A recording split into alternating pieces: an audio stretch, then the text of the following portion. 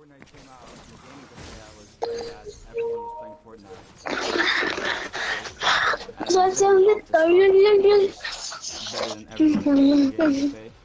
In the early days, I used to just like play double pump and just clean the whole lobby. I literally played scrims and customs. That's what like improving most. I can predict what's gonna happen when I do it. I can see ahead in time, basically. I figured out every single scenario that could happen, and I just focused on that. I mean, these guys are weak. It doesn't look like anyone's slowing them down. The proudest I've been ever of myself was in the very first duo FNCS. It was my first grand finals, and I managed to get second as like the biggest underdog ever. I think I was recognized before that, but I definitely think like after that it was like I got known as the high ground player, like that everyone is scared of, and yeah, I think it did kickstart like, a lot of my stuff. My entire focus right now is on that championship, so I definitely want to redeem myself for Invitational. What is this? Queasy, Vino are trying to take it by force! Straight to the wall! Shot's gonna be fired! I don't regret anything. Because we did that, I feel like no one ever talks about the second place team, but I think this is the first time where people actually mention the second place team as well. If it comes down to the same scenario, I think we'll like repeat that 10 out of 10 times. 100% it was the best play. There is 100% pressure. We wanted to get it this season. Right now, everything changed. Zones have changed. The meta has changed. I think everything's going to be different. The spot we're landing right now is in one of the best spots. If we're uncontested, I think we'll 100% qualify in Major 2, if not win it. Like every FNCS, I think Major 2 is definitely another chance to prove that I'm one of the best. Major 2 is mine, and we're coming for that title.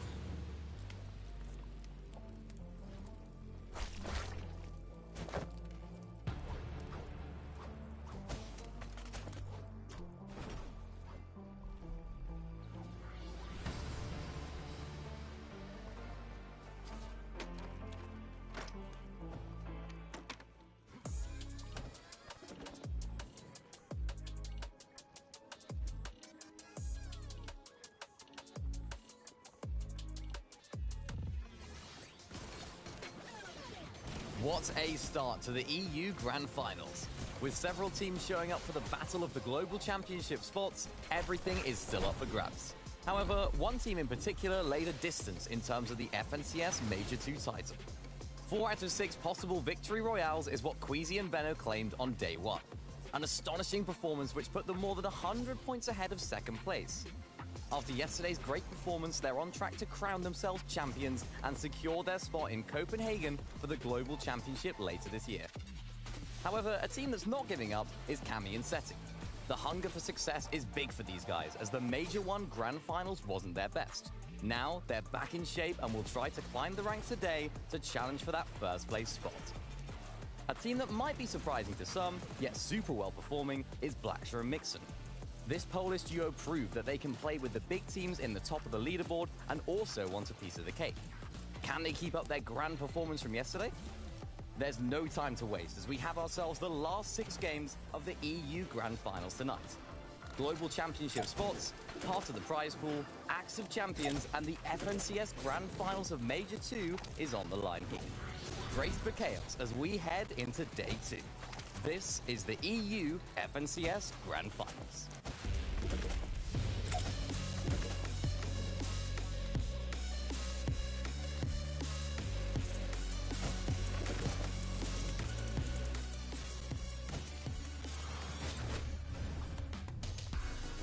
Four victory royales, 27 eliminations, and that was just day number 1. Queasy and Venno have the power, they have the attributes in their locker to go all the way on to the Acts of Champions. But do the Fortnite gods have a different story in mind? Well, this story is about to conclude right now. Welcome in to FNCS EU Major 2 Grand Finals. It's day 2. My name is Adam Savage. Wonderful being your host here for this. It's going to be great. 6 games down, 6 more to go. Who will qualify for global championships? To break it all down for us, we have here on Fortnite's Mount Olympus, should I say, we have our omnipotent analysts. It's Taco and Miniminer. Yes. Wait a second here, Taco. Where's Mini? Where is he? Wait a second. Sorry. I'm right here. I'm here. I couldn't see him. Oh, This is I so thought you forgot to walk convincing. out for a second. I was like, man, it might have been a ghost. Funny. Yeah, very funny. guys, Yeah, the outfit, I get it. Welcome in. This is day 2 of Grand Finals. It's happening right here. 6 games left to go, Taco, and day 1 was so great, but day 2 is going to be amazing. Yeah, just knowing that we have 5 teams that will be solidified for that global championships because, yeah, there's a prize pool attached, but all of these players would love an opportunity to participate at the end-of-year globals. Queasy Venno, first place. Realistically, they should be able to hold on to it today, but it is that storyline as well of that top 5 making their way into the global championships. Everyone's got a part to play today, and everyone's got a different storyline. Well, I guess as well, players had a chance last night to talk over strats, VOD review and things as well. Coming into day 2, I guess it feels fresh-eyed, bushy-tailed and such as well. Well, you would think so, but at the same time, I think that there are so many players here that exhibit such experience, and I think the priority when it comes to VOD reviewing is also remember to just play your game that's comfortable. I mean, everyone else is VOD reviewing too, so it's not just one team that's doing it, everyone else is doing it too, so they're all kind of counteracting each other's strategies. Day 2 always delivers. Yeah. Well, let's catch you guys up as well yesterday on what exactly happened in the standings. This is how things currently look on our leaderboard, and as mentioned, Queasy and Venno, I mean, my 442 points, 28 eliminations, actually 330 place points. This team seems unstoppable right now. I have never seen such a dominant performance on the EU region. We've seen it on maybe some of the other regions. OCE, it happened in day 1 yesterday, where I think the team got 3 victory royales. But EU, the top region, some of the highest skilled players in the world, Queasy and Venno, they're just a step above everyone else. Watching the results of Queasy and Venno from day 1 of Grands just took me back to that week 2 finals interview that we actually had with the duo. And Venno, that statement that he made, it doesn't matter who our coach is helping, it doesn't matter what anybody else is doing, we are just better. We are just the best. And day 1, kind of alluding to that. It absolutely did. I think we saw at the end there as well with the way they kind of just, the synergy together was just, it was flawless. Let's take another look at another team, actually. Seti and Cami, we know them so well. Second place right now. We've got 2 spots after Game 6 yesterday. They're also in a really good position right now.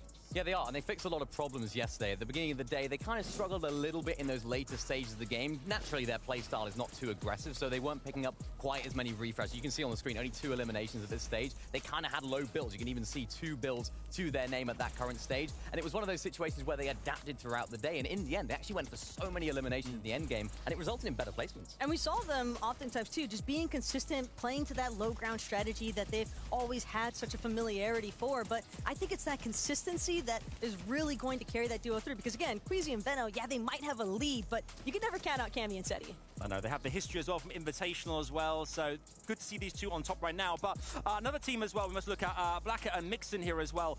Also, 31 eliminations yesterday, Himini. That is impressive, considering this is grand finals after all. Yeah, I mean, the top number of eliminations out of anyone yesterday. The Polish duo, they're on fire, and they were very hot and cold yesterday. You could say they were almost like very adaptable, I think is the word that I'm going to use to describe them, because sometimes they were contested, sometimes they weren't, but they performed mostly under both circumstances. And what was also crazy to think about is that the bulk of those eliminations, they had an 8 total in the 12th zone. So it's actually in those final moments that they were able to accrue a lot of those last-second eliminations. And again, in comparison to a team like Seti and Cammy, when you're able to find consistency through eliminations for your points, that's going to keep you in contention. I'm watching some of their mid-games yesterday. They were so good at Storm Surge tags. We saw them rotating into that Shattered Slabs area just to pick up some tags going through, and that just gives them so much freedom in that mid-game to go for those eliminations later on, because they don't have to worry about Surge. Yeah, you're absolutely right there. And look at the 4th position as well, Mustache and Tayson. I mean, we also watched them a lot yesterday. We know that they are a real force to be reckoned with here, but also 4th right now and looking mighty, mighty strong.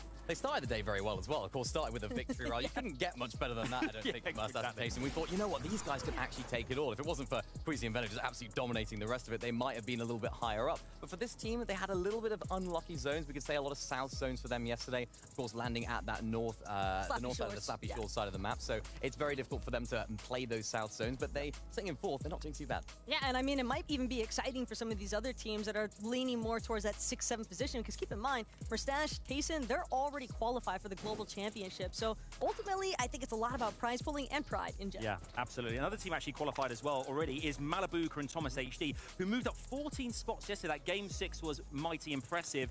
It just goes to show in this kind of format as well that you can have 1-2 good games. It can propel you up that leaderboard. I mean, talk about hot and cold. This is ice versus lava. This is like when they go down off spawn, they can't have a game. I mean, I think it was after game 2, they were last place. They were 50th. And then, of course, game number 3, they had an incredible game, which boosted them all the way up on the leaderboards. And they went up 40 places, 10th place after 3 games. So hopefully for this duo, they'll have a few more success off spawn and maybe even break into that top 5. But the disgusting part about Malibuka and Thomas, though, is the impact that they're able to have once they do make it off spawn. Because you can see Two's Futric, even when they manage to defeat Malibuka and Thomas at that initial drop, it doesn't mean as much for their late game, because we're seeing Malibuka, we're seeing Thomas, they get a victory royale, they get 3rd. They have 24 eliminations, and 23 of those were established in just 2 games. Pulse rifles for this duo. They're always going for that pulse rifle.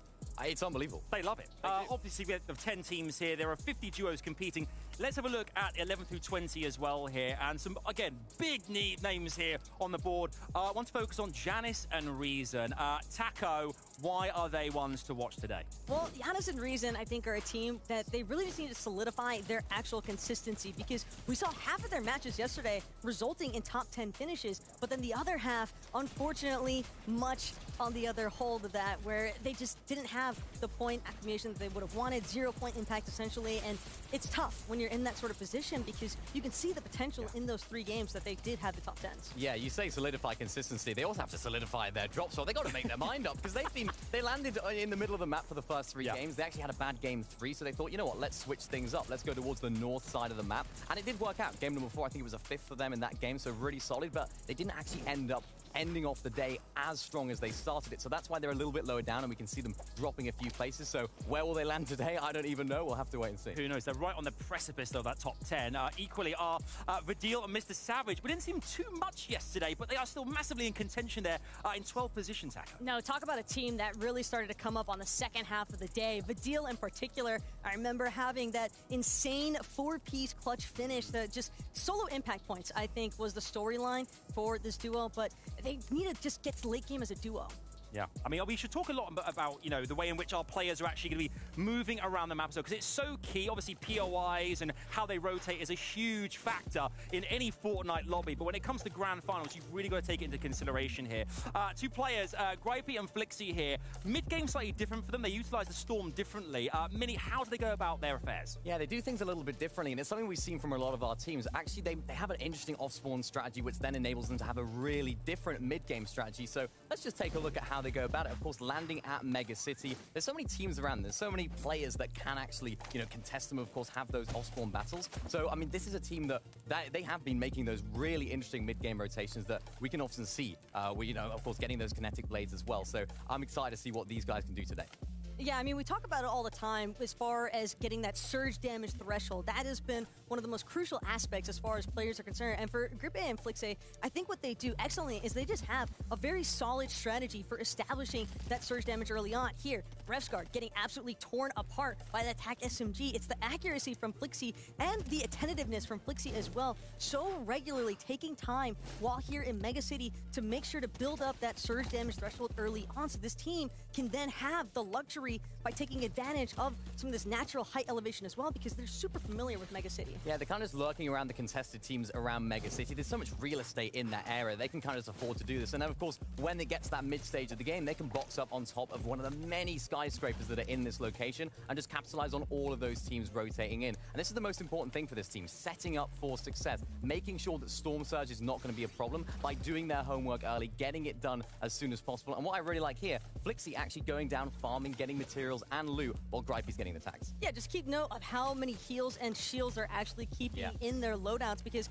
it kind of indicates the fact that, hey, we're looking to make trades essentially for our surge tech damage, and those trades early on, again, you build up that surge damage, you don't have to worry, you can take these luxurious rotates to prioritize elsewhere. But look at where they're going all the way into the Storm. They actually get those kinetic blades all the way towards that Kenjutsu crossing, because Kenjutsu has 10 kinetic blade spawns. It's going to be so much extra, and they take advantage of that. And look at this positioning on that dead side of the 6th zone, which gives them that front side, that first take into getting into that 7th.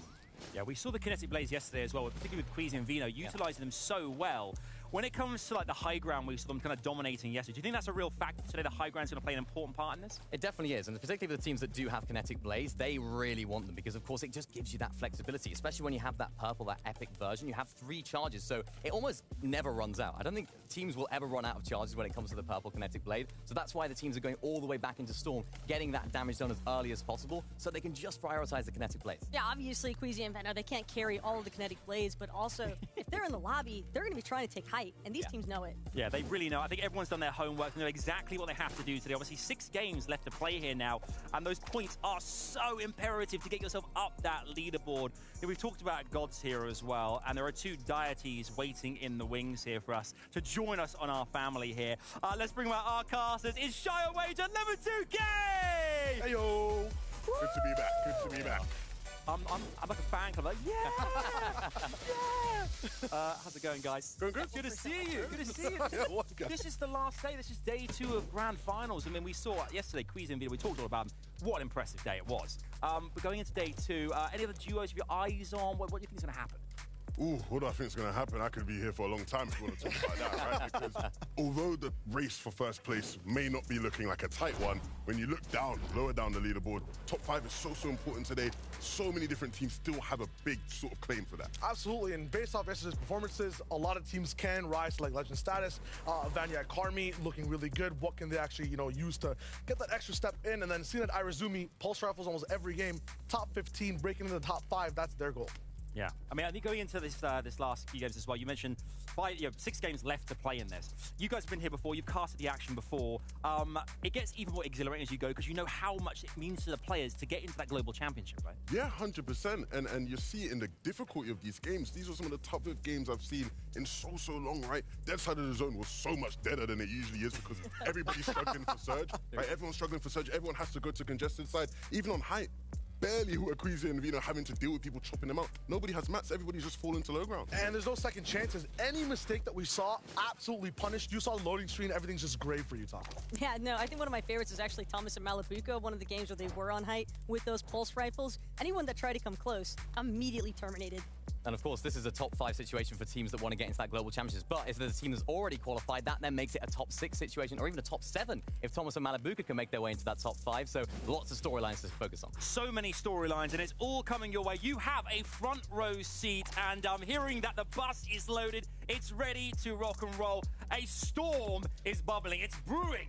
We can feel it in the air. It is time for game number 7. Welcome to day 2 of EU. Game number 7. Points already on the board. Legends already in the making. Some qualified for globals. 5 still looking for that chance. Look, yesterday set the tempo for how today will play out. I think we saw one team completely storm through, but many people expected to see a dominant performance from them. What I'm excited for, Shayo, are the teams just in and around that top 5 that really have a chance, with today being a completely different day. Absolutely. Lots of grasping hands, and on that first game, you're bound to expect craziness. Let's just dive right in, see exactly what game 7, the first game of day 2, has in store. I feel it's gonna get crazy, especially with this season. The kinetic blades, the action we saw yesterday, I've been saying it too. First place kind of secured in a throne right now, locked in an iron grip. Can anyone kind of ease the tension there? That's the question. Queasy and Vino, they land through. Well, instantly, the thing I'm happy to see about these guys is they land that Kenjutsu crossing uncontested. There were questions about whether somebody would contest him. There are a bunch of teams in this lobby, Shire, who have landed at Kenjutsu this season, some of which haven't had the best of days. Fire Hunter in particular was one that I looked at and thought, hey, maybe they land Kenjutsu, go back home. Game 1 at least, or game 7, things are normal at Kenjutsu crossing. No chance at all. Some of those teams are landing there in the grand finals as well. Queasy Vino went through that hurdle. A new thing I'm seeing over at the racetrack too. Usually, this is an awesome hot battle we like to watch at least 6 out of 6 games yesterday with lots of third partying. Thomas HD, Malabuka allowed to just play their game. Where's Tus and Futric? Well, look, we've seen switch-ups at the racetrack. There are no switch-ups here at the Citadel. Snazy and Podosai once again contesting Shamoki and Suzy off spawn. And once again, Shayo, they're looking like the dominant team in this fight. It's scrappy both ways, even though Snazy Podosai have come through and won overall on the spot. When it comes to the day, a little bit more finicky, a little bit more struggly when it comes to mid-game and end-game for the duo. That being said, this does look like the strongest we've seen both Snazy and Podosai. Not too much chasing going down, and a definitive finish to start off the game. Yeah, and it's going to be hard if you're Shamoki and Swizzy, right? From a mental perspective, they came into this FNCS with such high hopes, such high expectations, with how impressive their performances have been over the course of this major. But here, in the actual grand finals, not given a chance to play their game, do they just completely look to readjust? Do they keep fighting and battling through the off-spawn battle? We'll see how it goes. For Boaz and Dirty, I mean, if you're talking about patterns on day 1, they were the best team after the first game. They came through Elam heavy, 2nd place overall. Dominated. Hopefully they can get that hot start here today. Vino and Queasy, there's so much space. Even on the south side, as you mentioned, Kenjutsu's absolutely free. Yeah, they have very well mastered something that I don't think we've seen from a lot of teams, even at the highest level of Fortnite, where their map control is so intense. Like, they genuinely control such a large area. You'll often see them in the earlier stages of games so far split up because everybody in this area is conditioned to understand if you're somewhere around here and you get caught out, it's most likely going to be Vino. And even if it's not Vino, it's Queasy and he'll give you problems as well. I think the big thing from what we saw yesterday is the Steamy Springs area, right? Just over to the west from where Vino is now, had a lot of fighting, a lot of contention going on, so allowed them to get a bunch of early surge. We'll see if Vino looks to continue to capitalize on that.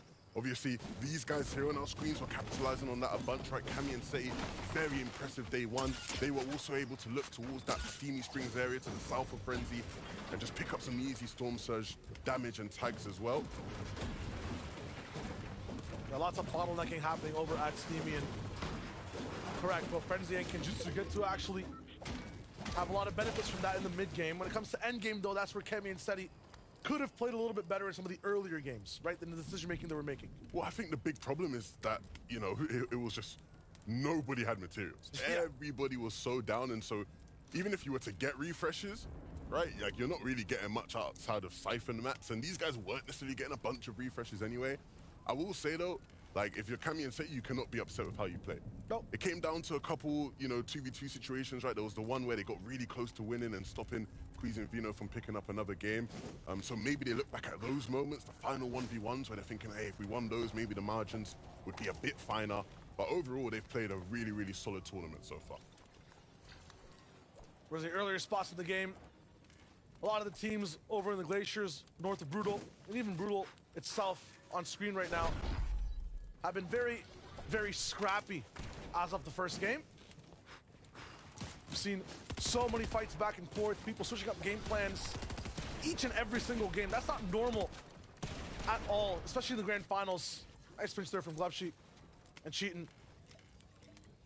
Normally, you see players, at least for 2 games in a row, having the same type of game plans, then switching it up. But I feel like every single time at Brutal Bastion, there's something new going on really fast.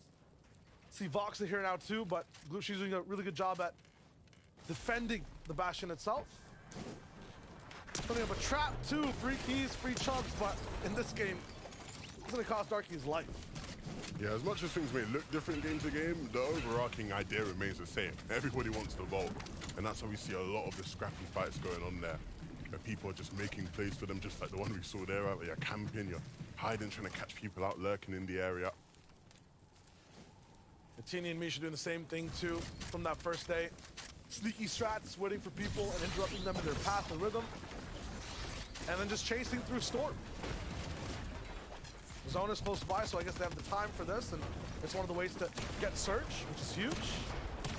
So far, the fight seems to be going a little bit in their favor. Yeah, right now, Tini, obviously the flopper allows them to sort of play with the timing of the fight as well. They don't have to be in necessarily a bit of a rush, whereas Gabix and Shmeki, they might want to close things out properly and quickly. That might cost them though. Gabix running right into Tini's line of sight. Yeah, they really pressured them down. No chance for a clap back in that fight.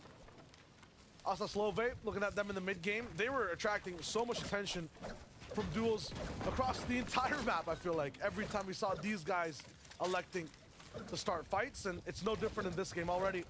Also with the eliminations, or at least one under his belt. Yeah, I wouldn't necessarily say attracting attention. I'd say more so seeking it out. Yeah. Right? They're the ones constantly looking for fights, and they are very entertaining to watch in those moments. As especially we saw hitting some really clutch shots at times. They'll like to keep that flare gun in inventory to seek those fights out even faster, see exactly where people are hiding, even if there are through builds. And Cosmo hunted down, taken out by Slove. Look for the rewards for this one. Shield keg, more splashes to the end game. And they're closer to the next zone as well, so see them blade away. Slow start here for a lot of the teams in EU. 89 players still alive in Game 7. Janice Reason, I think one of the most interesting stories after Day 1 in so many good positions, especially after last season, such a good Day 1 performance. And this one a little bit more middling, but they're still in the top 10. It looks crazy. Yeah, I feel like these guys have shown that when expectations aren't necessarily high on them, they can sort of, you know, thrive and sort of just get into a rhythm. And yesterday, it wasn't necessarily the rhythm we saw from them in Major 1, but it was good enough to keep them in contention for a global championship spot, right? At the end of the day, that is the ultimate goal for everybody in the lobby. Even if you are Queasy and Vino, you know, in top on first place, the most important part of that first place being you get to play at globals at the end of the year. So Janice and Reason will eagerly trying to push their way into this top 5. You see right now, Banyak and Kami hold the keys to 5th place, 268 points coming into this game. You see the stakes for everyone else, really. It's just the Queasy and Vino in first type situation right now, and I don't think it's going to change anything. 120 points above everyone. The good thing about this game as well is that it's a zone akin to something you saw plenty times yesterday. Yeah. We had a lot of Souths. I think every zone was actually a South zone yesterday. I wonder why Queasy's in the lead. Hey. So, again, this game will probably look somewhat similar to some of the things we saw yesterday. If that's the case, then I can expect those two to do well. I'd like to think Mixon and Blatcher will do well as well, because these guys finished the day 3rd. Here in the mid-game, they were having a bit of an issue and a bit of a fight where they're using a bunch of their shields now.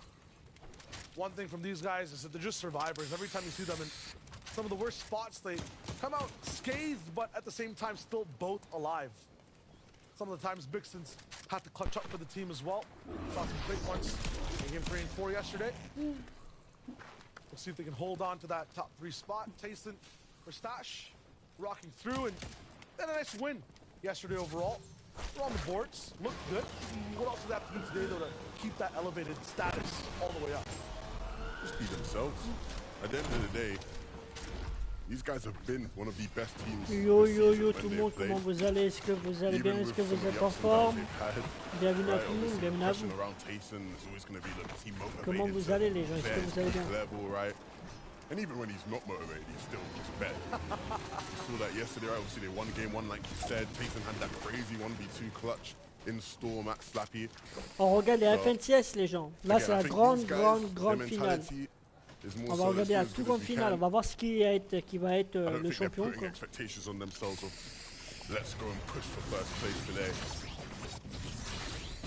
Et bienvenue à tout le monde. N'hésitez pas à vous abonner, à partager le live, à vous abonner. Merci énormément. Merci à vous. Well, they've got what they needed from the FNCSs this year already, which is being able to qualify for the global championships happening this fall. President of Oxy haven't really had a home, I feel like, the whole time we've been watching them. La Kizen, la Valo, comment ça s'appelle, Squeezie et Valo, ils sont ultra forts. Hein. It looks good. Day 2 is all about just new beginnings, fast starts. Wesh, le premier il gagne 2 millions d'euros. Non, il gagne 3 millions. Normalement c'est 3 millions ou 2 millions, je me rappelle plus. Normalement c'est 3 millions normalement. Vous pensez c'est qui va gagner? Vous pensez c'est qui va gagner la grande finale? Moi je pense c'est Squeezie et Valou. Moi je donne mon avis, je pense que c'est Squeezie et Valou qui vont gagner la grande finale. Parce que hier ils ont fait 4 fois top 1 ils ont fait. Moi ça me mis 2 millions. C'est 2 millions. Non, c'est 2 millions. Ce que tu me racontes, Minox Gaming. C'est pas... hein? De quoi? Attends, ma femme elle va regarder. Mais normalement c'est 2 millions. Hein. 2 millions ou 3 millions. Hein. C'est pas le chiffre que t'as mis. Hein. Là c'est la grande finale. Hein. C'est pas une petite finale.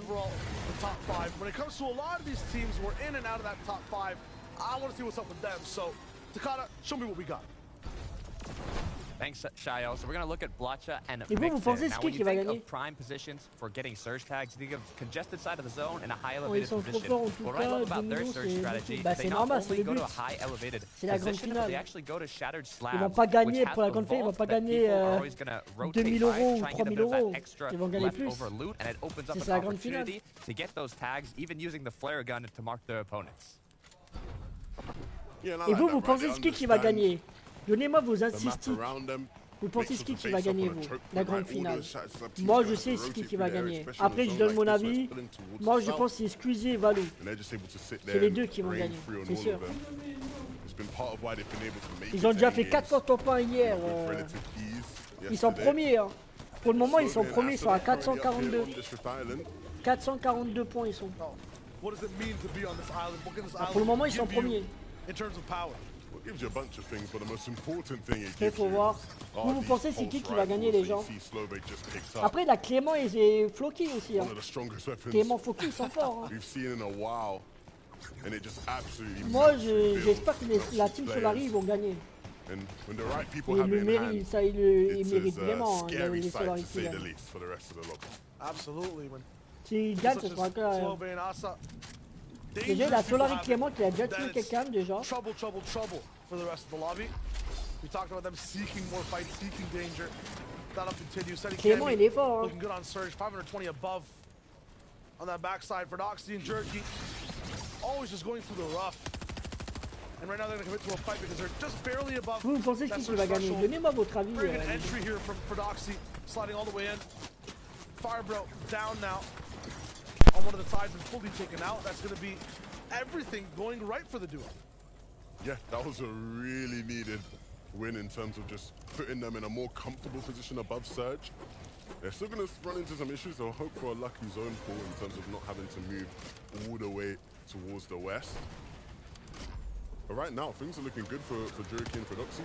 Nice loadouts. Materials are still looking all right as well.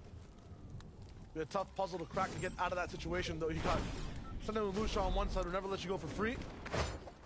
Flip over to the north, though, instead of the south. Now watching Zara and Zangi.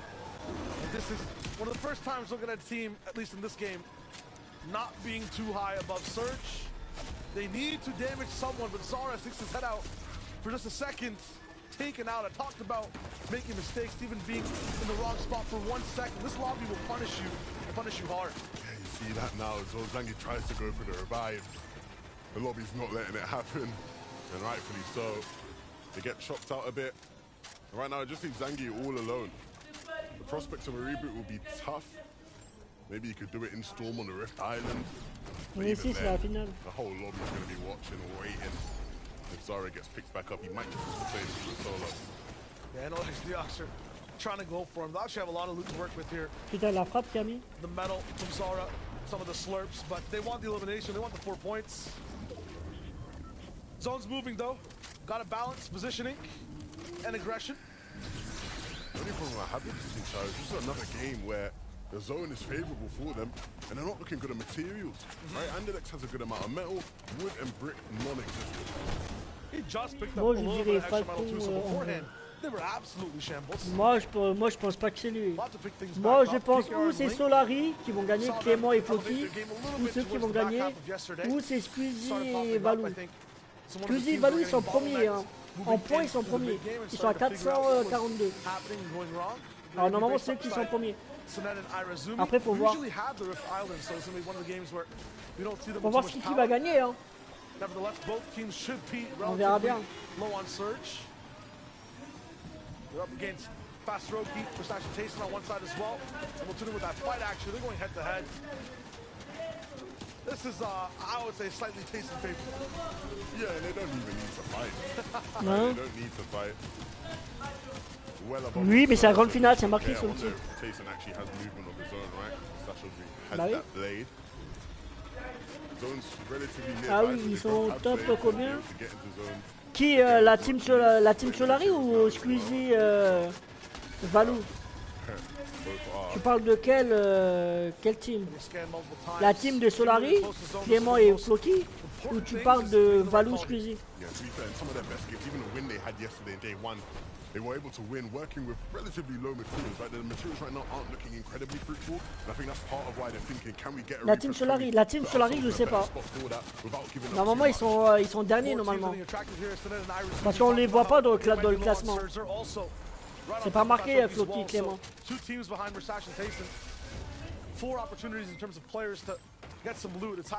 Mais je sais, les premiers c'est Squeezie et Valou. C'est Squeezie et Valou aussi, hein. Ils sont premiers. Hein.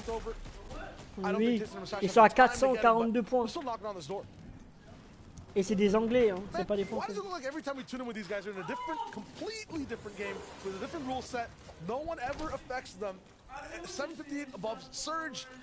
A few more elims, like, it confuses me. I'm telling you, man, every single game yesterday, you just see these guys on dead side of the zone. Veno, ouais, c'est Veno. So easy for them, the way they play it out. Veno, excuse. They pick people off throughout the games. Ils sont premiers, alors moi je pense que c'est eux qui vont gagner. It's the Queasy and Vino show. What more can I say? It is the Queasy and Vino show. It's why they're so far ahead of the rest. They land towards the right side of where the zone is. Bah, tu regardes, tu vas dans compétition, tu regardes Major 2 et tu verras qui a qui. Après, il y en a beaucoup hein, de Français. Hein. Mais il a beaucoup d'anglais aussi.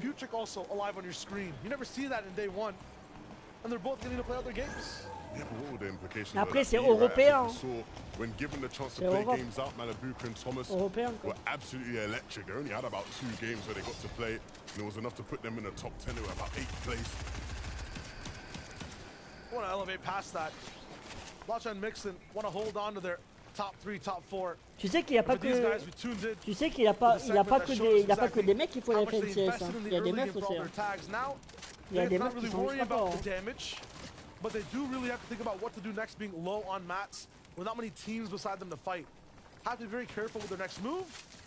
Meanwhile, Thomas Malabuka, 3 eliminations already. Endgame hasn't even started yet. But will they be as dominant in this endgame without pulse rifle?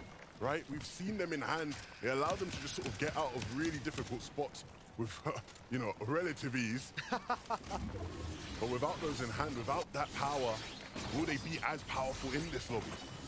Only have rare blades as well, so they will definitely be nerfed. But can still pack such a punch. Refsguard Hellfire. Not used to just seeing them ever in solo situations, but Refsguard will be alone looking to see what he can do next. Very good at picking apart solos when he can find them, but this time it's a bit of a mess. The zone is so far away. He has to just get out of here as fast as possible, buying a lot of time for his kinetic blade to recharge, freezing the way to blocks and lines of sight, just 54 HP. 2 shots with the red eye, he's gone. A geyser to use, but might just be a bit too exposed. 231 below on Surge. It's looking down atrocious for Refsguard here. I'm not sure he can find much. Surge barely even survive at all. Yeah, if he gets into zone, there's a good chance he'll be delivering max materials to some team that's able to pick him up. He sees an opportunity to run in a box. They close up right as he's there. Couldn't quite find the shot. He wouldn't have put him up above anyway. 217 down below. Après, des gens comme ça, ils sont entraînés. Look at the material Ça, c'est des gens qui sont entraînés à mort. In each and every single one. Teeny's here. He's not going to C'est be des able to gens qui grab jouent it. 24 heures sur 24. La plupart. Refsguard has about 10 more seconds to make a decision. 5 more on the clock for Refsguard. And who gets it here? It's going to be huge for Pablo Ingo and Bebies, it looks like, to pick up all those mats. That's a nice find because they struggled with staying efficient in endgames, right? Those materials are going to send them through so far into this game. Queasy and Vino, on the other hand, once again, surprise, surprise, dead side of the zone. Don't have to worry too much about that next rotation. But the best thing about these 8-zone movements for these guys yesterday were the timing's always just perfect. Every single time, always in a good spot. Seti and Kami also in a very similar situation. This is what separates the 2 best teams in this lobby right now.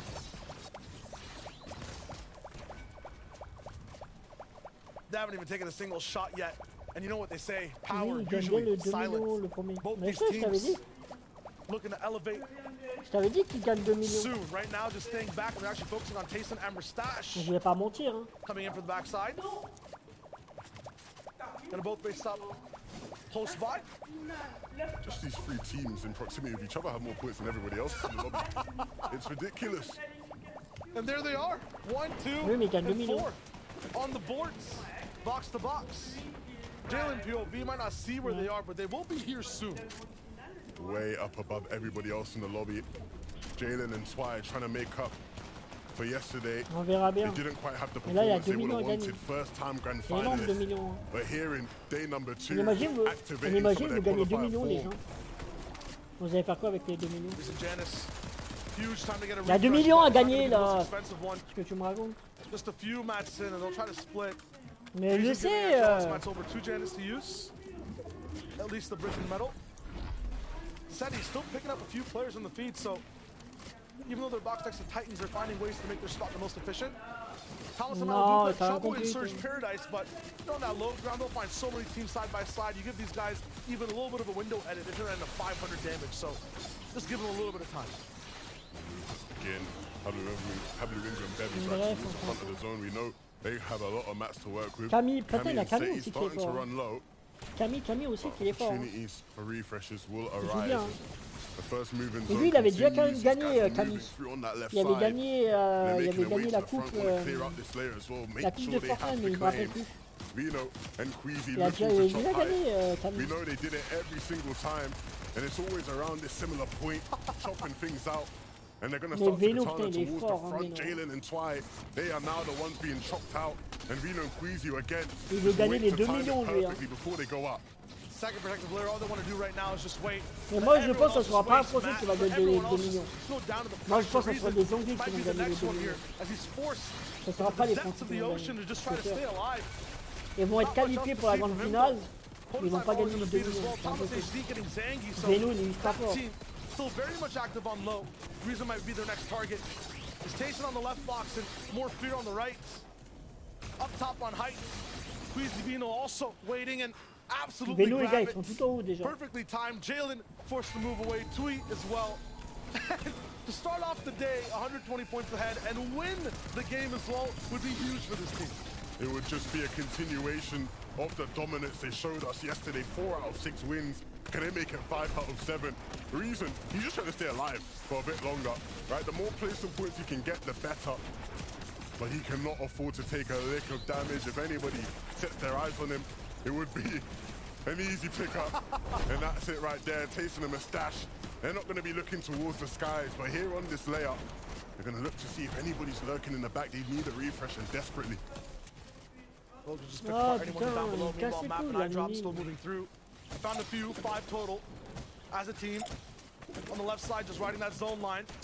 Heroes have identified one solo, but choose to elevate a little bit. Meanwhile, Thomas HD looking down for top 4 eliminations. The roadblock with Vortex and Japco in the way. They elect to go a little bit towards the right, but then delay just a little bit to confuse enemies to their exact whereabouts, and now have wrapped around their opponents and are about to have a drop on the backside of Gripey. They're just going to have to jump in. They have no materials left. They want to take this fight. They don't want to have to drop down so low this early.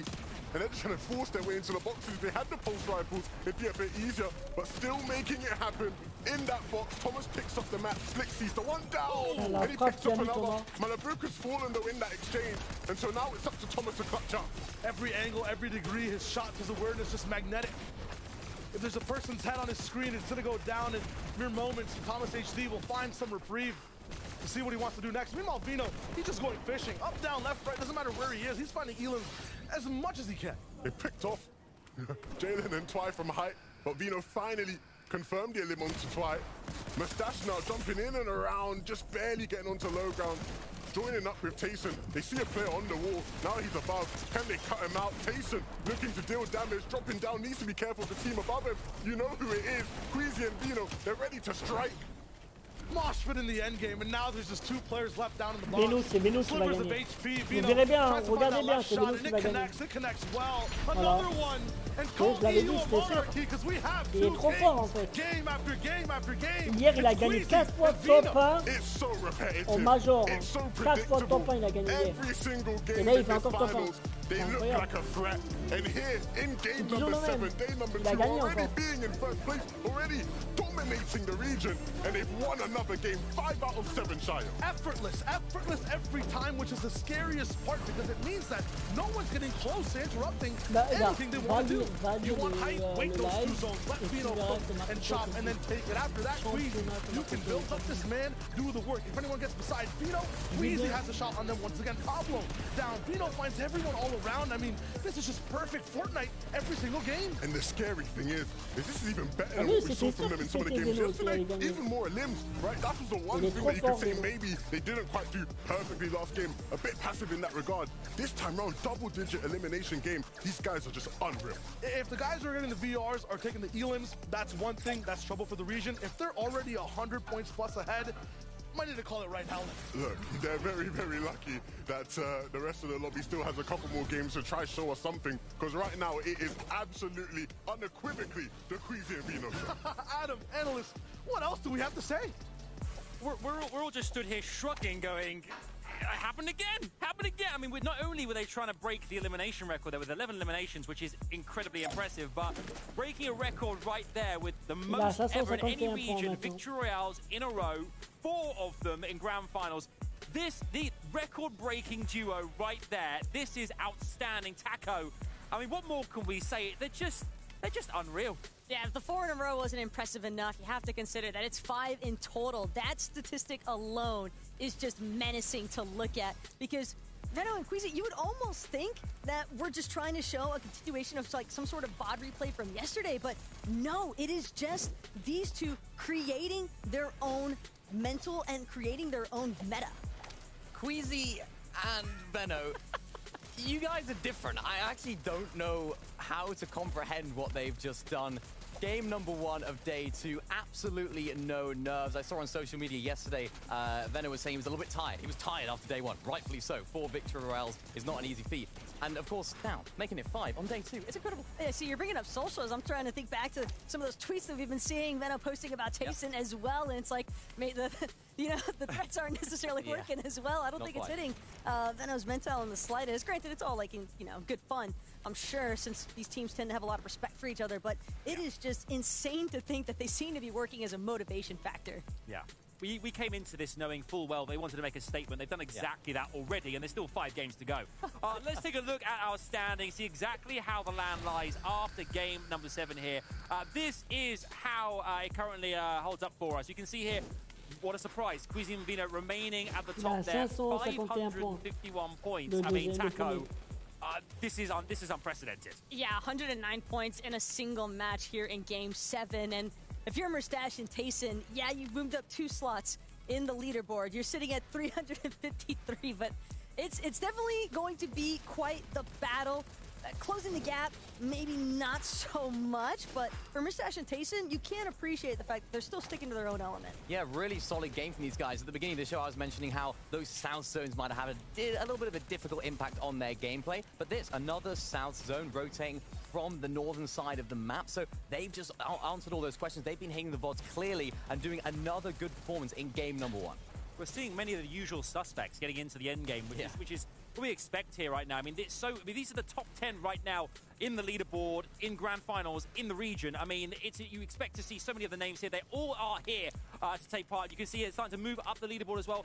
You know, the likes of iDrop map there, 12 places up in one game. I mean, Tackle, we're starting to see the shift now, as we always do on day 2 of finals, where teams from different parts of the leaderboard really can propel themselves upwards into a contention place for these global championship places. Yeah, and I mean, we're talking about teams that just continue to keep trying to play leapfrog here in the leaderboard. Malibuca, Thomas, again, they make it through into a match. They get to have an impact as a duo, and honestly, really strong form there from Thomas at the end with the solo clutch impact. Yeah, really great job from these guys. Levin mentioned it on the cast. They actually had no materials on those mid-ground layers, but they didn't drop down. So many teams there would drop all the way down to low ground, and because of the nature of the zone over that water, so many teams just battling it out down on low with no materials or no resources. The way that they played this in mid-game was so, in the mid-ground, sorry, was so perfect, and Thomas HD really clutched up there at the end. Yeah, he really did. Look at the rest of the leaderboard here as well. We can start to see eliminations as well now. We focus on these quite a lot. We're starting to see a lot of teams or duos starting to kind of rise in their numbers. Their digits there are starting to really total up. And we can see Queasy on 39 now. We talked about Blacker and Mixing yesterday with 33, but other teams as well are starting to get into the 20s and such now. N'hésitez pas à vous abonner, les gens. Merci à tous les gens qui s'abonnent, qui partagent le live, qui like. Merci énormément. Merci à vous. Un gros cœur sur vous, les gens. Yeah, so many teams would have looked back at the VODs from yesterday and think about how can we improve? How can we change up our game plan? Because for a lot of teams yesterday, they were running out of steam. They were running out of materials going into those later zones. So they're going to try and fix those issues, be a little bit more aggressive, because it's now or never. You don't have a day 3, you don't have a day 4. This is day 2. It's now or never. Yeah, and I can't say it comes as much of a surprise to see teams in this top 10 with some of the highest elimination counts throughout, because of the fact that we're seeing so much congestion actually building up. We touched on it at the top of the show as well, where teams that are kind of forced to all be in the same surface area. I mean, there's only so many places you can go, so we're seeing a lot of this elims, I think, taking place in like 9, 10, 11, 12 zones. Yeah, we really are. I mean, this competition as well was all about celebrating the new talent coming through as well. Really aspiring team that are coming through are Pixie and Dayla in the EU. Really exciting to watch. You're not in the top 10, but still really making a statement here to say we are here, we are ready for FNCS, and we are definitely contenders for the future. Yeah, this is a top team, and we saw them popping off last major as well, landing, of course, at Breakwater Bay, and it's no different again. They're popping off once again in this game, doing pretty good. Not quite in our top 10 so far, but if they can continue this momentum, continue this good form, they should be able to get into that top 10. And something else that I like about Pixie and Della, granted, they didn't get a chance to exhibit it here in Game 7, given the way that Queasy and Veno chopped out Jalen Twy on height and then overtook it themselves, but Pixie and Della are a team that we have seen making efforts to try and overtake high ground. Yes, that high ground is so lucrative, isn't it? We've seen the low ground, the mid ground plays are one thing, but I think at this point, Queasy and Veno seem unstoppable on the high ground. I mean, Minnie, does anyone dare challenge them at this point? Well, Jalen Twy tried, and look at how it ended up for them. Not so great. I mean, they ended up clutching up the 3rd place, so great job from Jalen right there, starting the day a lot better than they finished it yesterday. They didn't quite have the best day, so they're trying. People are trying to get up, and I think it just highlights how good Queasy and Veno are, because Jalen and Twy held onto that height for so long. They just thought, you know, just chop it down, we'll go on top, and they had the match for it. Absolutely right. All right, there you heard it. Game 7 is done. We now move on to our next one. But what is going to happen in this? Can Queasy and Veno continue this record-breaking performance. We'll have to wait and see. Can they get another victory royale? We're going to hop back in to the next game and see exactly what happens next in this exciting story that keeps delivering the goods. It's time for game number 8. Another day, another Quizivino win, but on the other side of the coin, top 5 still up for grabs for the Global Championships later this fall. Yeah, and it's very, very important, right? You don't want to miss out on a chance to play at the Global Championships, the biggest and best competition in Fortnite, and still so many of these top EU teams in contention for it. And they're looking really good in that first game of day 2 now. The biggest thing that I'm seeing so far is Surge seems harder. The games seem faster, and off spawn is even more dire for a bunch of these teams. So let's jump in to the second game of the day, game number 8. And see what these guys got. Yeah, I think if you are anybody in this lobby, you just have to ignore the winning team. Ignore it. It's going to be them, right? You know, I asked Queasy, I said, yo, you want more victory royales tomorrow? He said, yeah, I don't want just one. Not 2, not 3, not 4, not 5. I want all 6. Oh, man. If that happens, I don't know what I'm going to be doing at game 4 or 5. The way the commentary goes, we shall see. I mean, the big thing to note is how far these guys are compared to everyone else. When it comes to endgame, it kind of is very, you know, representative. They're so far up in the sky, everyone else down below. Cool to see. New beginnings for Thomas HD and Malibuka too. I mean, they had a chance to play that last game. They got a lot of points. They're up on the boards. They're trying to move up 8th place in total now. I feel like this is the team to watch if you want to have that comeback hero story. Yeah, and they're not far off it, like you mentioned. I think the big thing for them this game, the difference maker, will be if they can claim the Rift Island. Yeah. If they can get those pulse rifles, there's no reason why they can't be a team that, you know, challenges for that top 5. And funnily enough, when I actually spoke to Vino last week about how FNCS is going to go, he actually said to me he thought if Thomas and Malibuka got pulse rifles every game, they win. And that's coming from the guys that just won 5 in a row, or 4 in a row. Right? Well, what are the games they haven't won, though, right? I mean, that's one of the questions you have to ask. One of them was Thomas and Malibuka having those pulse rifles. Yeah, because when they get them, they are just so dominant. So dominant. And so we'll have to follow that, right? They obviously were allowed to play out the game last game, and now that they're not contested, we'll get to see them more often in these games. But it is just all about whether or not they get that Rift Island, whether or not they can claim pulse rifles. For other teams, win conditions not as surprising or appearing on the map in terms of the shape of an island that offers you weapons. Fast-Roki Hydro, I feel like it's tempering aggression. They're in so many scrappy fights. They're getting a lot of their surge from these box fights, but I feel like they need to slow down just a little bit, as well as all the other Mega City teams, to actually think about how they're getting surge. Yeah, because it's very formulaic how you do it, but again, the actual execution of it can be tough sometimes. It comes down to hitting key shots. Ping and Kyrie right now in a battle here. It isn't too easy to win, and it started off with Ping going down at the hands of Reason. Now Reason's gone down at the hands of Kyrie, and so it's up to Janice to finish this one off. It's going to be tough for Janice. I feel like Kyrie looks really strong in this one. So many builds at the same time as the firepower and the shields and position. This has to be something you must chase down. Through the trees, the foliage, he finds the box and actually gets the replace. No floor for Janice yet, but finally comes in. Kyrie has to find a way to not give Janice this much room, and he must have forgotten about the wall. That's tough. Really nicely done there from Kiri, just putting that pressure on, but unfortunately Flodax and Kiro are running right in, and so this will probably be the last we see of Kiri in this game. A 1v2 here might just be too much for him to handle. Kiro and Flodax with the classic Battle Royale third-party situation. Sweeping in, cleaning up. You have to assume the way he was feeling himself at the end there, he's probably just like, wait. Please. I'm not ready. Wait. It's all good. Not many people get a chance to even run away sometimes in these fights. This Lonely Labs one, I feel like now 8 out of 8 games, always Howley and Altensi up against Gabix. Usually Gabix gets to escape, but this time they're locked into this box fight. Yeah, there were times in the qualifiers where Altensi and Howley looked pretty decent. I thought, hey, I wonder what these guys can do. And so even if Gabix and Shmeki are the ones who come out on top of this fight more often than not, I don't think you can sort of look at either one and rule it out and say it's, you know, too one-sided in terms of who's doing what. Overall, Shmeki and Gabix, the more experienced team for sure, and so you'd like to think that they would be the ones that sort of set the pace here. But right now, Howley and Otenzi controlling space, claiming pieces, trying to find the right pinch situation. The key right now for Gabix and Shmeki would be to just try and isolate a 2v1, right? Try catch one of them out, a cheeky little edit, somebody holding their shotgun out ready to shoot. It's that kind of coordination that's going to go a long way. Of course, so you can see here in the distance, Gold and Anqua, this is their surge plan. They know these two are fighting here at Lonely Labs. They know this is a free opportunity for us to get shots in, get damage in, maybe even third party and completely clean up the fight ourselves. Gonna try for it. It's so tricky to try to get any type of meaningful edits in this type of hanger fight. Even the third party, it's so blocked from the outside. Shmeki finally comes up top. But that's where Gold strikes, built up so high and landing shot after shot. He doesn't need eliminations here. The key here is just to do damage, but he gets Shmeki down on the backside as he tries to fall.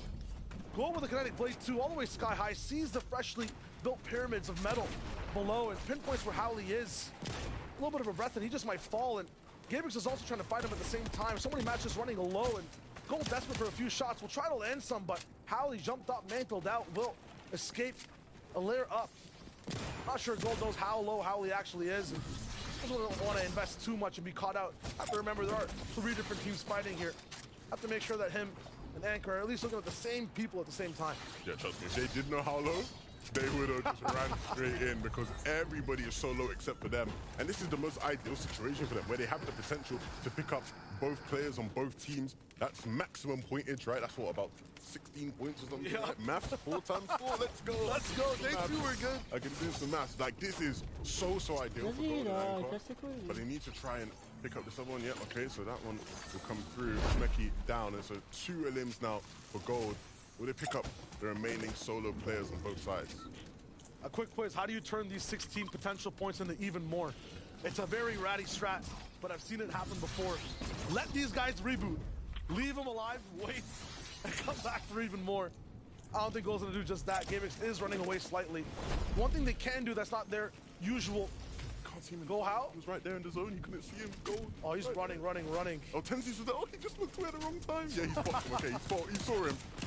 And 2 headshots as well there. They might just start blading towards them just to finish it off.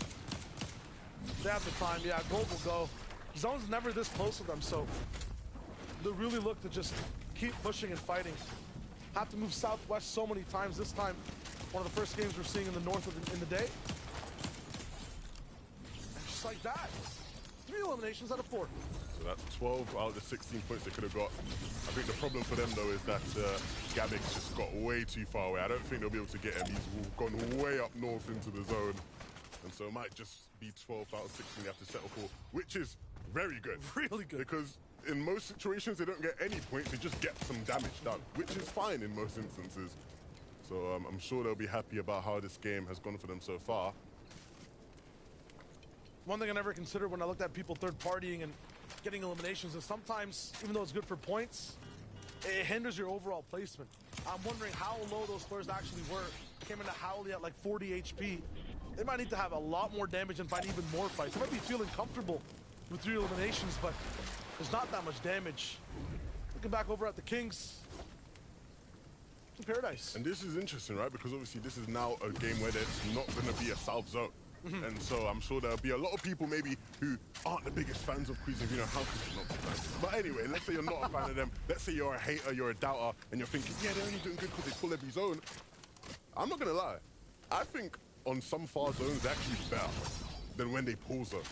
They can find that side faster, I feel like. And they make plays like this where they just completely tank through the south side, come up. They have to be careful because there will be players as they come out of zone that they have to sort of worry about, but they are incredibly good at just forcing their way through, finding refarms as well. Like, this is just their bread and butter. I feel like the Kinetic Blade is the perfect rotation item out of all the ones that could even exist for this team. It just gives them the flexibility to move, edit the ways you go towards zone, introduce the fights. That being said, though, there's so many different teams around the map. Taste and Mustache being one of them. What's going on with them to cut? What I love about this duo is they have it all. The chemistry, the comms, the efficiency. In the early game, Tayson and Mustache do land on the north side of Slappy Shores, but they split. You can see Tayson is on the west side, outside of the city, while Merstash is still inside looting, but also getting tags, which allows them to pinch their opponents and open up more LOS on their opponents surrounding them to maximize that efficiency when getting tags, but also when looting. I think one of the bigger narratives as we head towards globals, especially when it comes to Tayson and Mustache, is whether or not Tayson is actually going to be able to just mentally stay in it. Historically, right, we've seen him get very bored of his teammates very quickly, and I think them winning FNCS last major and sort of locking him into playing with Mustache all year long is a huge deal in terms of them actually being able to, you know, sort of battle through the year and Tayson having to sort of stay on good terms with his teammate, which sounds crazy, but that is, you know, been a trend of him. He's had so many different teammates over his amazing career. But right now, things with them two are good, right? Like Takata said, the chemistry is there. They're on the same page a lot of the time. And so regardless of how this FNCS goes, I think things are looking on the up for them going into the Global Championships. A replay here of Refsguard and Hellfire. They look to pick up Hydro into Stroke, Juriki in the midst of a fight. This is, again, a different challenge for them. We talk about the challenge for Queasy and Dino. This is a challenge for all these Mega City teams who haven't really had to move that far throughout these first 7 games. This time round, Juriki and Fedoxy find themselves having to travel across the whole side of the map. It's new territory for these guys and a bunch of the teams that are rocking in through Mega City. I was right, though. So many stories and so many teammates who have played with each other in the past now in new situations against Titans up in Day 2 and EU. Lots of eliminations across the board. Yeah, for Juriki and for Fedoxy, I think they've been a team that is very reliant to actually see what the next challenge is in front of them and try to overcome it. When it comes to paving their own path, when it comes to moments like this where the zone goes so far away from potential obvious objectives like people who are boxed up, fights you can easily have, that's where they falter. Analyx Deox are a team that are good at playing that objective-based gameplay, go for that next box, find that next hill, but at the same time very good at adapting when the zone pulls in new and weird ways. A little bit north of the slabs now, and they've already picked up the cash, a little bit of a fight too, 3 elims in total. This team in specific, when it comes to their journey this season, looks strong in some of their best games overall, in complete control. Getting to that point of control, though, has been a little bit troublesome. It's come in the form of Surge, it's come in the form of some issues off spawn. Not a free season for that team indeed. And day 1 for Kemi and Seti, 100% defied a lot of the expectations some people were putting on them. Hey, this might not be their season. Everything's more elim focused. This is a team that's really good at getting those eliminations. When it comes to the FNCS where they popped off for trios in 1, it was an elim heavy format and they really did very well. I have my eyes on this stuff. Seti's down. True. It's not often we see Seti down, especially just how good Kami and Seti have been over the course of this weekend up to this point. And even if they aren't looking at first place and thinking we can grab that, they need to hold on to top 5. This is a team that obviously won the Invitational last year. They're going to want to go to globals and show, hey, look, when it comes to in-person competition in Fortnite, we are them guys, we are them ones. And if they need to do that, if they are going to do that, it has to be top 5. Obviously, they're sitting in 3rd place. They can't afford for it to slip. Ooh. So this isn't good. Kami, the zone pushing against his back, players holding him. Fortunately for him, right, there's a bunch of trees here that you can sort of use as line of sight. But as I say that, there's players in the zone taking shots at him as well. You can't catch a break. There's 3 people, Evan, and they're not happy. No moving in this forest for free. Kami's looking for a few shots, but a bit too obvious, it looks like, on the play for the people who are up on that hill. They can see this one coming. That team way back in zone has not moved. They're still waiting for Kami to make the next dash. He does to the right. Has to protect himself from all sides. He has the mats too. Last 50 pot here. This is just shambles. One team in front of him as well. That's Flodax. This is gonna be tough for Kami. 68 HP in total to work with, including his shield. And zone still coming in. This is where he's on an absolutely pivotal and close timer. Has to move up a hill too. Tough for Kami. Yes, so tough for Kami, right? This is a guy who works incredibly hard and is incredibly confident in his own ability as a player. But no matter how good of a player you are, this Merci à tous les gens qui is s'abonnent. one of the Merci most énormément. difficult Merci à vous. spots you can be in, especially in Merci this pour les lobby. partages, merci pour les Talking likes. about how difficult it is Merci to beaucoup, play. merci à vous. I drop and Mappy, we saw them deep in last game, Là, c'est la manche 2, là. and I'll be honest, they are another one of those La teams première that manche, could c'était potentially sneak Squeezie their et way into Valou. the top 5, right? Et Valou. In the top 10 currently, Et là, and they're deuxième on manche, the on sait pas rise. tout. They have the pulse rifles. On verra. I drop and Mappy might just have something for us towards the back end of today. I hope so. A lot of the times when I see this duo, they get a lot of points in games where they look like they're about to leave the server at any moment. In these games where they have power, pulse rifles, good positions, I feel like the pressure of that, the expectation to do well off these items, it might just trip them up a little bit more so than not. Meanwhile, the fight we're watching here, Pablo Wingo Bevies, another issue that we saw from yesterday is just the overindulgence in fighting and getting so close to so many other players. I mean, it's part of the game plan. It's how they get surged, but it's so dangerous to go all in some of these. Pablo Wingo now down. Yeah, it's so risky, right? When you look at the best teams in the world, one of the key factors in a game is that they just don't put themselves in 50-50 situations. Yeah. Right? They always want to be in a situation where they have some sort of advantage.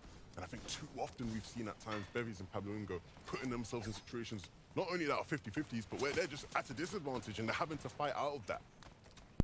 It's that gambler's mentality. I mean, there was a season where those 50-50s over and over again 7 times worked.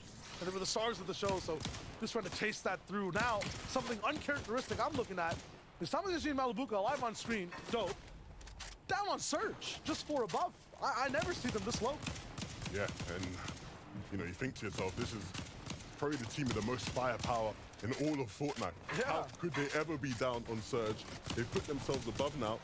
And look, we've been in moments before in many FNCS Grand Finals where Thomas HD is down on Surge and he just hits a bunch of shots to put them above. In this case, it was Malabuka that was able to deal the damage.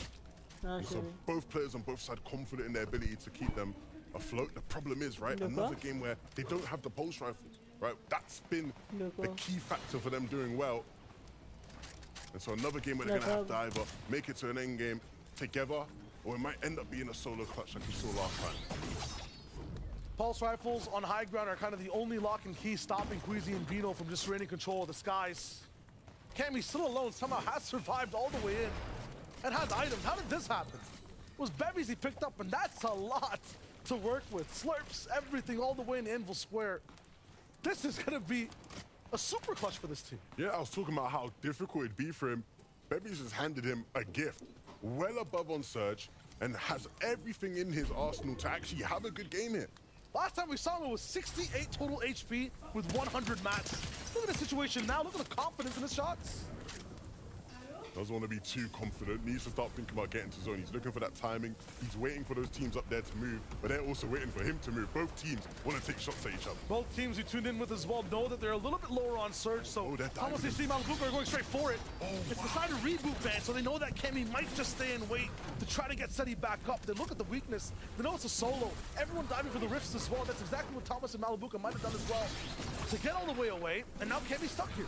Thomas and Malabuka are so scary. Did you see the way he just dived in on him? Both players going on different sides. There was Malabuka in front, Thomas from behind. They tried to smush him in, but barely getting out of the way, Cammy, and then now able to use this rift to get into zone. But you can already see the shots flying in, players from below. They know he's up here in the sky. Everybody wants to take a shot at him. He's flying over the trees. I think he probably wants to dive down and use them as cover at some point. But now actually in the zone completely. This is where it pulls. This is perfect for it. Everyone down below suddenly stops looking at the sky and makes sure their bases are fully full.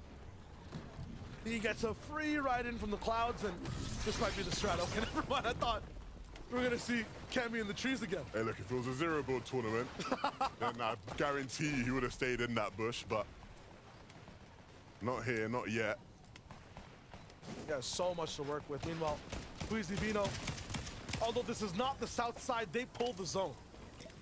Yeah, and this is just easy for them, right? This is how the zone that opened up, and so they're here nice and free, and they have access to that next zone really easy. You can see how they're just holding this team in.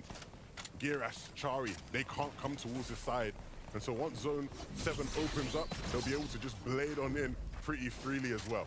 See the dominance of Vino as well, that quick step that was just on screen. This man having more elims than most teams that are playing here. More than 47 of the teams. There's only 2 others with over 30.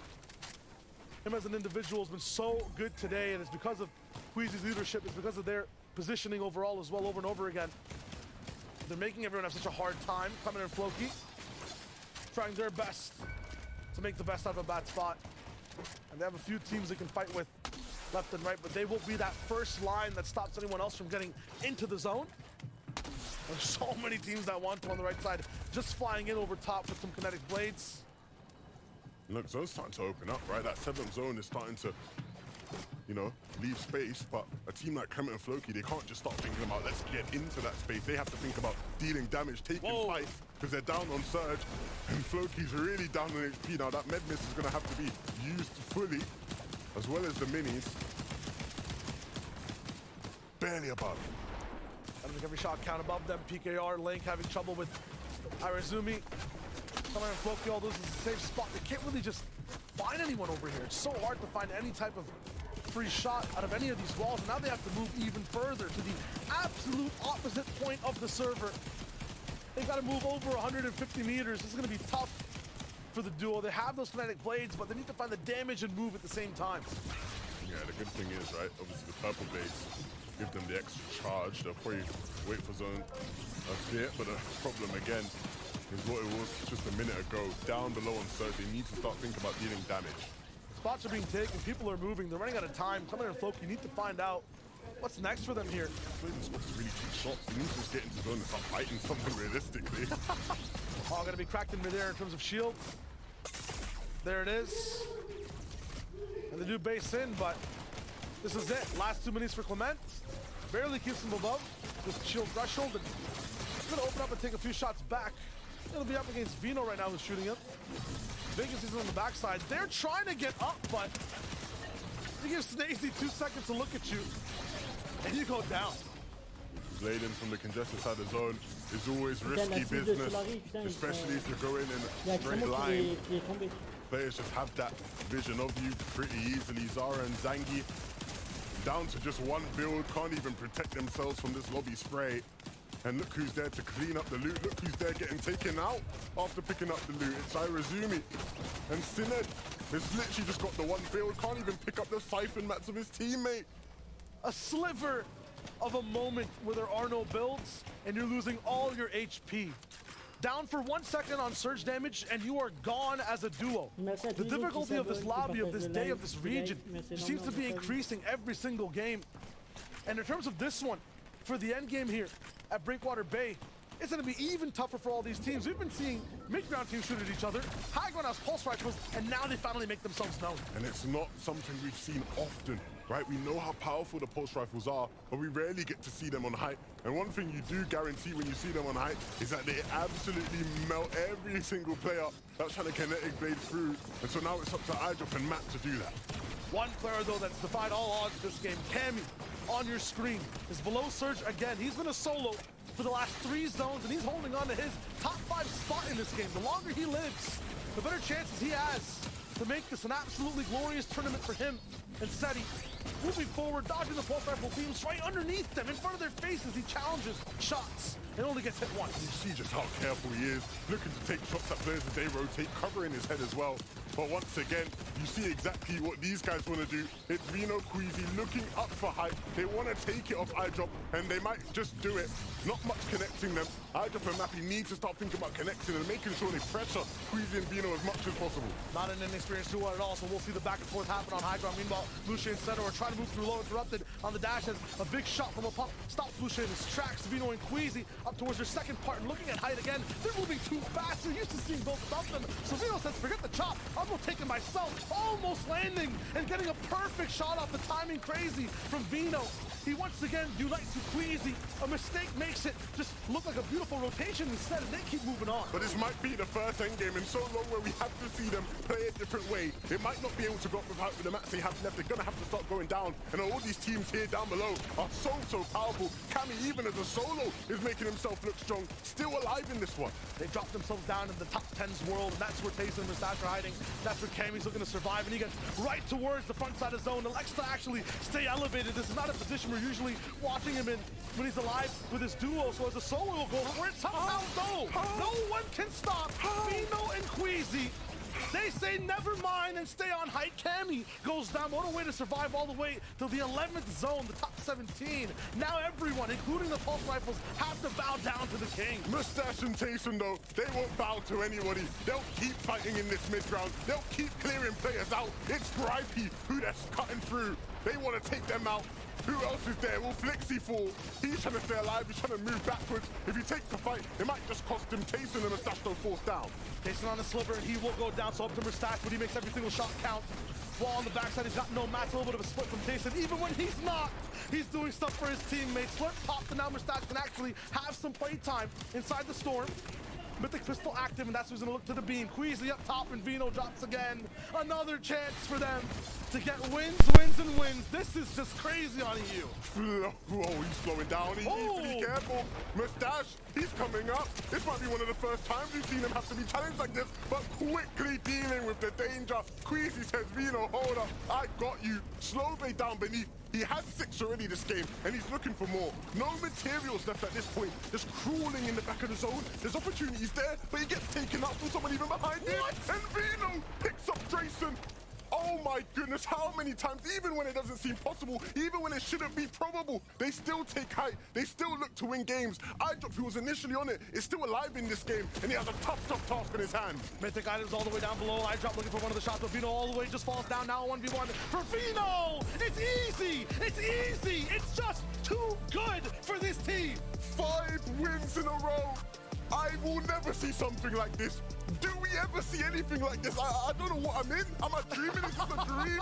Is this real? How do they do it? I don't know, and that game should have just not been possible because we saw Pulse Rifles on height. But Queasy and Vino, again, split-second decisions, big shots. When Vino's in trouble, he calls it an airstrike in the sense of Queasy, and he does damage, and then he's up close again and makes it just look like practice. No matter what you throw in their way, whether they're contested, whether there's people stealing their loot, whether they're taking fights mid-game, whether there's someone contesting for height, it doesn't matter what you throw. Whether they don't get the zone, that was the first game they've had to travel across the map, and they still make it happen. These guys are unreal. Hardest possible game, worst circumstances, they still win. Adam, Analyst. Là, ça fait déjà la deuxième fois qu'ils gagnent SPG et Veno. I don't know what to say anymore. I don't know what to say. It's just absolutely, it's marvelous to watch.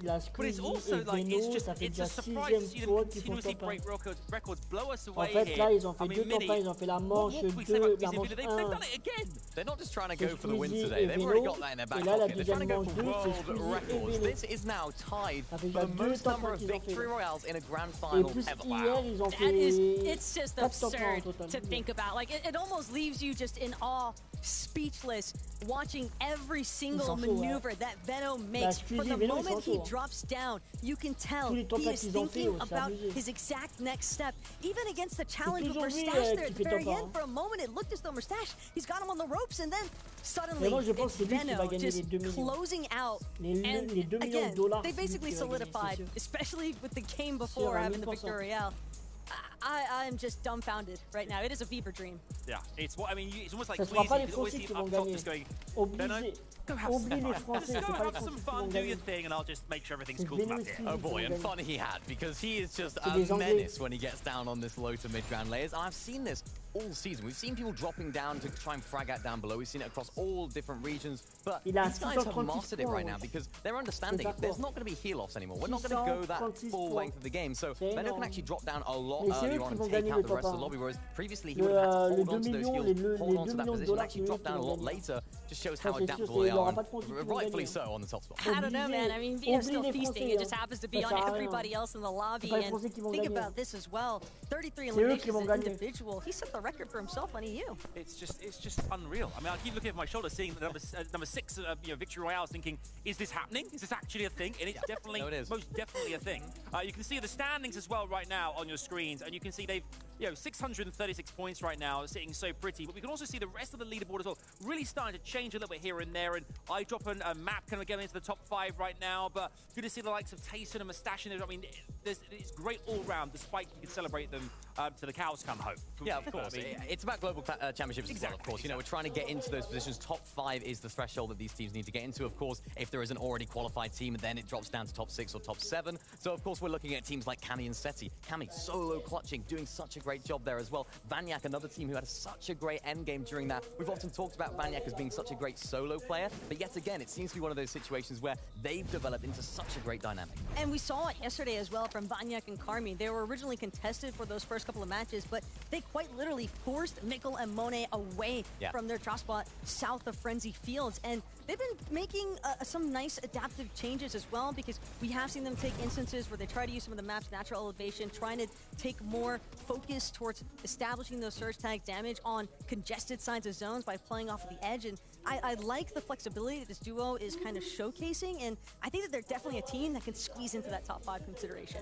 It definitely feels like the teams that separate themselves from the rest of the pack do have that flexibility you mentioned here. There's always, whatever is thrown at them, whatever given situation, there's this way of maneuverability around it and kind of working around it. A bit like rotates, really. You go through the storm, up top, whatever you need to do. The best teams find a way to make it happen. Yeah, they do. And another top team, Steno Lushi, sat in that 6th place spot right now. That currently is enough to guarantee themselves into that global championships later on this year. A duo that not many people would have heard about, not many people would have talked about. We even didn't mention them at the beginning because we didn't expect them to pop off like they have, but what a performance from them so far. Especially when you consider that this was a duo. They qualified off of Surge Week, and it wasn't even from a victory round Surge Week, although game number 5, they did place 2nd. It's more so the fact that they came in off of consistency in Surge Week, and they're bringing the consistency still to this grand final set lobby, which indicates that this is a team that can definitely still hold on. I think that just gave them confidence as well. During the Surge Week, going through on consistency, they had as much reps, as much practice as they could. Of course, going through on a first game victory round is always good, but you know, keeping that consistency, and as you said, they're carrying it into this grand finals. And for a team that haven't necessarily been in this position too much before, they're really handling the pressure so well. Interesting. Okay, we've actually got some real fun to look at as well here. Total damage done across all different, I believe, regions here for you guys to look at this. I see it's a team, sorry, to look exactly and see where they've done the damage, how much they've done as well, and you can see the stats on the screen. It is mighty impressive. It's not just Queasy and Vino dominating right now. So many other teams getting a lot of damage dealt as well. Yeah, we can see it, of course. Juriki and Fredoxy up there on the damage stats, of course, 3rd place right now. They're, of course, landing at Mega City, getting those mythic pump shotguns almost every single game, so I'm definitely sure that'll have a part to play in that. But I'm also particularly impressed by Seti and Cammy actually being in that top 5 discussion for damage dealt, because you have to remember, at Frenzy Fields, they're uncontested, which showcases the fact that they've got a really solid Surge game plan, because we're seeing them, even though we were forced to watch through a solo clutch instance there at the end for this past game, it's just the fact that they're still able to maintain a nice mindset in terms of knowing the area around them so well that they can still find that consistent surge tag damage when they need it most. Yeah, managing to accumulate that surge, those tags really, you know, manage to get past Storm Surge. It's such a pivotal part of this competition as well, because as long as you can get to the end game, give yourself an opportunity there, Vinny. Yeah, absolutely. I mean, Cammy and Seti have been landing at Frenzy Fields for 2 seasons now, since the beginning of Chapter 4, so they know this area so well. And I think that almost buffs them in their surge strategies. They're doing the exact same thing as we saw them do last season, obviously different teams surrounding them, so it's slightly different, but they're building up nice big bases on top of those barns inside of the Frenzy Fields area. And of course, just sneaking around, trying to get a few tags here and there. They're doing so well so far. Let's see if they can continue doing it. Yeah, you know that I'm a big fan of speculating, right? Who might go all the way to Global Championships? One of my favorite things to do is just think, who might get all the way? Who might actually make it through? And things to, you know, topsy-turvy change all the time in this competition. But asking you guys right now, the way the land lies, obviously Queasy and Vino are in such a dominant position right now. But the rest of the leaderboard, you know, considering damage dealt thus far, who are you kind of thinking might go all the way here? Even now after game 8. I'd like to see Cammy and Seti do it. I think they are very adaptable. Doesn't matter about the zone, it doesn't matter about where they're positioned, who goes on around them, what goes on around them, because they have all the answers to those questions. They're not a one-dimensional team. They can adapt on any situation. So realistically, they should go through, and I really want to see them there. Et les premiers, même, les premiers, ça ne sera pas défoncé. Hein. Oubliez défoncer, ça ne sera pas défoncé. We'll see exactly what happens here as we get ready, Ça because sera Squeezy et Veno qui vont gagner. Le premier. Ils sont à 600 sur 20 points. Everything in between, our players are ready. It's time to jump into game. Et là, c'est la game 9. Game 9, ouais. What we are witnessing is one of the most dominant performances, if not the most dominant performance in Fortnite history. But beyond that, we are witnessing all of the best teams in EU right now hustling and fighting for a chance to play in the global championships as well. Absolutely, one of the closest 10 horse races we've seen so far in any region when it comes to who can actually make it here in Copenhagen in the fall. That's going to be nuts. An extra major after this one too, but for today, for this day 2 in EU, absolutely electric is the air with shots, beams, and kings on all sides. It's insane, the storylines in this lobby. One more win. One more win. One more win. They're going to keep them coming. I'm sure they will. But beyond that, we obviously see so many fights happening off spawn that have such big impact. Moi, j'aimerais bien c'était les Français qui soient premiers, mais ce sera jamais les Français. Les Français, vous pouvez oublier. Ce ne sera pas eux qui seront Français. They've landed at the Citadel and they're expecting to see Swizzy and Shamoki here as well.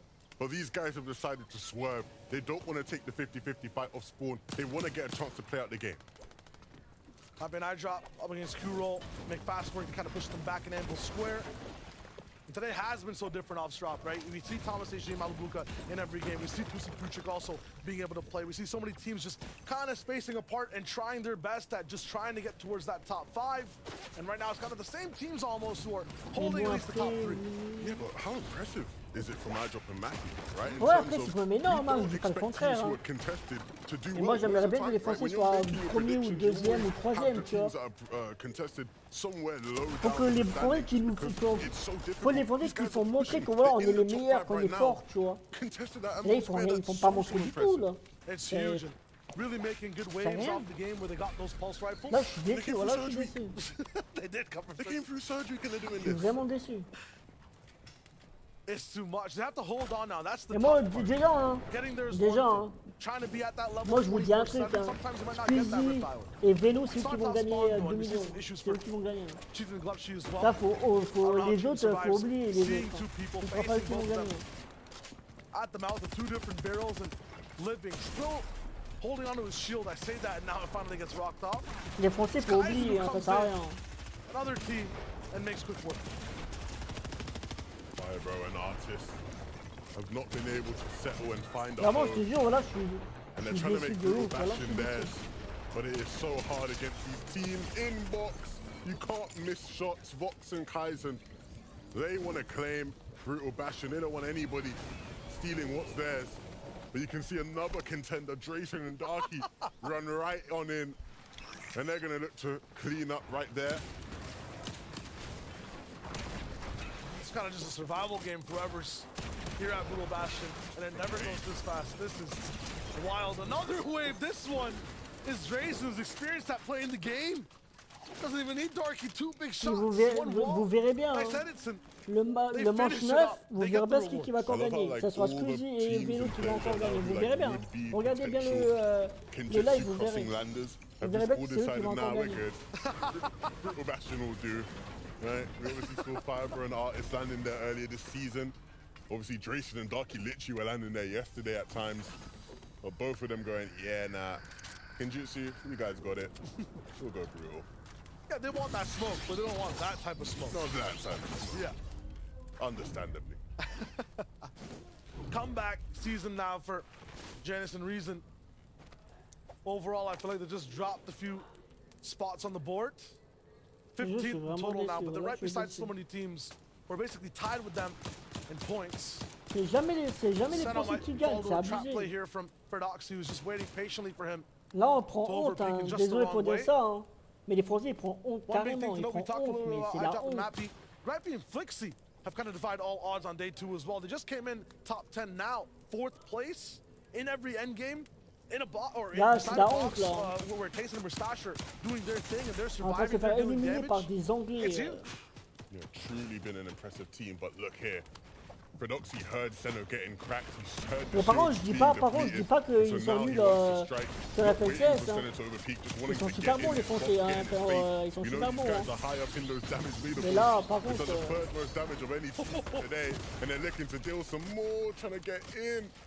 Après, c'est mon avis. Hein. Steno, Juriki coming through and dealing that final blow. The dog and the shepherd, I like the way that Prodoxy just keeps that chase on. Après, vous pouvez donner votre avis, hein. Je sais pas, donnez votre avis qui va être premier, qui va gagner les 2 millions. N'hésitez pas à le dire, les gens. J'aimerais bien savoir votre avis. He's the closest one you got. Yeah, now he's gonna have to get a revive as well. I think it's clear that these guys are very Moi, j'aimerais bien que c'est very Floki et direct Clément in their qui soient approach, premiers. especially in the earlier Parce stages que of the game. Floki et Clément, hein, He needs to start ils making things sont click forts. Hein. Il a que throughout eux the qui sont forts en mid-game and français. end games as well. Zangi going for his Je suis own pas là pour sneaky tailler play les on autres français. Sandilex. Hein. I don't think Sandilex Mais is désolé, doing entre fair. les Français, les meilleurs, pour moi, c'est Floki et Clément. Hein. Perfectly, oh, not connected. Et je fais pas le 6 ou je sais pas quoi. Hein. C'est la Oh dear, vérité. you hate to see it. He left clicked on his kinetic blade, and instead of flying away, he just stood still for Zangi to En take français, shots c'est at eux him. But because of les this, plus Zangi's forts. gonna summon C'est Diox Floki now. et Clément. Yeah. So now it's 2v1 and the splashes are here. Mais bon. Zangi in trouble as the third party starting to. Moi, j'ai remarqué le top 1, c'est toujours I des think landing Anglais, all those might have been worst ou case les scenario, even Américains, though it's what he ou wanted les to do. Italiens, Yeah, he's taking shots ou from les behind now. Portugais. C'est toujours eux qui And he sont does have premiers. that shield kick there pop, but C'est jamais les Français. He's burning Tu le vois through sur a les lot. classements, c'est jamais les Français. that was almost so bad. If Anderlecht had gone down there, he would have been fuming. I'm sure he's fuming anyway. Après, moi, It je would suis not pas have been raciste, tu vois. A happy time Après, for voilà, him. après, Fortunately, Diox vraiment, was ils sont close forts. Hein. by Après, il y a tout le monde qui just sont to help forts. Hein. out. Mais en français, pour moi, désolé, c'est Floki Clément. Il a rien à dire. Slappy shorts. Basically, Les gars, Squeezie et Veno, 636 points. Tu veux faire quoi? 636 points, les gens. Personne ne peut le battre. Le deuxième, il a 415. 415, c'est pas énorme. Là, il faut faire 2 top 1 là, pour dépasser 636. Mais il n'y a personne qui peut battre. 636. So, Flash and Jason. Think they could get first place?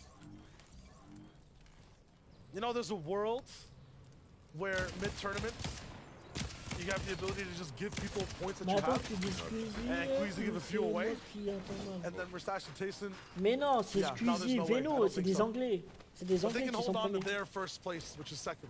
Je te parle pas de Squeezie, les youtubeurs. Hein. That's obviously interesting, right? Is that they are well entrenched. Le mec, le premier s'appelle Squeezie et Veno. What a lot of people might forget is that these guys are the reigning champions. They already have a spot in the World Championship. They finish in the top 5. Becomes the top 6 that are going to be the ones that move all the way toi, on. tu croyais que c'était les youtubeurs? So there's some C'est pas people les praying youtubeurs. for them to stay inside that top 5 spot. Give them a chance.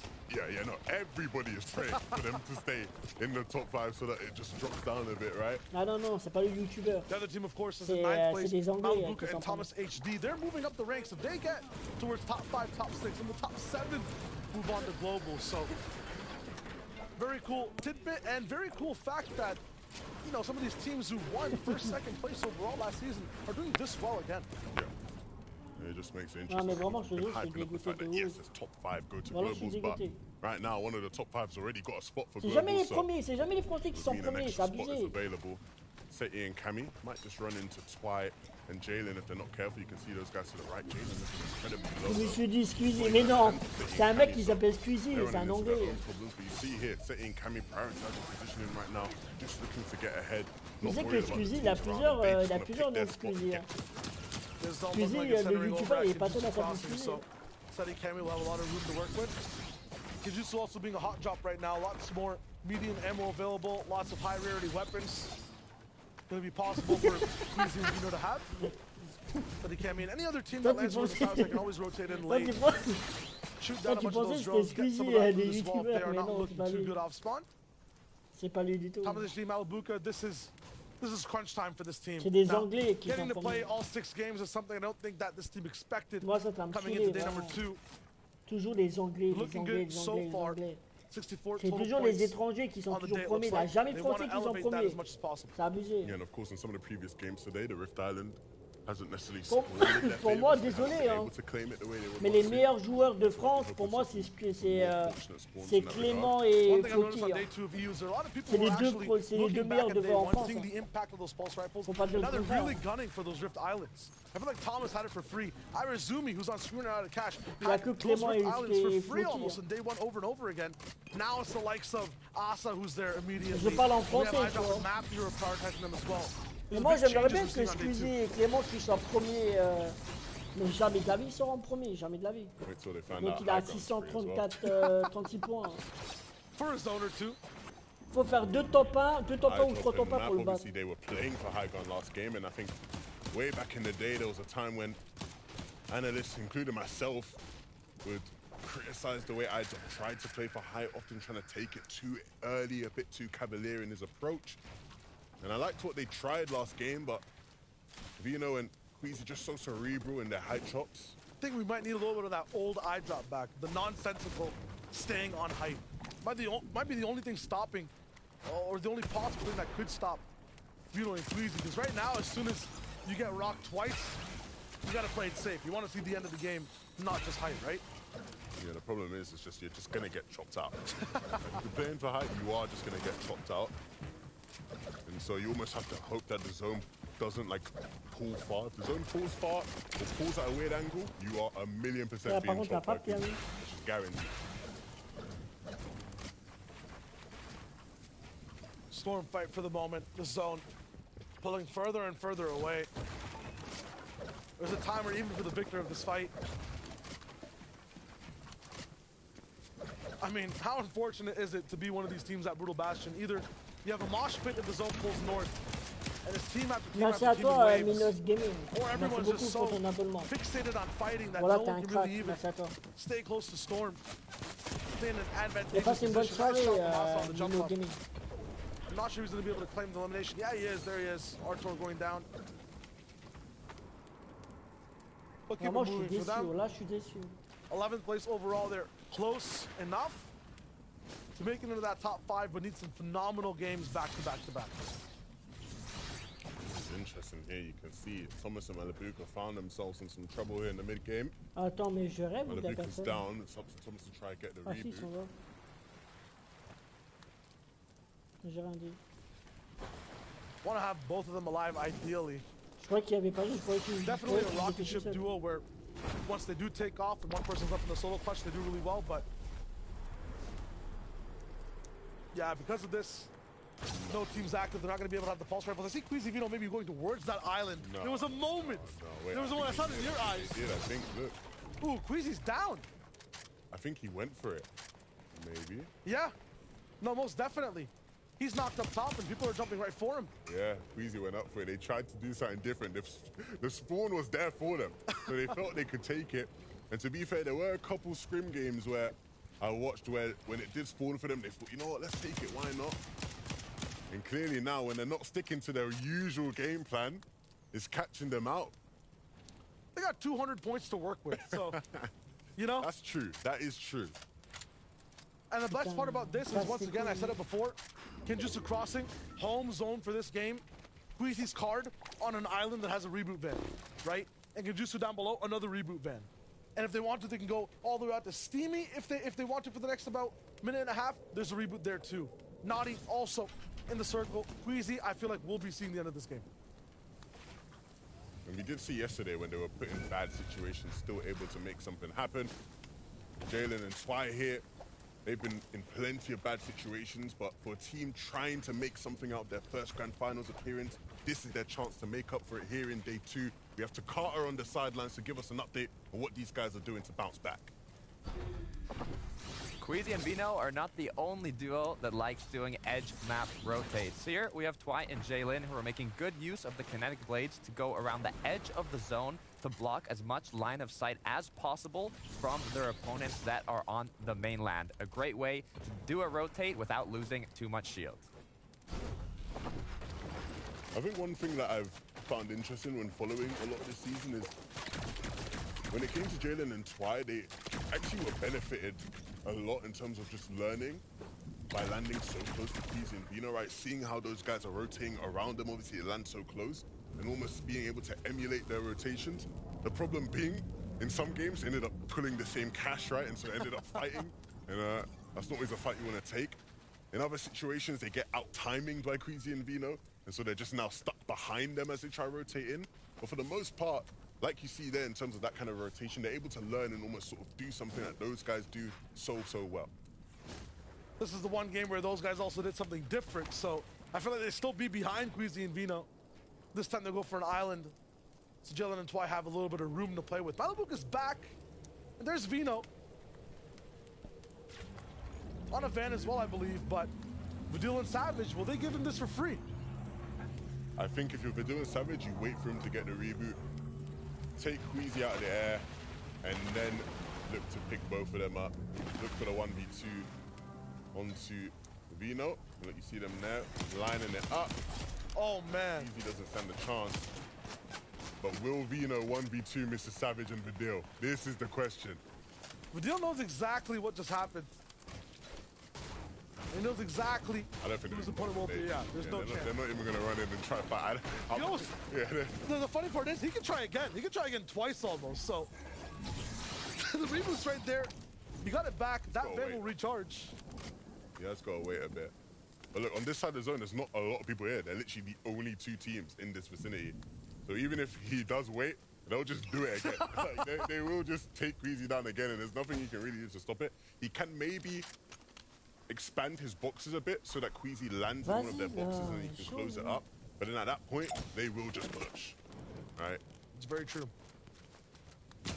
Mills looking to actually get this fight down first. Ooh. I was about to say a few misses from Vidil, but he lands 3 big shots to Vino's body as he tries to box up.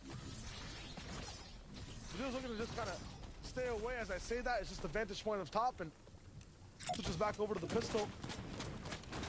Vino on low HP now. This is an impossible situation. Yeah, look. I don't think we'll be seeing 6 games in a row. I think that'd probably be a safe prediction at this point. The deal with Mr. Savage so far above on Surge, and you know, this is something I wanted to see from them, right? This is something that I was hoping they'd be able to improve on here in day 2. And right now, they are set up very nicely to make it to endgame with max materials, max Surge. Going again? He's going for it again? And they're gonna let him have it. They're moving away. He actually is gonna get him up. Wow. Here's the big thing, right? They're still kind of near Naughty that has a few drops of those blades. They have to go north. They know on that Rift Island, they have Queasy's old loot, and they have the loot from the flag, and the island itself, a vault possibility as well. There's too many slurps up there for just one team. Queasy can get in here with a lot of mats that are left over up top, and the weapons and the slurps. But Cammy's the one who knocks Queasy again as he spawns in. So lots of eyes over at Naughty in that reboot van. There still is one more on that Rift Island. Yeah, Cammy did get the knock, but Queasy is back up. Vino was able to get the revive because look, you can see here, Cammy and Seti aren't actually on Naughty nets. They're just looking from afar. And so you see those arrows in the bottom right, just beneath the Naughty. Those are Queasy and Vino, and Seti and Cammy on the same side of the zone. Gonna be able to hold those guys from coming in. Oh putain, il est This is chiant a là, dangerous vas-y. spot for the rest of the lobby. Seti and Cammy are gonna be able to get in like this. Rift below them, but they elect to just completely dodge it and keep moving up that right side. Big stop for them right now, and Vino's about to run straight into the 2. But this is a different team that he has on his sights. It's Darky up top that he's done a lot of damage to. Straight into a rift, and he starts to fly. Queasy's still alive, and he's lagging a bit behind in the zone. Starting to tick pretty heavily. Vino's got 1 medkit, but he needs to land soon. Completely gone down. Not happening. It was a nice streak while it was there. Never again, I don't think, will we see a team win 5 games in a row in EU. That is absolutely ridiculous. You have to just take your hat off, bow down to just the most dominant 5-game streak. Queasy now finally being taken out and confirmed by Darky. Tried to get a bit of revenge, but it isn't going to happen. The first place team are finally down and out of the lobby. And that just leaves everybody else now to try and play the catch-up game. Tyson and Mustache, the closest ones. It is a little bit of a 200-point difference. Having a very good endgame here. I say a little bit. But having a big endgame here, they could catch up with what, almost 100 points? 70 at least? Like, they have something phenomenal. 15 elims. It's well within their capabilities, exactly. Right? Every single M game, we see their names involved in the action. This is tough though, because I drop it down, and so it's all up to Matt to try and make something happen of this game. Of course, we talked about how this is a team that is trying to hold on. That is their goal today, holding on. So a really difficult game to do so, right? He's having to use a lot of his mats just to stay in safe positions right now in this lobby. Map is the target for every single person in this lobby right now. He is the embodiment of just top 5. Barely holding onto it, as Levin just said. 61 below, no one wants to give him any damage at all. As Deox and Analytics next to him, you know how hard of a nut they are to crack. There's no way Map's gonna be able to get that one for free. Mustache and Tasty just want to up their lead as much as possible. Yes, for them, maintaining and having a consistent FNCS is a goal. But now, possibility after seeing Queasy and Vino go down to catch up the first, maybe that puts enough of a fire under their feet to try to go and be in contention for that win once more. Big shots Mustache is hitting. So clinical. When you need him the most, he usually steps up. It is really needed right now. Just 70 above is not enough in terms of damage. Yeah, he's gonna have to hit more. You can see using those flares just to try and get some more visibility, figure out where exactly people are.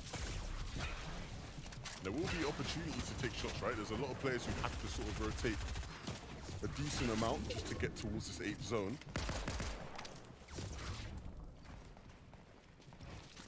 Tiger are going to be so different this game as well. Not the same that we've seen for the past 5 games. We'll see who has control. Hilly side here.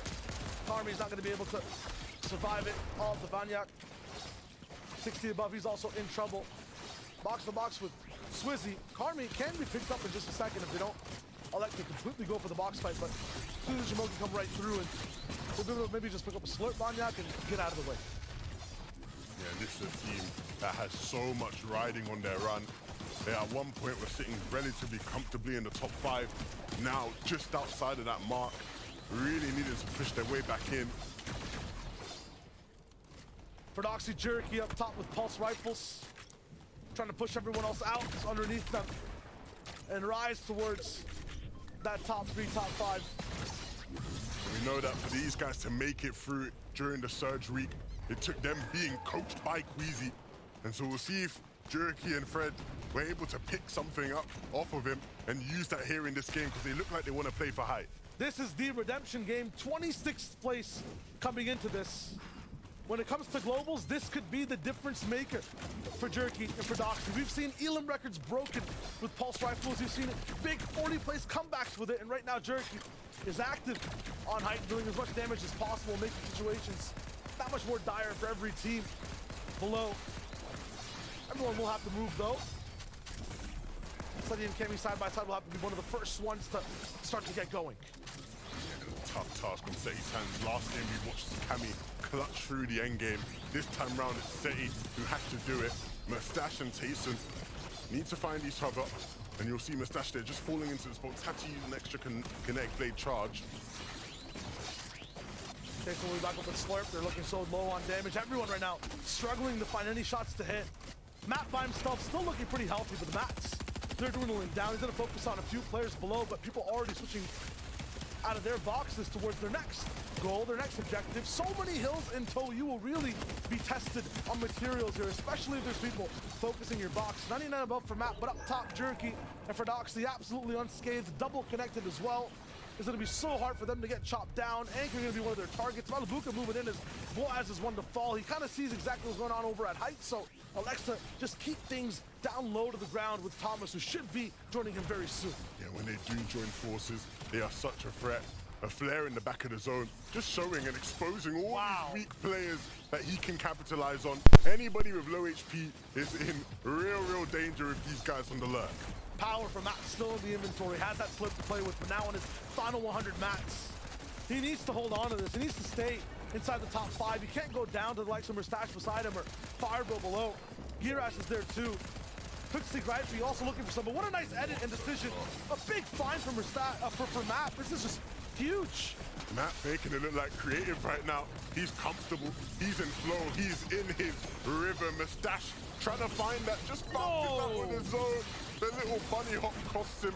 And Vanyak now, maybe, just maybe this will be a classic FNCS Vanyak clutch. We've seen them so many times, and what a time to do it. An opportunity to push their way into the Global Championship standings. So many people losing their teammates, almost looking like just solos are alive towards the backside of this zone. Pulse Rifles still shooting at every build down below.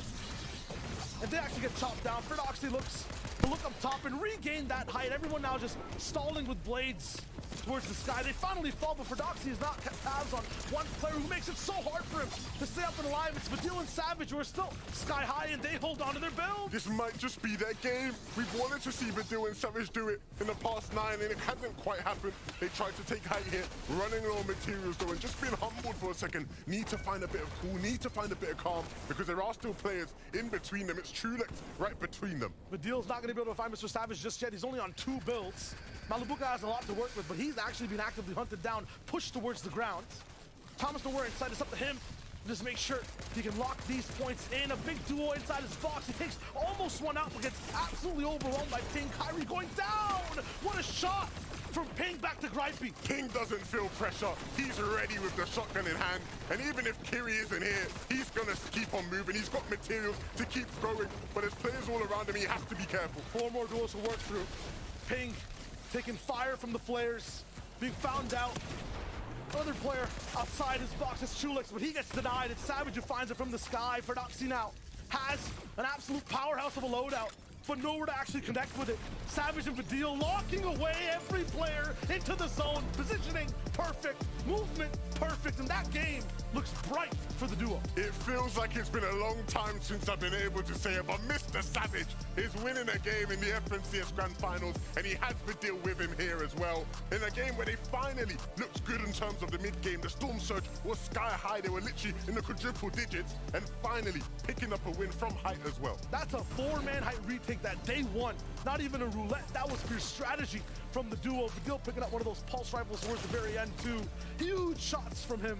I mean, these guys, Brain and Braun, and they make it look so good when they win. It has been a very impressive season so far from this duo. Mr. Savage fans all around the world ecstatic to see him on the rise and finally picking up a win in the biggest stage when the big team, Queasy and Vino, were down and out. These guys stepped up and finally picked up a win. Huge catch-up. They're looking for that top 5. How close did they land, though? That's the big question. Adam, the analyst, think about all the answers. I like to think we do here. While Vino and Queasy are away, Vidil and Mr. Savage will play, getting the Victory Royale there and putting themselves on the board. It's fantastic to see them going all the way, and great points earned for that duo. Yeah, really great points, really great performance, and really great height take from this duo there at the end. They took it at almost the perfect time. Yeah, it looked for a moment as though Ferdoxy and Jerky, I mean, they had what could be considered, you know, the god loadouts, essentially, looking like a creative build almost, but it was still fantastic work there from Vidil and Mr. Savage. You know what I think this really stems from? This was one of the first instances where this duo actually was well above the damage threshold. Yeah. We saw for a moment they were looking to push Veno when he was trying to get that revive off onto, or reboot, excuse me, onto Queasy, but 1,200 damage above threshold. They make it into the end game as a duo, and they win. You know why? Look where the zone is. Right next door to Naughty Net. It's right on their back garden. They're loving it. This is exactly where they want to be. And hopefully for them, this is just a start. Because, of course, we haven't really seen what we've seen from them in the previous rounds of FNCS today or yesterday. So hopefully this will just be a catalyst for their performance. Absolutely. And this being game 9. Yeah, 9 as well. It's the fact that they need to really start getting some points on the board now. We know that these placements for Global Championship Day this year are so pivotal. And you need a victory royale at this is really going to galvanize them, isn't it? Again, this is kind of on par with what we saw from them yesterday. It was really those final 3 matches that we saw Vidil, Mr. Savage really start to elevate themselves in the standings to find themselves sitting at the end of day 1 in 12th. And now, with the leaderboard getting a little bit more of a shakeup because of this duo, taking a victory royale here. Indeed. Let's see exactly how things stand on our leaderboard here, and you can see it right there for yourselves. It's looking good. They're in 10th right now. We've got 6 positions there and get themselves 18 eliminations. I mean, obviously getting there, that victory royale makes a big difference here, and things are really starting to shake up now. Yeah, it makes a huge difference indeed. I mean, 10th place for this duo. They're just outside of that top 6 right now, which is the qualification spot for Global Championships. Of course, another team that had a really good performance and is performing very well today. We mentioned it at the beginning of the show, Gripey and Flixie, another solid team that are, where are they at the moment? 3rd place right now, 392 points. You have to think that they're almost on the verge of getting into those globals. Exactly. They're not trying to chance it either, because I think right now, if you're sitting 6th, 7th, you're maybe playing a little bit with disaster in terms of not being able to qualify necessarily, because then you're banking on Mustache and Taysom, Malabuka, Thomas actually being able to push you up if they're in that top 5 position. But for Gripey and Flixie, what I can really appreciate about them is even when they're left in those solo clutch situations, you see it just calm, cool collective there from Gripey. It didn't seem as though he was trying to do any unnecessary overtakings on wall-to-wall edits, but unfortunately met his fate against Ping. Yeah, can we take a look as well at Mappy and iDrop there? 5th position right now. Sat pretty with 34 eliminations. I mean, they have had a good grand finals thus far, and also kind of breaking into that top 5 or 6, which is great for them going into this next kind of phase of the competition. No, it really is. I mean, Mappy is one of those players, or Maps, should I say, is one of those players that just knows how to play off spawn. Of course, I remember back in Chapter 3, he was actually landing at Coney Crossroads, and he was almost owning that location. Now, Anvil Square, I think he's starting to find that this is the place to be, and paired up with iDrop, they're performing very well right now, and this is hopefully something that they can continue.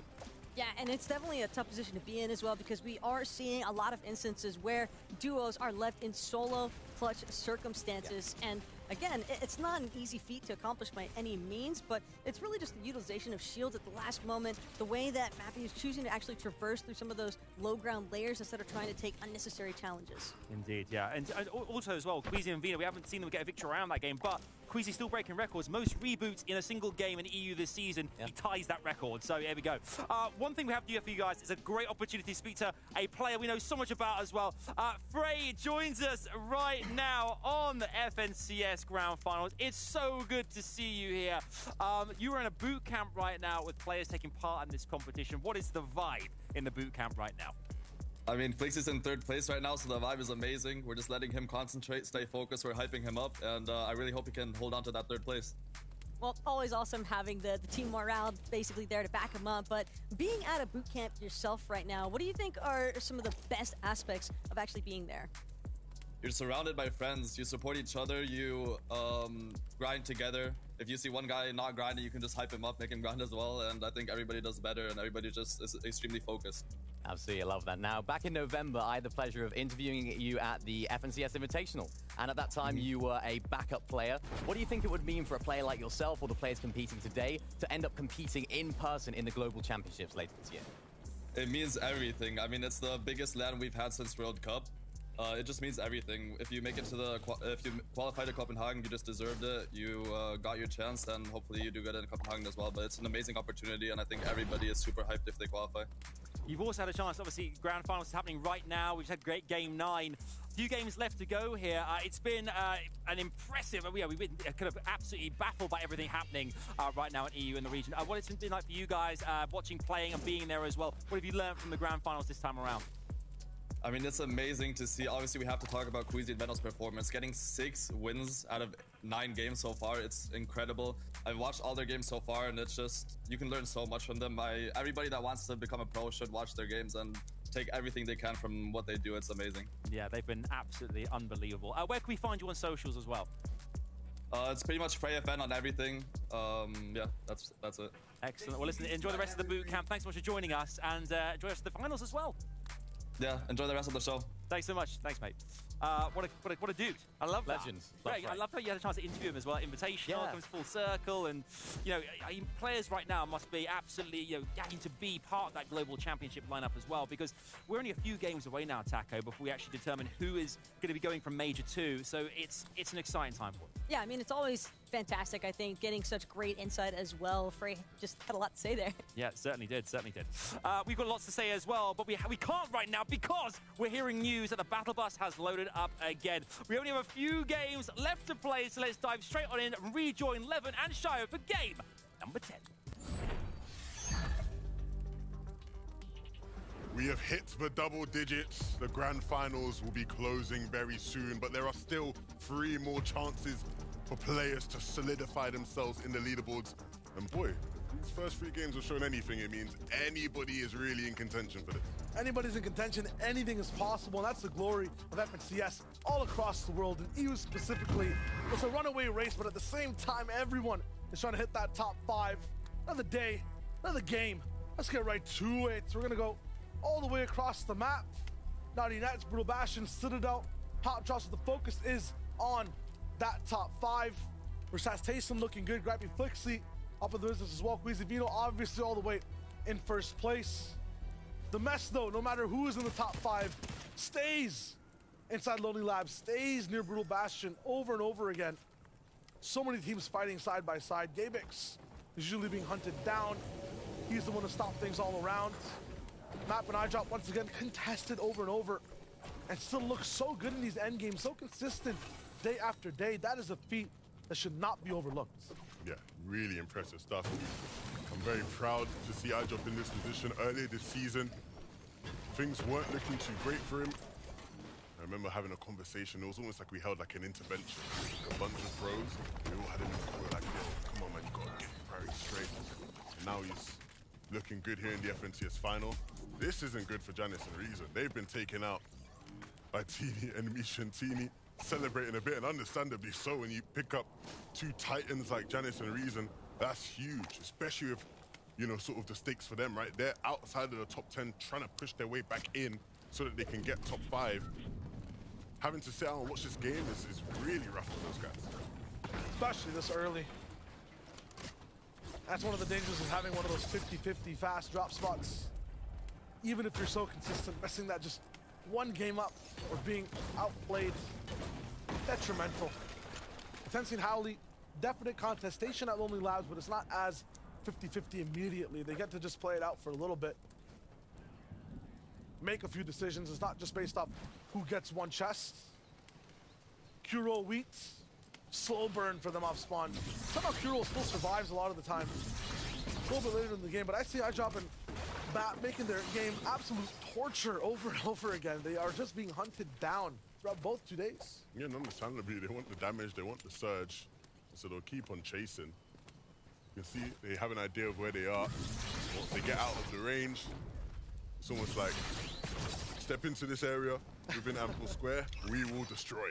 If you leave that radius, they're like, okay. Everything is good. We're your friends. Fine, yeah.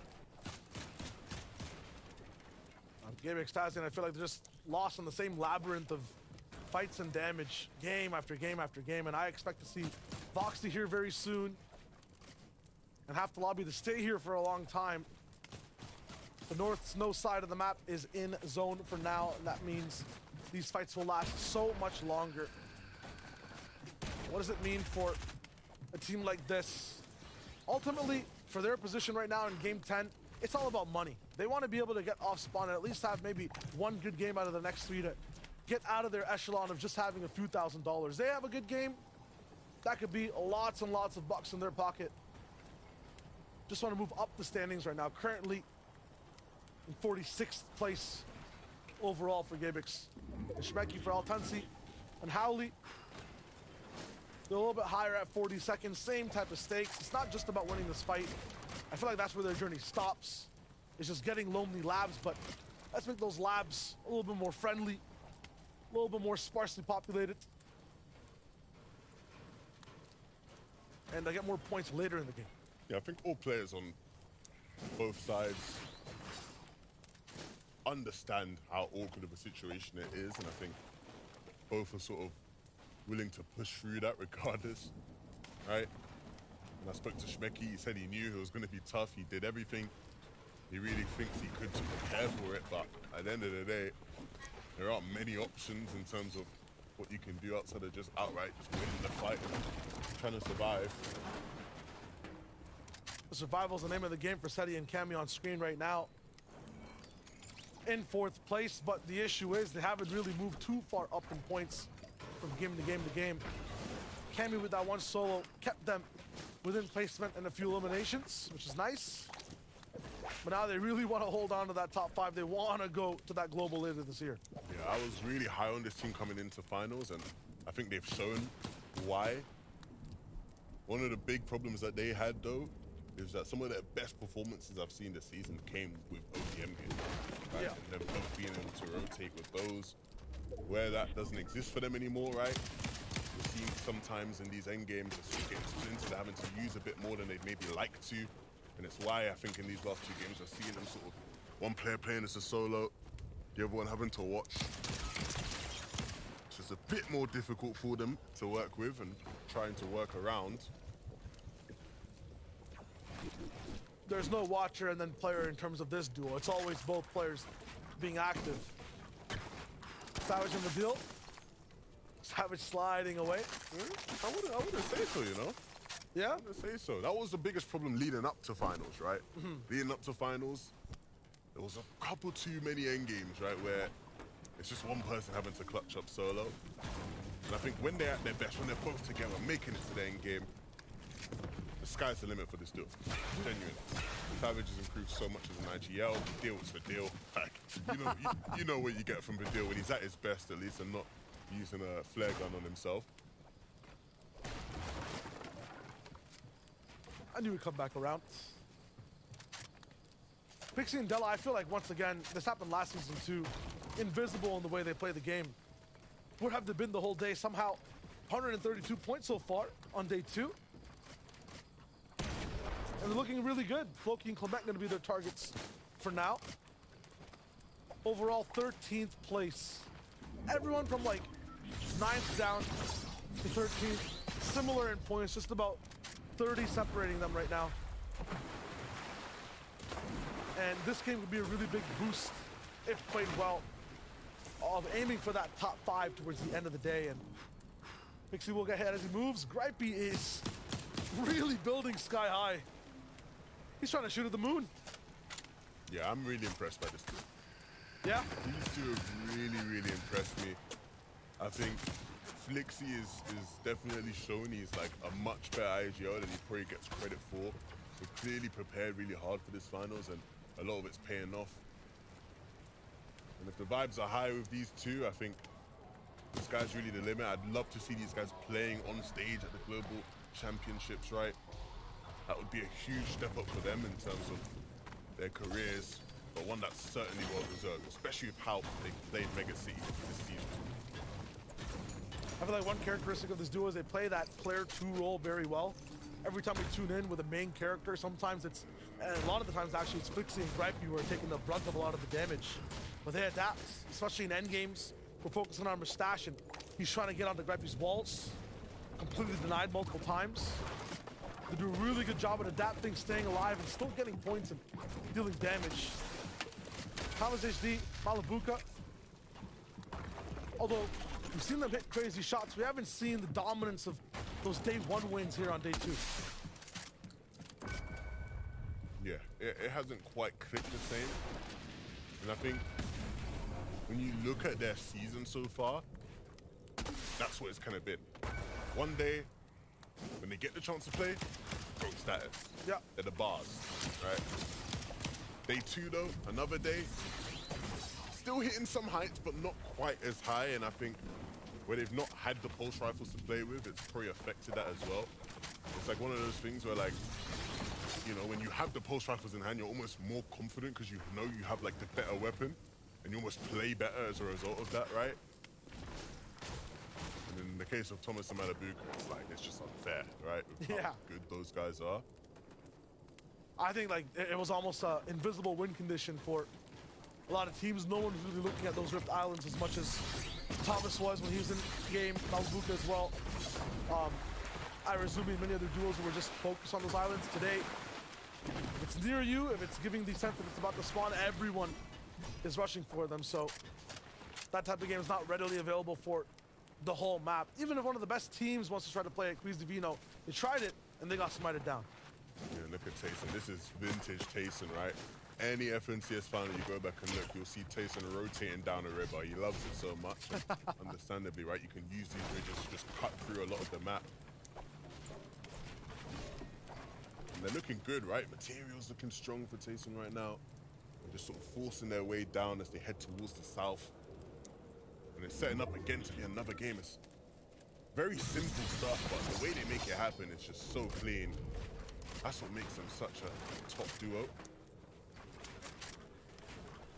Lucia Steno basing up over Vino. Trying to see Queasy's name somewhere. Should be alive somewhere close by. Yeah, he goes straight over the main building at Kenjutsu Crossing. Want to see exactly what's going down for a lot of these teams, including Lucian Steno. So, Mini, what you got for us? Thank you, Shai. Now, Lucian Steno, one of our teams that want to try and make it into those global championships. And the way that they're doing this is very, very good so far. Off spawn, they're able to land on those kinetic blades, which just gives them the flexibility to play very, very split when it comes to off spawn surge. Of course, we see Steno here boxing up on one of these buildings, getting all of that elevation. But because there's so many teams around him, he can't stay here for too long. Of course, then using that kinetic blade to rotate back over to Lucy, and then they can get together and make those dead side rotates that we're seeing them do right now. Really great stuff from this duo. Yeah, the changes to their early surge is so important, right? Yesterday it would be contested by Firebro and Arctic, right? So they had a bit more early surge dealt when they were winning their fight off spawn. This time around, those guys have dipped, so they have to adjust. They have to sort of re-strategize, figure out a new plan, and they're doing incredibly well, sitting inside the top 10, just outside of an opportunity to sort of get to global championships. And the things that Miniman are highlighted there, they are well on their way to moving towards that point. Look like an upper echelon, top-tier team that's always in control of where they want to be, rather than succumbing to surge and forcing themselves to go for fights, which is what they were doing historically before. So, absolutely good upgrade. Map and eye drop. I mean, pulse rifles are not. They have really tempered their aggression. Have chosen the best avenues when it comes to bases and movement from zone to zone. And both those players are looking so good here on day 2 to just hold on to that 5th place spot. It's eye dropping map against Vanyak and Carmi. Trying to see who can qualify for those globals. Who was it? I need to know. Weeds! With the bullets that just don't miss. Oh my goodness.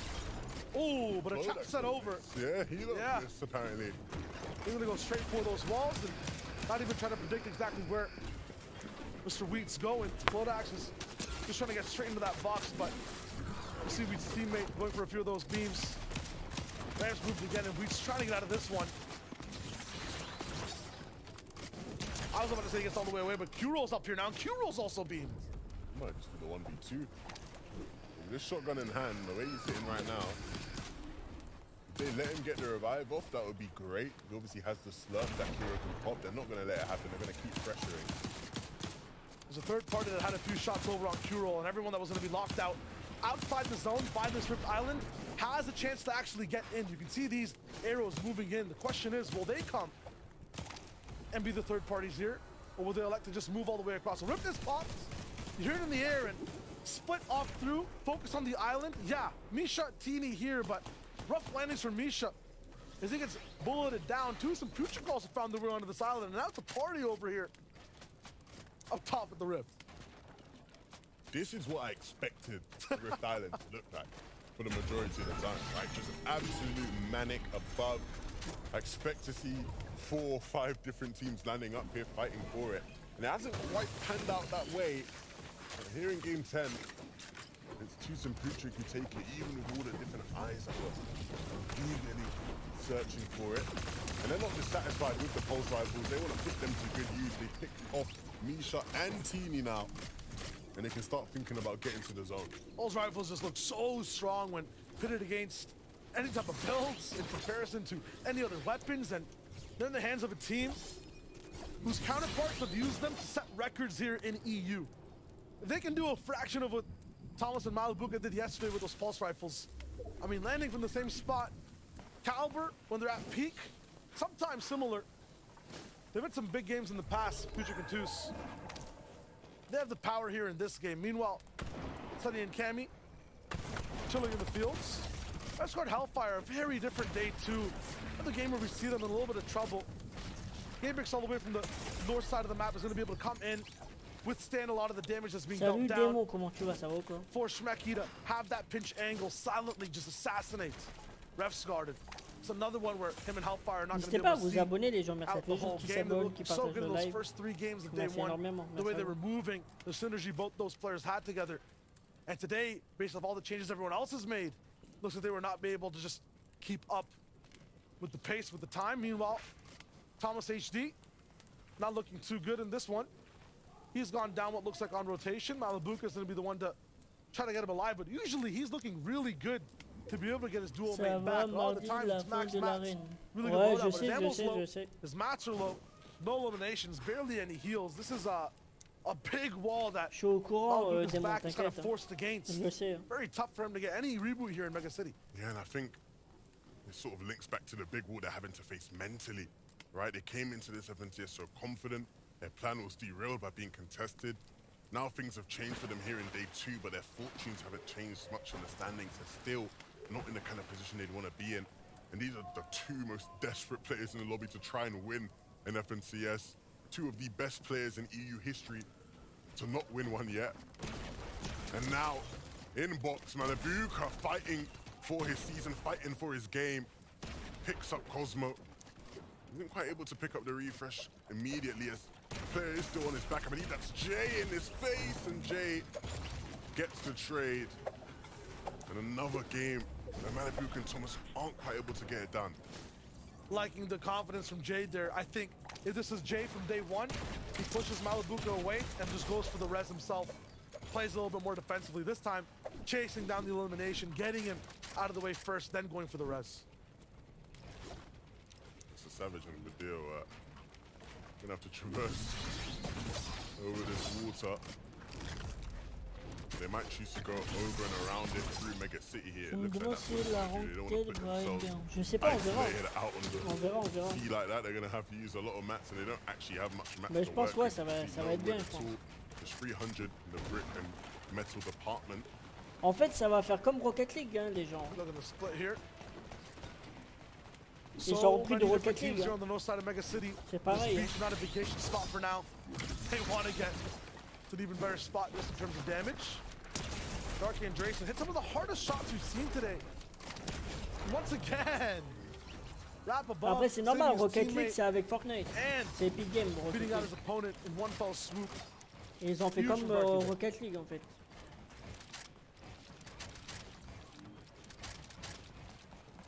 1,000 damage almost above surge for Mixon and Botcha. But things are going a bit quiet for this team. They started the day in 3rd place, things were looking great. We were picking them up, hyping them up because they were playing so well. They have not kept that same standard from yesterday. They've slipped out the top 5 now, and they are trying to push to fight their way back in. The thread's still connected though, I would say very, very thinly. I feel like if they lose out on this game, in terms of even just keeping up with points, that thread snaps. What's it connected to? The top 5, the global championships. They're in 7th overall right now. Botcha's already lost a lot of his shield in this fight. One of the most hardest hitting box fight duos so far in the FNCS and EU, Diox and Alex. Not gonna make it easy for them. Yeah, they have to start thinking about how they're gonna get to zone. I think they can start to move a bit towards the south and probably be a bit freer as well. There'll be plenty of line of sight they can use just to sort of go unscathed. And in a situation where they may not be in the most fruitful positions when it comes to loot, that will definitely work well for them. On the other side of things, Easy and Dino in a position that they're very familiar with here on one of the sides of the 7th zone. Look to pressure those teams all around them. Once the zone opens up, they're able to claim the space they like, claim the space they want.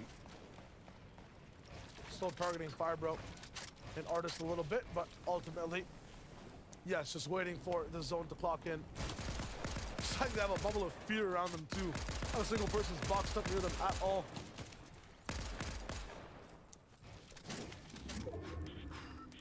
I'm liking how good Savage and Vidil look now before single digits above the threshold. They've done some work, but we're gonna have a lot more to do. Not only is there more damage to be done, there's so many players coming through now, so you have to pick the correct moment to edit through and get a shot off. And the setup for this game looking much more like what we saw yesterday. We did think that after the win last game, there'd be some sort of change, some sort of monumental shift in their momentum. But right now, slipping back into old habits, and I think right now, they're going to desperately have to hit some sort of shot. I think Savage wants to try and hit someone gliding through the sky. It's going to be so tough to do. They might need to rely on their shotguns here if there's any hope of saving this game. And there are some Frenchies lurking just to the left of them. iDrop struggling there to stay alive, but moves back out of the way. And their spray might just be in vain here. That number not changing on the right side. 75 below still for Savage and Vidil. Big thing too, everyone who's on the same layer as them, not really elevated. They want to spend the mats. Savage there with the edits. Is able to be absolutely synergistic with Vidil, but now that synergy's put on a timer. How far will they last in this game? How many mats do they even have to play with here? Not even just damage, they need a full refresh for this one. They want to have any sense of control. There needs to be a bigger sense of urgency. That's the problem. They were trying to look for opportunities to chop somebody out and drop somebody down. But it didn't quite happen. Fortunately for them, right? Surge stops ticking. The amount of players in the lobby is sufficient.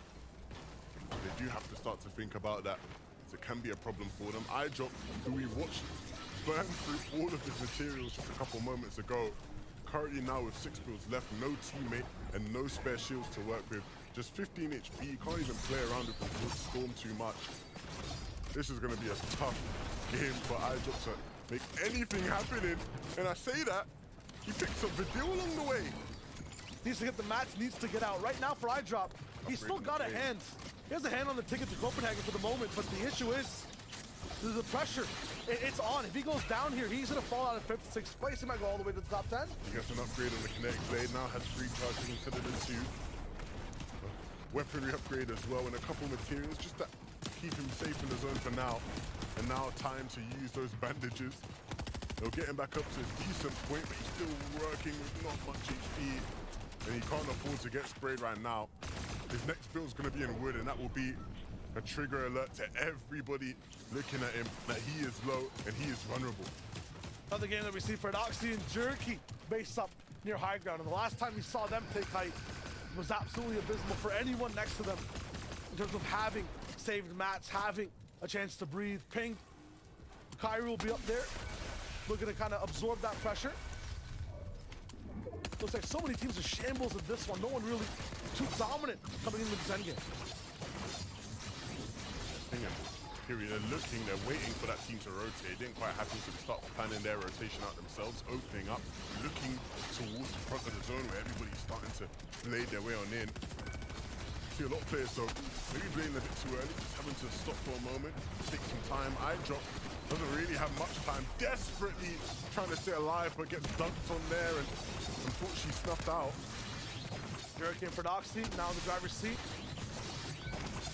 Have time to actually have something happen to them, but now it's just going to be Ferdoxy who has to play. Will have a kinetic blade. Jerky not going to see the end of this one. Cammy and Seti will be able to absorb a lot of pressure down below. Mr. Savage, 400 below. This is just tough. You saw Vidil go down. Mr. Savage looking a lot worse in this situation. Just doesn't have the HP, doesn't have the man, has some courage, but courage is not enough in this situation. Flixie and Gravity have to be happy. So many teams that are inside that top 5, that top 7, who are right hot on their tracks are falling one by one. This team was in the top 3, whose opponents have already gone down this game. Tayson and Mustache, they have a chance to just clinch on to that second to extend the lead that they have inside this top 5. Meanwhile, leaders of the region, absolute tyrants, Vino and Queasy, looking a bit lost in the boxes. Vino there, bit of a blunder. All of the Queasy now, we're gonna have to see a different type of game from him. This is not gonna be an easy win. He can just sleep on high ground now. He has to actually get active here and land a few of these shots. Yeah, split up on the blade rotate, and it cost him. You have to follow each other tightly, otherwise you can all go to shambles. Mixing and Blackshot in the storm now, dropping down to low, and they see Kiri. They know he's an opportunity, and they're just gonna keep forcing their way into his face. No mats, no chance, no health. They're gone. Flixie right beat, another contender. fallen right before them, and they look so healthy for the moment. Right, allez, Solari, allez, Solari. Allez, Solari, allez, les gars, allez. Allez, c'est la Solari. Allez, Floki, allez, Clément. Allez, allez. This is where the real placement starts to come in. The majority of the points, and it's also Flixie to keep the dream alive. Yeah, but the problem is he doesn't really have much space to work with, just using the space he has. Now running around on builds that aren't his. Needs to be careful. Players in the backside of the zone. Connects with one, but the wall is there to block it off. He sees the players beneath him. He doesn't know which one to hit, but he hits the flying shot. It's Pablo Wingo he takes down. And that's been everything for him. Blocked from getting into zone, but just here, bounce back zone as well will benefit him so much. Almost had a perfect lane. Almost had the sun in his sights, but he's still trapped down. B-ball up top. Clouds looming. It's pulse rifles. Flixie from the right side is going to be constricted. Can't breathe, and he'll fall to Jay. Default and Kirby, they're going to be playing this through too. Looking for more shots as men fall down. Default's not going to miss a single chance to do that damage. Getting crucial mats to keep his run alive. Seti and Cammy are still in this one and are just starting their reign. Seti and Cammy, this might be their chance for redemption. Oh might be their chance to finally pick up the victory royale that we didn't quite see them get. They got a couple second places, and now it's their time. But no, Cammy falls. Seti has to clutch up hard. Two different angles of pressure coming in. He's blocking off the pulse rifles from up top, but how far that can actually last is the big question. He drops down, and Carmi's gonna stop him and distracts Carmi, who's trying to move up that top five. Shimoki, Swizzy also seeing their first chance at this one. A huge endgame for him. 114 points on the day. They're moving up the standings. This top five is looking really close by the end of this game. Cosmo falling down. Shimoki with the blocks. I mean, he's making sense of an impossible situation, but he's not going to be able to see the light of day either. It's up to Toos, who's shot down and making things going close and personal against Cosmo. He'll wrap up the game. And this one that they have pulse rifles, and this one where they have the power, they turn it into points. It's Toos and Putrick with a win. They gave up some space at the racetrack, and the question was, would that benefit them? Would that stand to be any sort of significant change in their fortune? And finally getting a chance to win a game. The pulse rifles being a big help to that, but they took height and they held on to it incredibly well. They used that formula, they used the Rift Island, they used the power they have to absolute efficiency. That's a beautiful win from Toos and Putrick. Yeah, and I think many people might forget these guys have been here in EU in the biggest stages for years and years now. They know how to do it, and finally getting a chance to strut their stuff. And not in an easy game as well. We saw so many different duos alive very deep in that game. They had to just sort of roll through everybody. Not a double-digit elim game by any means, not something too flashy, but enough to get the job done. They're going to make it so scary for so many other teams on EU. And that's not celebration, that's relief, I feel like, from the face of Putrick. He's back in this one. A catch-up game for the boys. A very nice win in Game 10. Understandably, right? The relief is relatable because after the back and forth we saw off spawn yesterday, it didn't really feel like we get a chance to see them win a game like this. And so big props to them. Can they do more with this is the question. That is the big question. So many other teams have that sense of relief on their face. It's a shake-up here in EU in Game 10. Adam, Analyst, what do we got? Well, we're all feeling the reverberations from the shake-up there as Toos and Putrick go on to win game number 10. A real switch up there. High ground reigning supreme once again, Dirty Carter. Yeah, I mean, we saw on day one, they were having a little bit of trouble contesting Thomas HD and Malabuka. Both duos weren't having the best of times, but you saw the relief, like Shayo said, once they got that victory royale. Yeah, turns out if you don't just immediately 50-50 off rip, it makes the game a little bit easier to play out the duration of it. And Toos and Putrick, this is kind of what we were asking for, I think, at the top of the show, is for them to capitalize on their off-spawn situation. And this, I think, was a perfect example of what this duo is actually capable of. Putrick knows as well. If we have those overclock pulse rifles, we've got to make them work for us, and they did. You can feel it coming out of the screen, the energy there as well. Just as we said, the relief of not only just winning one of the games here at Grand Finals, but of getting those much-needed points as well. With only 2 games left to play, there isn't much time to get these points. Let's take a look and see exactly how the standings look right now, as we only have 2 games left. And as per usual, Queasy and Vino are rocking the top spot with 676 points. However, you can see we're starting to really see some changes, only actually minor ones, between 2nd and 5th here, with a few places up and down here and there. And Cammy and Seti still remaining firmly in the race here. 3rd position to Carter. They're looking great. I mean, they were in 2nd going into the day, so they have dropped down to 3rd overall, but I wouldn't be mad with 3rd place. That's more than enough. It puts you in qualifying range for the Global Championship. Reminder, it is 5 spots available. And I actually saw Tayson and Murstache in that 2nd place spot, so they're going to actually add one spot onto it. Will be top 6 so far, but looking at the highlights from Champion Séries, I mean, they speak consistency, and if they keep it up, hopefully they can maintain that top 5. And it's definitely still feasible for them to try and overtake Mustache and Tayson yet again for that actual overall second place position. 9-point disparity is not really anything that Mustache and Tayson can feel too comfortable with. Yeah, what you need as well in this kind of part of the game, the tournament as well, you need to make sure that at least one of you can clutch up when necessary. And even though Cammy went down, Seti managed to go through, follow through and get there to the end to get some points, which is really, really pivotal. Let's have a look at some more kind of teams that are coming through as well, who are managing to get themselves in a good position now on screen. We see 4th position right now, Gripey and Flixie as well. 27 eliminations, 434 points.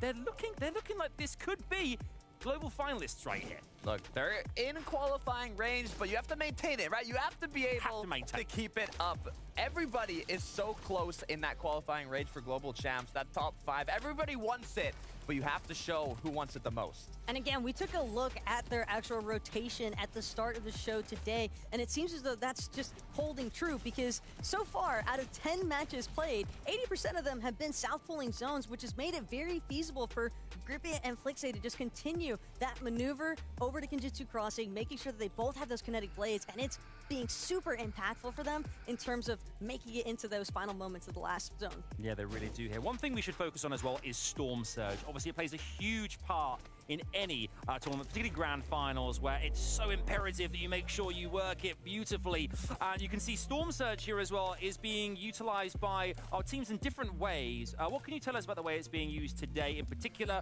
in grand finals day number 2, Takata? Yeah, so here we can see Ping and Kyrie, who saw that there was a south zone again close to Mega City. So what they chose to do is take some shots on an elevated position, but towards the congested side of that zone. So you can see here, hitting your shots, but it's all about the position you put yourself into to open up those opportunities to get those tags, Taco. Yeah, when you have elevation and being able to utilize those red eyes specifically, and like you mentioned, Takata, a lot of it was just keeping that focus on the teams that are trying to trickle in from the north side of the map. They knew, Ping and Kyrie, that it wasn't going to be very easy if they bottlenecked everybody, essentially, because where they were based up on the outskirts of Mega City just made it so much more feasible, X obviously being the indicator for where they actually chose to position themselves. So again, all these duos that are trying to make their way from Citadel, Anvil, Breakwater Bay, they're just essentially being trapped, forced into that congestion, forced into having to eat those surge tags essentially. So some nice builds and shields being forcibly expended by Ping. And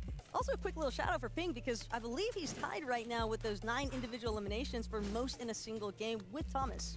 Yeah, we saw that actually earlier on today, and it's great to see, you know, as we said, this lobby it doesn't get much more stacked than this. It's grand finals, the best 50 duos right now, Major 2 are competing, and to get, you know, 1 elimination is one thing. I'd be happy with 1, but 9 is incredible. We've got lots to play for. Obviously, this is the penultimate game now, not long to go. Kind of the final chance here for players to really make a stand and get those points, get themselves in contention at least for global finals places, Takata.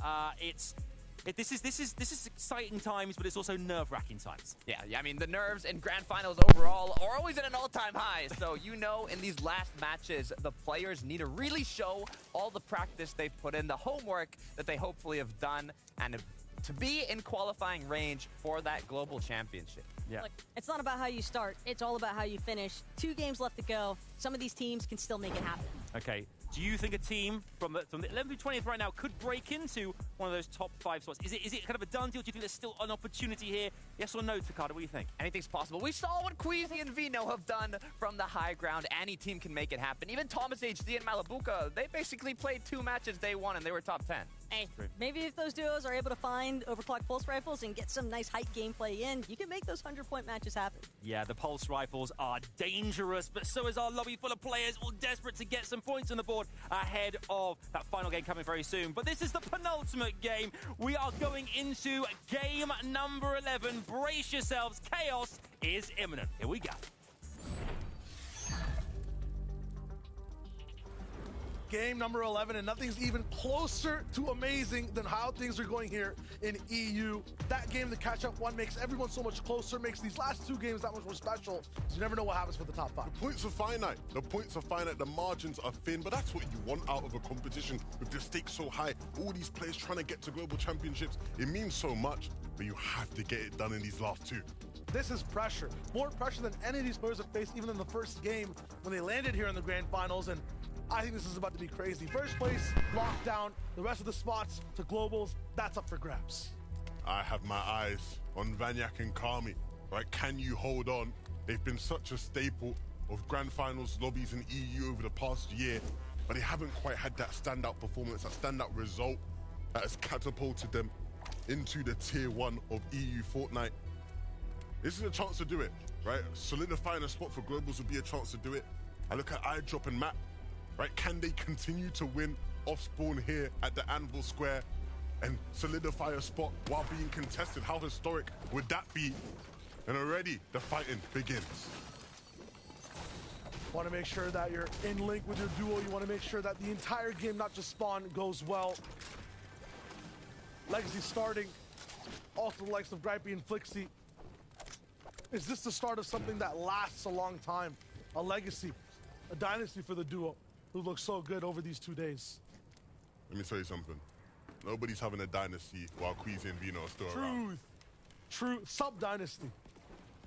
My apologies. I must have forgot. No one else has, though. Kefi Bachawa trying to find their way back, clawing through the ranks on day number 2.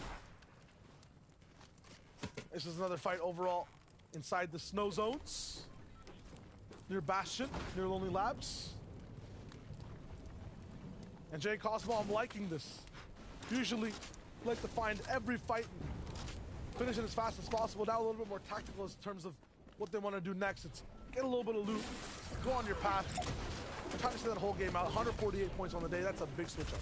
Yeah, but part of that is because they sort of got back to something familiar with what they were playing throughout the qualifying weeks, right? I talked about it yesterday. Jay and Cosmo throughout the qualifiers always contested on spawn. That's when they were at their best. Today, it's happened where Pachawa, Kefi landing on them, it can allow them to play the game they're more used to playing, whereas yesterday, we're sort of having to try a new style, figure things out. It's dope when there's a path laid out for you. Luce Steno off spawn looking so good, and the way that Luce is moving through these builds, he gets to have an even more active angle over and over again. Sometimes, though, you might bite off more than you can chew. Unfortunate for the duo is we hype them up, but they're not going to be able to see the end of this game. And that's some payback for Artis and Fire, bro. They have been in pain since yesterday. They got contested by Lucian Steno. They weren't expecting to be contested, and they really, really came out of it on the bad side. But here, in game number 11, turning things on their head, and like you sort of alluded to, N'hésitez pas à vous abonner, les gens. Merci à tous les gens qui s'abonnent, qui partagent le live. Lucian Steno, a team Merci very énormément, well ma within femme. the range of potentially getting one of those top 5 spots for the global championships. Having to watch here in the penultimate game puts so much more pressure on that off-spawn battle come game 12. That might be it for them. Might be it for any team that's kind of in the top 10 and falling here right now. I mean, we're seeing how well these top 10 teams are playing, staying alive game after game.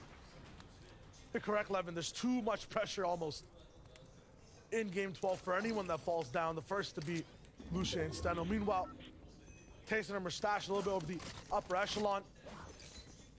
Have a little bit of breathing room inside that top 5. It's about 30 points in total, but they're neck and neck with their competitors, Seti and Cammy, right beside them. Just a little bit of a difference overall. It's a 9-point game.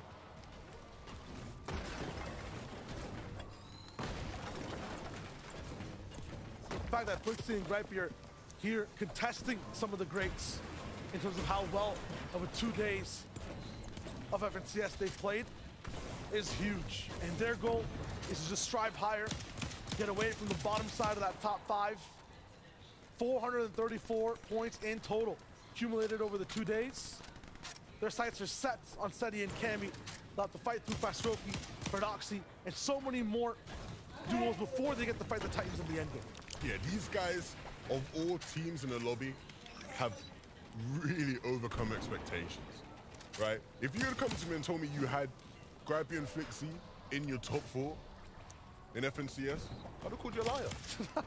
I'd call you a liar, I would. But these guys have performed so well. And I think it just goes to show, like, that when you work hard, these guys are in every script lobby. They're playing non-stop, they're watching, they're reviewing, they're thinking about how to improve their play.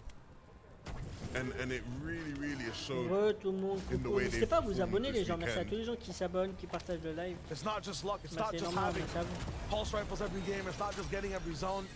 These guys have had all-round improvements, and that's so much fun to see. When it comes to heart, though, when it comes to a team that's been trying their best and given the opportunity to fly sky high, Paradoxy, Jerky on your screen have had some of the most powerful positions with the best loot in the game. But at the same time, I've been head-to-head with Vino and Queasy over and over again. Anytime they have height, they have power, it's Vino overtaking them and stopping them in their tracks. They started the day over in the mid-20s, have boosted themselves over towards top 15, but they need to make sure no one else gets in their way as they keep moving up throughout the day. Just 2 more games left. Savage and Vidil. I would say watching their game so far, it's been a coin flip.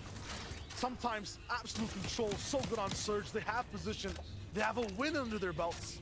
And the next game, Vidil trying to clutch out. Savage lost in the driver's seat. Which way will it go this game? Yeah, they have to have, you know, that sort of game performance akin to the best games they had throughout some of the qualifying weeks. It was so impressive then, and they have to sort of find that form now. Asa and Slove, we know what to expect from these guys, where it's just non-stop fighting, non-stop aggression. They've kind of been the protein of EU right now. We're watching the most in some of these mid-games and some of the beefier sections of the game so far, and they've gotten out of so many crazy situations. They've made things absolutely relentless for a lot of teams around them. But I think towards the back half of these games, they've kind of faltered out, and people are kind of tracking how pressure is being put down by some of these aggressive duos. And once again, Slove is down, so we'll see Asa trying to get him back up. Vanya did not see that angle, but look at the fearlessness from him. A lot of the times, I was even day one, Vanya would just box back up. Over here, he's ready to just clap back with a few more shots, and heals up, is ready to shoot some more. No, definitely not. That guy is always trying to take, always trying to fight. That's what makes him so good. Champion Séries maybe aren't as aggressive in their nature, but they still find them tags, they still deal that damage. It's why they're always going to be high up in those sort of rankings, even if they aren't high up in their limbs they have in total. And this is why just rotating through this area is pretty strong, where you can sort of use these trees as line of sight, hop from bush to bush, take trades like this. If they have bush warrior, it's obviously very beneficial to sit in bushes. If you're not having that chance to get grassy with it, Mixon and Blacha will be sky high. We saw them utilize this type of high base over and over again on that first day, checking other bases around them, really controlling the space and getting the most out of damage on day one. And day two, sometimes Surge hasn't gone their way, but this seems like another game where zone's a little bit away from them.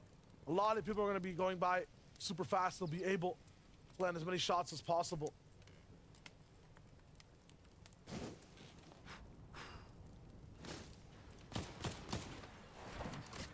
A bit of a cash battle on our hands. Mr. Savage and Vidil. We saw them rushing over to this area, and it was because they wanted to be first to claim the cash, and they have that space. It won't be completely uncontested. Sinhead seems to be eager to try and steal it away from them, but they're alert and they'll be ready. This fight can last a long while. Slappy probably going to be in for the next zone and a half. Hobbling on the prowl, gets Sky Dune, and unfortunately the curse of winning a game and not having the best one after the fact hits Putrid, as he goes down. The Q roll out of all people who were bullied off spawn. They find eliminations. Fire Bro, although successful in defending the off spawn location, are going to run into Thomas HD and Malabuka, and they might not be used to having this big of a firepower in front of them. Box to box. Also looks like they're fighting over a cache.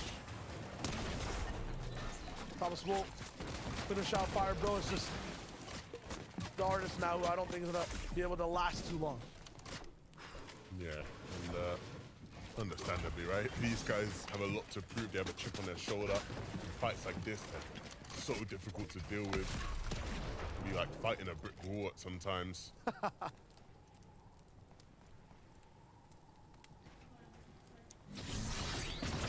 Artist lets go all the way away. Mistakes for them. I mean, every point they get, the longer they last, that's just more money in their pocket. They're looking to get towards that top 20.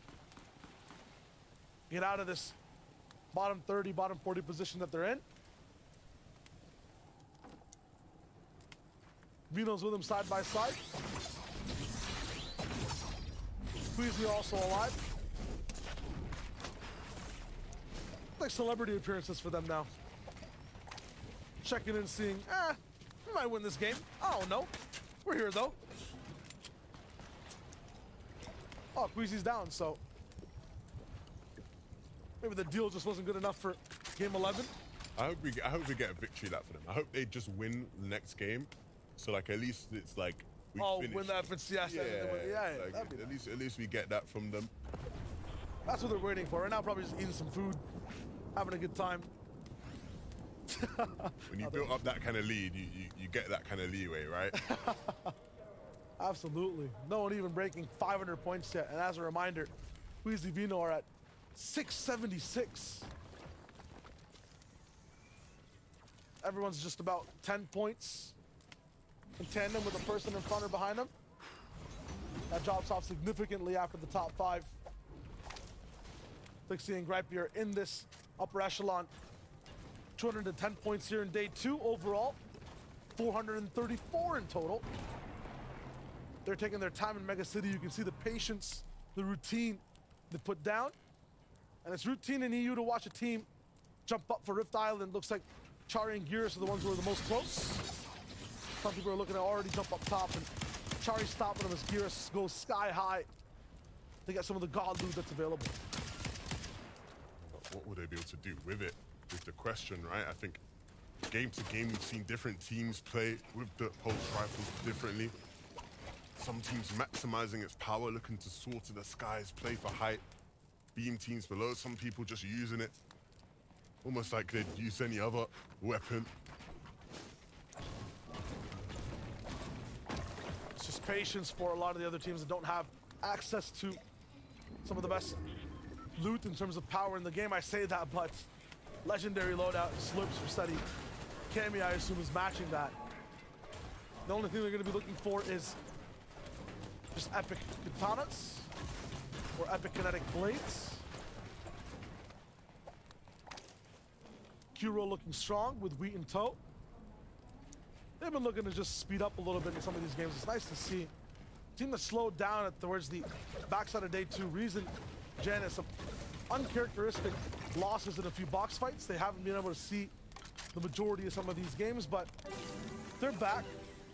They're looking to climb. They're going to have a very big 2-game jump, but that means this one has to be at least a top 5, top 4 finish. Yeah, they'd have to have 2 really strong games to close things out.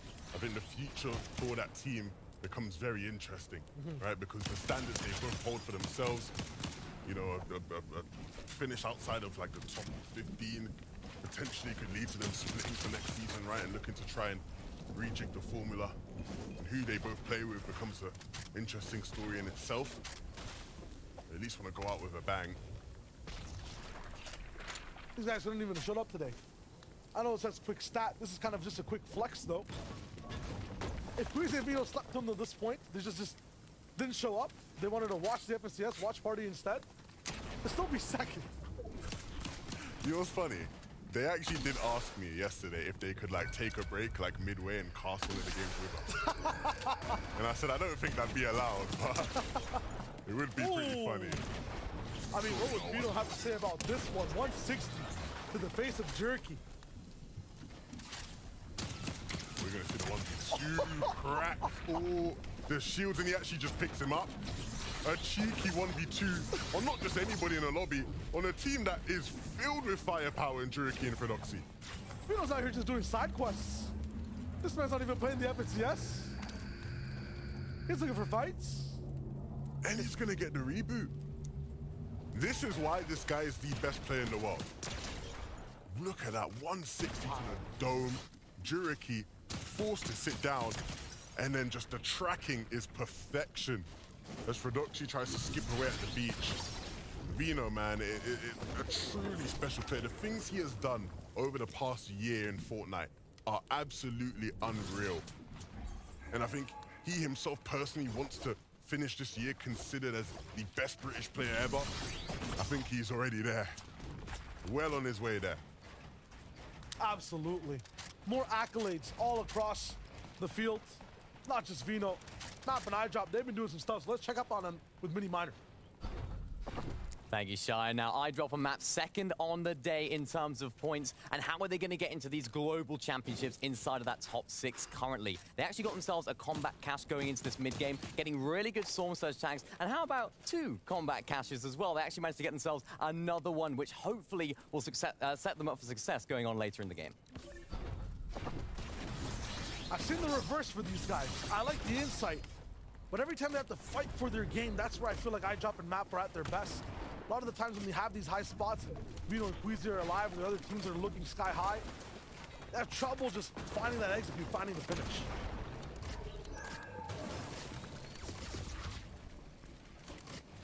Mix and blotch, I mean, this is not the same pattern we saw on day 1 or day 2 when it comes to how they were dealing with Surge. That high base at the start of the game hasn't found too much. Not too much at all, and now 186 below. This is not a time to hesitate. I think they're just looking for good timing here. That splash will give away that these guys are in a little bit of trouble. It's default and curb that they're going to be up against, and that's not an easy fight that goes by fast. Yeah, these guys, Surge ticking away at them, they have to start coming up with a solution. Curb is just patiently waiting on that edit. He realizes that those two are in a world of hurt, but there is no urgency on their side. They're not pushing for the fight. They'd rather wait for Mixon and Blackshot to make a mistake of their own. You can see them again just aggressively pushing 289 below. That's such a big chunk of damage that they have to make up for. Yes, the plan is just to wait for more people to come in, try to heal out this zone, and they have a keg. They have some splashes, but they'll be running out soon. SMG and a shotgun in Mixon's inventory. I mean, it's not the best for the entire game, but it's the best thing they could do for this fight. They started fighting a little bit ago, maybe is a little bit more in their favor, but now affected in shields, affected in mental capacity too. They let them just go out, pick up Zara first. Dropping off the top road, does Zara see it coming? No, double cone, and he escapes just momentarily. Mixon almost had it. It's full wood build, and it seems to be a solo. Mixon effective as he tries to get into the box. It's not gonna work. Watcha now is forced to just go through all his heals as lightning keeps striking. An absolute disaster for this team. Yeah, this is just not what they needed. As much as he'll push his way into the box and try and fight till the end, this is a team who looked like they could have potentially gotten into the top 5 global championship spots, and it's quickly slipping away from them. This last game after this one is going to have to be their best performance if there's any hope of them reclaiming one of those spots. How many teams have that tagline other than the 11, right? Like, there's so many that have gone down so far, so many that are just having the same routine in 17th, 18th, 19th place. If they don't level up in this game, if they look to be the same old, everyone's gonna have to have that one big game. It could just be a tower collapsing on itself as everyone tries too hard to go for a big win. The difference is that a lot of their biggest competition for that is alive in this game. And so they are going to start closing that gap, maybe even overtaking them. So they've just lost one opportunity, right, to solidify that. And that just adds extra pressure to them. Vino setting records and setting the same rotations again and again. Sees Twy up top, and this man is so low. Vino could pick him up. I think Twy's gonna be desperate coming into these boxes too, probably low on Surge, but never mind, he'll play it away. They found such a good line to get in. Old build, perfect rotation. Probably end up blading past the team that's in circle as well.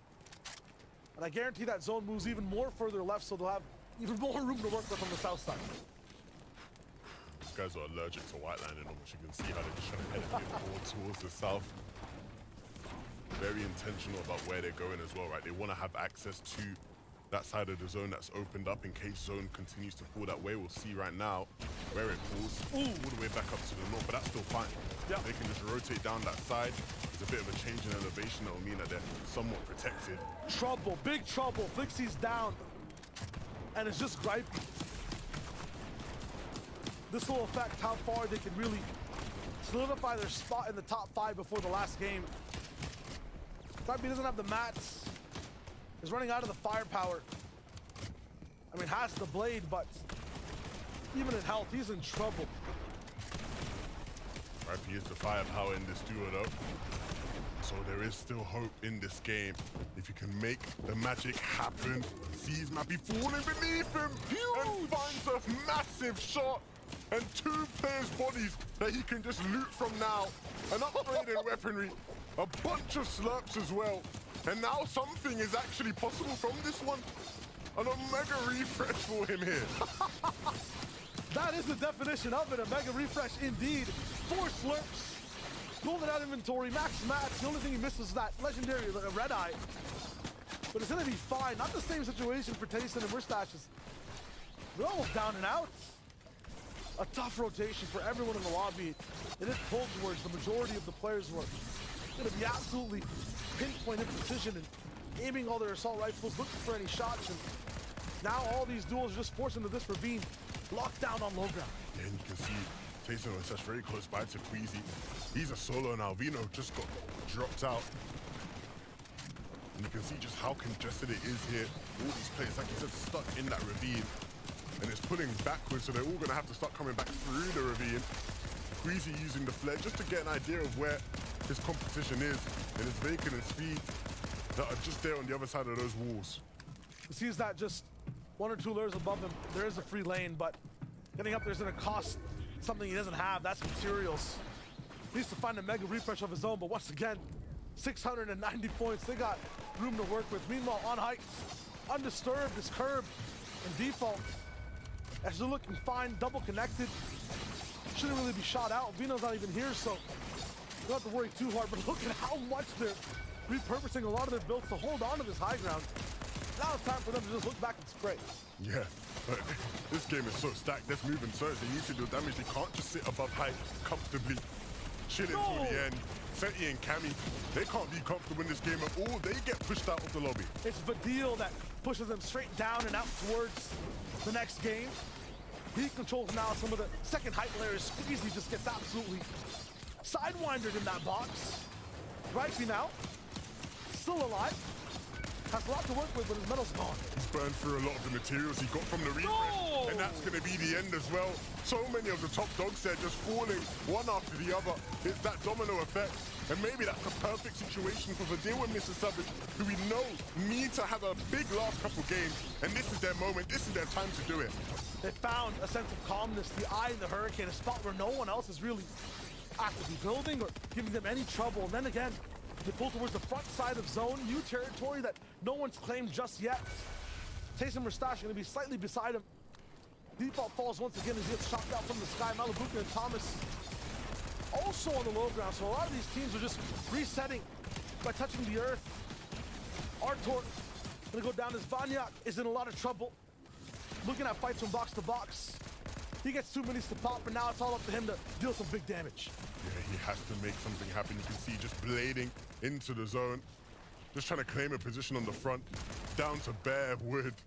And he has to be careful. There's players all around him. Those players beneath him might be an opportunity for him. Trulitz and Cheeky just running away. There's a player here on this layer as well. The shot doesn't connect. He's still going to look for it, though, because he knows he has to connect with a shotgun if there's any hope of staying alive in this game. Every inch of new land taken over, every box that's open is solo trying to survive is taken out. If you do not move fast enough, if you're not at caliber, you are gone. And Tayson falls under the stress test as well. Malibuka not going to be able to heal this one out. Thomas HD has that slurp in tow, but does he have the time to actually pop it is the question. Pressured once again, you do not have a second to think like in this endgame. Nobody has the time. It doesn't exist. It's being squeezed out from beneath their feet. And Mr. Savage and Vidil, they're trying to do another one. They need another victory out, and they're set up perfectly to do so. We talked about them having a peak game. That's exactly what they need to have a chance at that top 5, a chance at globals, and that's exactly what they're going to be reaching for here. They're not looking so good, but I see a knoll in the grass. I see a little bit of trouble here. That's Thomas HD that's moving in. Unorthodox rotation from the backside. He's popping that mist and rolling.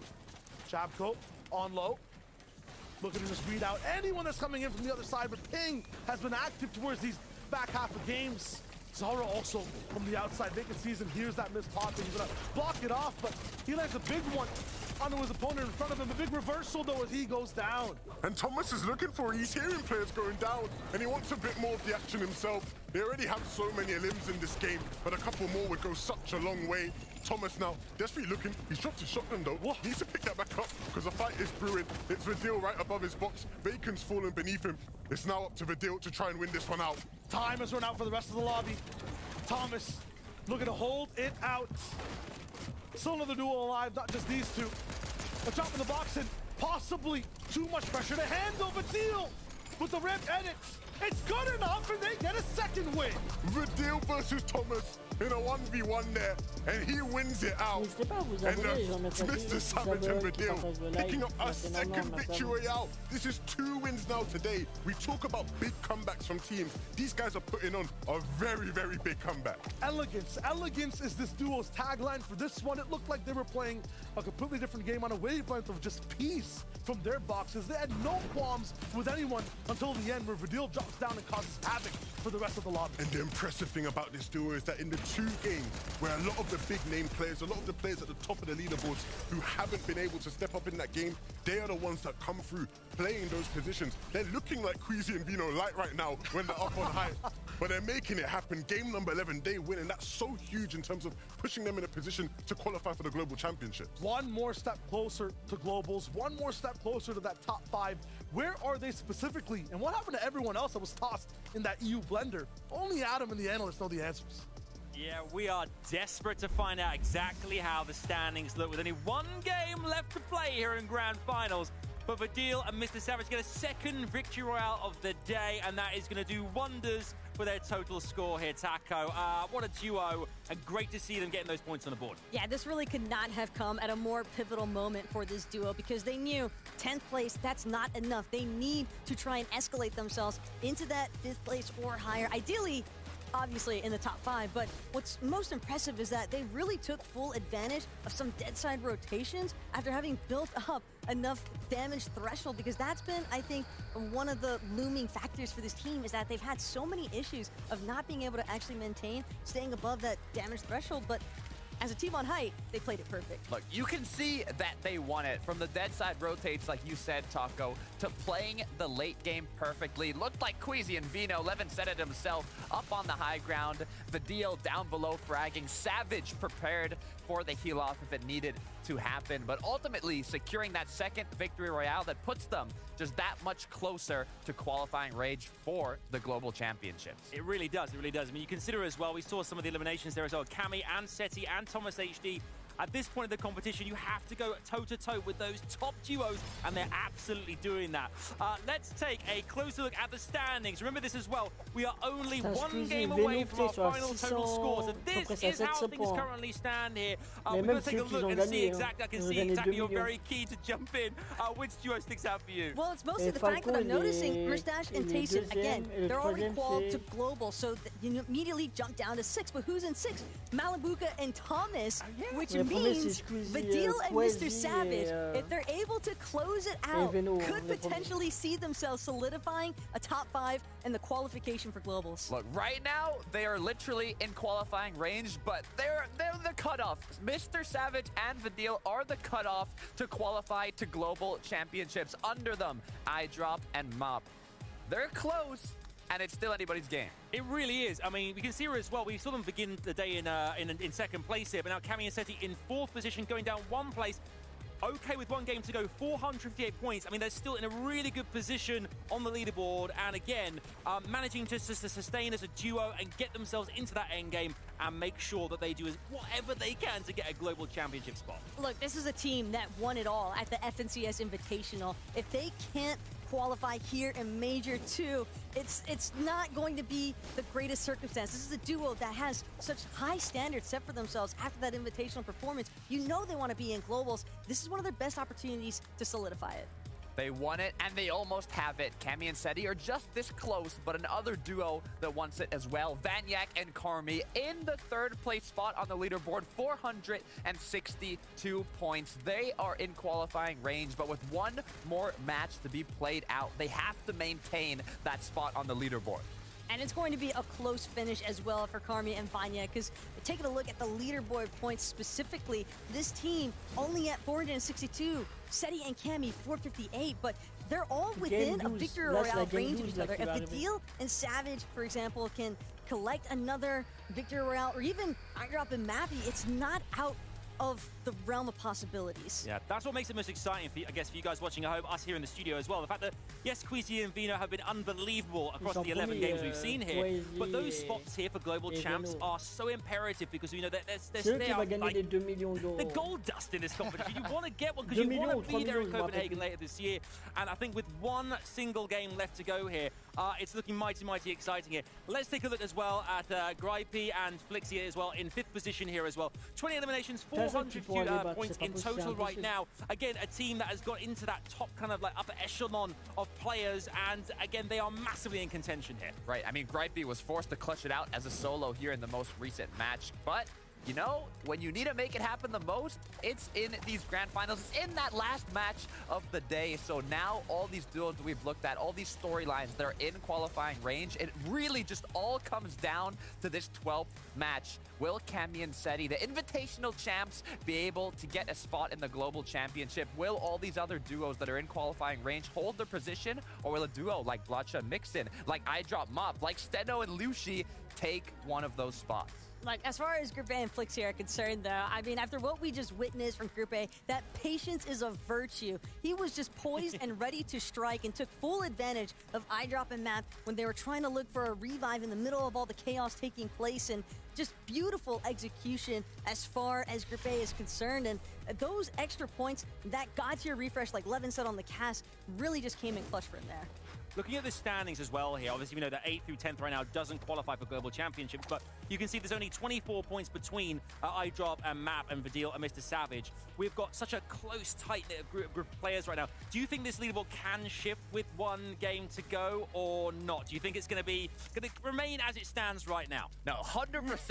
The tables can't. We're on a rocky boat right now. We're drifting through the ocean, and one wave is all it takes to mix up this leaderboard. Yeah, that's right. I mean, we are all aboard the SS Grand Finals, and anything is possible, Taco. Yeah, I think especially, though, with the way that things are shaping up, it is such a close finisher here for these teams that are trying to just figure out if they can maintain top 5 or squeak their way through.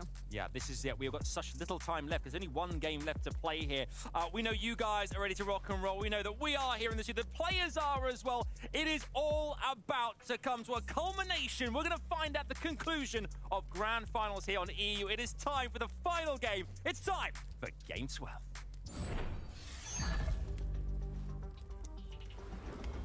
Two days of competition in EU, some of the most unprecedented things we've seen, and we're here now, 11-2K, an unstoppable force, immovable object, and 50 of the best duos in the world.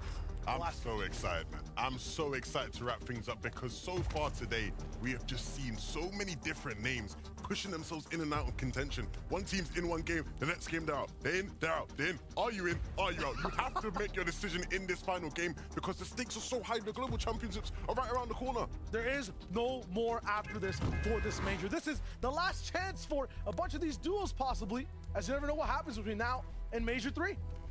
I honestly cannot wait, not just for the conclusion of today, but the implications after today, right? Because we know, players are desperate. Players are hungry to make it to the Global Championships. I would not be surprised if a lot of the players in this lobby decide, look, switching it up for the next major. Playing with somebody else. I want to find something I want to find my partner. I want to find the Vino to my queen. Yeah. Right, that's what they're going to be looking for. Oh, but they're a dime a million, honestly. These guys, the way they play, what they've done today, 696 points. Huge and leading the pack in first place. Now, every off-spawn fight becomes a little bit more tense. You can see it's not 50-50 for one chest. Map and I drop, back it up a little bit, choose not to challenge. I want to prolong this as much as possible. Everybody in this last game, just a bit more cautious in their approach. Understanding that it's your last chance. Even if you aren't one of the players competing for the win, even if you aren't someone in contention for one of the top 5 global championship spots, there's money on the line. Big money, big money. Big money on the line. And if you've been grinding all season long, you ain't just gonna let yourself watch the money pass you by. You're gonna try your best to move up, even if it is just a tiny bit in the standings, to get that extra bit of Wonga. Tusim Putrick, who we saw win a game earlier today, here against their biggest rivals of the weekend. Let's finish it there as we started it. At the very beginning of EU's FNCS. A fight on a racetrack where both duos move super fast. Malibu and Thomas HD, Tusim Putrick just want control, or maybe a little bit of nostalgia. That first day, every single game, they went head-to-head. Anytime they tried to escape a third party as well, picked them all up. But this one is tempered, a little bit more calculated. They want to leave a message here. It's not just about this FNCS, it's about the future, it's about globals. Yeah, as it stands right now, with Mustache and Tayson being in second place, the slot has moved down to 6th in terms of who gets the spot for Global Championship. But because Malembuka and Thomas are 6th, it's moved down to 7th. Which means, as it currently stands, Vidil and Mr. Savage would qualify for Global Championships. The team on our screen here, Vanyek and Kami, would qualify. Gripey, Flixi, Seti, Kami, Queasy, and Vino. Those would be the 5 teams who qualify to the Global Championships. And what 5 teams that would be. But they have to make this game count. And for Gripey and Flixi, trouble in paradise here. Mega City has been a stronghold for them. And here in game number 12, Flixi, the leader, he's down. I've got goosebumps, man. It can't end like this. They've had such well-structured game plans. So many good games in a combination of both days. I'm not sure if Gripey has that reboot just yet, but he does not have the firepower or the know-how to even take on a duo. And it's not endgame. He's not going to be able to just look at a box and get a mega refresh, so this is not the same situation that we've seen Gripey come back from this early before. Meanwhile, Mixon, Blotcha. I mean, these guys started off the competition strong when it comes to unexpected stories. Where do they come from? How are they maintaining 3rd overall on day 1, 4th overall on day 1?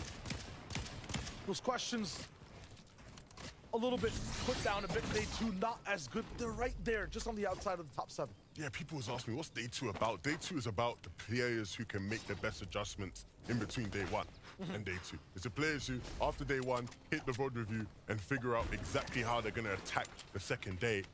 And for these guys, that second day has been the hurdle they've stumbled over. And hey, even if they aren't able to solidify that spot for globals, it will be a massive, massive learning lesson. I will guarantee that they will come through in Major 3 and make amends. But hope's not lost yet. Not at all. This is a team that's got a new hope. A fire under their feet. When it comes to hurdles, they've leaped past them. I drop in map.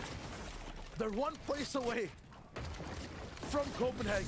One place away from globals. And they're trying their best to stay in. And think about who they're going up against for that one place. I drop in map versus Mr. Savage and Vidil. iDrop and Mr. Savage were playing with each other the past 2 seasons, and it didn't go as planned. They were landing at the Anvil Square, they were getting contested, and quite frankly, they were losing a lot of the time. And both players, right now, battling for that spot. Who is going to have the bragging rights over the other? N'hésitez pas à vous abonner, les gens. Merci à tous les gens qui s'abonnent. We know for Savage and Vidil, this tournament, these 2 days have been glorious. 2 wins, at least, on day 2. I mean, these guys just look brand new. And when it comes to games where Queasy and Vino aren't in the mix, when it comes to games where some of these top teams aren't here to kind of have control of high ground, they're the third ones up, the fourth ones up that just guaranteed win the game. And it's good, right? It shows that they clearly have an understanding of how to execute those sort of plays, those sort of moments. I think after their high start to the season, I spoke to their coach, Bloodex. He said that there was an air of complacency that had just slipped into them just because of how good they were doing. And understandably, right, especially with how long it's been, I think, since we've been able to see Mr. Savage do so well. But now finally getting back to being humble, being hungry, which is what it's all about for that duo. Ironically, that was one of the metas where you had to eat the most. Right. Now with that huge change, it's been a big step up to try to adjust to this type of gameplay. They should be good for this game, but they're going to be playing defense to stay inside the top 7.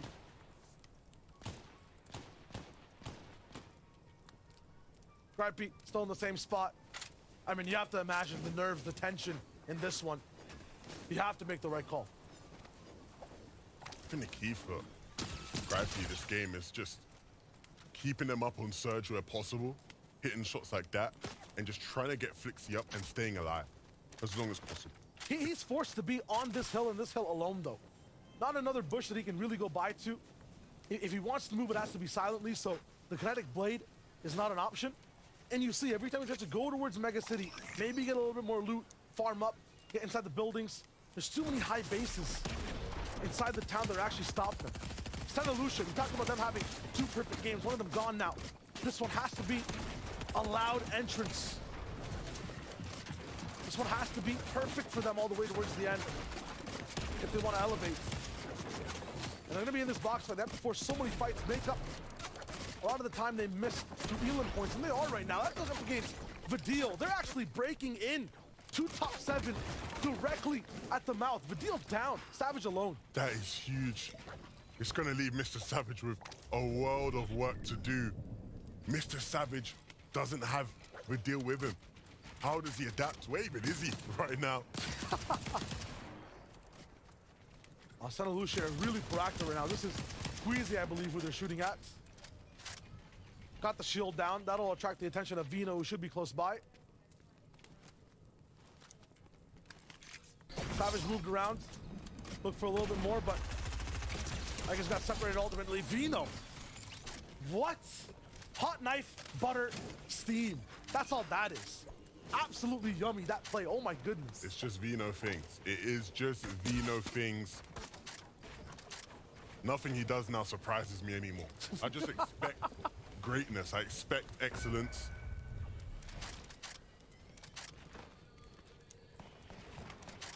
And I talked about last game, them having that victory lap. Can this be a game where they just win things just to crown off their performance, stretch their record now even further, and pick up their 7th win? This could be the time. I see why so many people are on this side, and possibly why Vidil was by himself and Savage wasn't around. There's a cache that 3 teams are fighting for. I mean, this is game 12. You want the best chance to win. That loot cache gives you shield, ammunition, mats, weapons, a lot of upgrades to use. Vidil maybe push forward to early based on it. Santa Lucia wanted it 100%, and obviously Queasy Vino, I mean, if you're anywhere near Kenjutsu and there's a cache, they will be there. And they've hit 700 points on EU. It just looks ridiculous. It doesn't even look real. It looks like there's something wrong with the graphic. That's how unbelievable what they have accomplished today is. And even if the focus hasn't been on them the past couple games, even if they've gone a bit quiet, what they have done is absolutely ridiculous. It cannot be overstated how good they have been and how unlikely it is we'll ever see anyone do anything like this again. And if it's going to be anyone, it probably would be them. These guys are so good, so much better than everybody. What a team. What a weekend it's been. The amount of times I've heard Queasy say, imagine if we just had zone over the past few FNCSs. This is the one where they actually had a chance to show what that means. Beautiful. Vanya and Carmi. They go down 3rd place overall. Vortex and Japko have to jump to it. There's no way you're letting any elimination or not just be a slow roll. You want to pounce, use every advantage, and Vortex is doing just that. Shots within the air, double connect the blade away. He has to leave his teammate behind. They get what they want out of this. That loot from the cache, capping off their metal there. They even have some spare metal there to work with. I mean, that's good for Steady Cammy. For Gripey, I kind of guess if he's able to get Flixie back into this game, but this is third place overall in trouble. 462 points. Now, will it hold inside the top 7? Not sure, because a lot of these teams that are top 10, top 15 are looking really good in this game. They're actually being proactive, looking to see exactly what they can do next. Gripey's in the same bush. He's got 2 more walls. This is so rough, right? So many of these teams that we are just tracking in this game just to see whether or not they get a spot to globals are just splintered. Solos. Mr. Savage. Solo. Calmy there. Gripey now. It is just such a difficult situation here in Game 12. And it almost just makes it harder to predict who it's actually going to be. At any moment, one of these teams could fall. At any moment, it could be Vino knocking on their doors. And it's very unlikely they have an answer for it. It's so funny to see like every other solo struggling, and Vino with his duo alive choosing to be a solo. It's just terrorizing every single box. The flip side of things, from Kenjutsu all the way to Nadi, they get their wood up over here, and they're able to move out. Another zone that they're very familiar with. Mega City, a little bit troublesome to actually navigate towards the end game. You're into a lot of just, you know, pre-existing structures that you have to mine through as a solo. It's a bit tougher to end up switching layers, so you want to make sure your duo is alive. The Sentinel and Lucia doing a good job at being on the same page. They need to find some ammunition somewhere. That's the goal. Japto kind of stopped in his tracks, and Sentinel's just eyeing out everyone here. He's not going to miss. A few block shots, though. He has the means to get his shields back. This has to be a perfect game for Lucian Stenner. The opportunity is certainly there. Some of their biggest competition aren't looking as strong, aren't looking as powerful. It's a chance for them to get back into things. Absolutely. We mentioned those solos. Where are they right now? How did they get there? Mini Miner has more context. Now let's take a look at 2 or 3 teams that are trying to get into that top 7 for those global championships. Splatcher and Mixon, we saw them getting that revive off early on. They actually picked up a combat cache as well, so hopefully that'll bolster their loot going into it. And speaking of teams that need to go into it as well, of course, Gripey as a solo right now, trying to get as many tags as possible, as well as Mr. Savage, who is also a solo. The main focus for these solos right now, keeping above the Storm Surge threshold. Yeah, this game's going to be a lot harder for Surge as well, just with how a lot of people are going to play it, trying to be safe. But as a solo, trying to stay above that threshold is so difficult, right? We see players with, 2 players in one team can barely stay above. Yeah. So in a game with this much pressure on you, to try and stay above the threshold as a solo, it is not easy. Mr. Savage doesn't really have things easy for him ever, but still manages to make things work. And some nice shots there connecting. That's what he needs. Needs to do it a couple more times as well. Fireborn Artist had an idea of where he was, and we're aiming at his build. They saw that shield crack that Mr. Savage forced himself, so they pay a bit more attention to that left fight. He goes right. Good distraction. His counterpart, I drop up top with Map. They're looking good. 2 separate bases side by side. They're going to pick apart anyone that's moving in for free. And yeah, you mentioned it's kind of tough for a lot of these teams to get the Surge as solos. I mean, it's even harder not only because of pressure, but every team's going to be making a lot less mistakes in this final game. They're looking to make the safe play, looking to build up as they move around. Even for Map here, seeing multiple teams, he can barely find the tags he needs.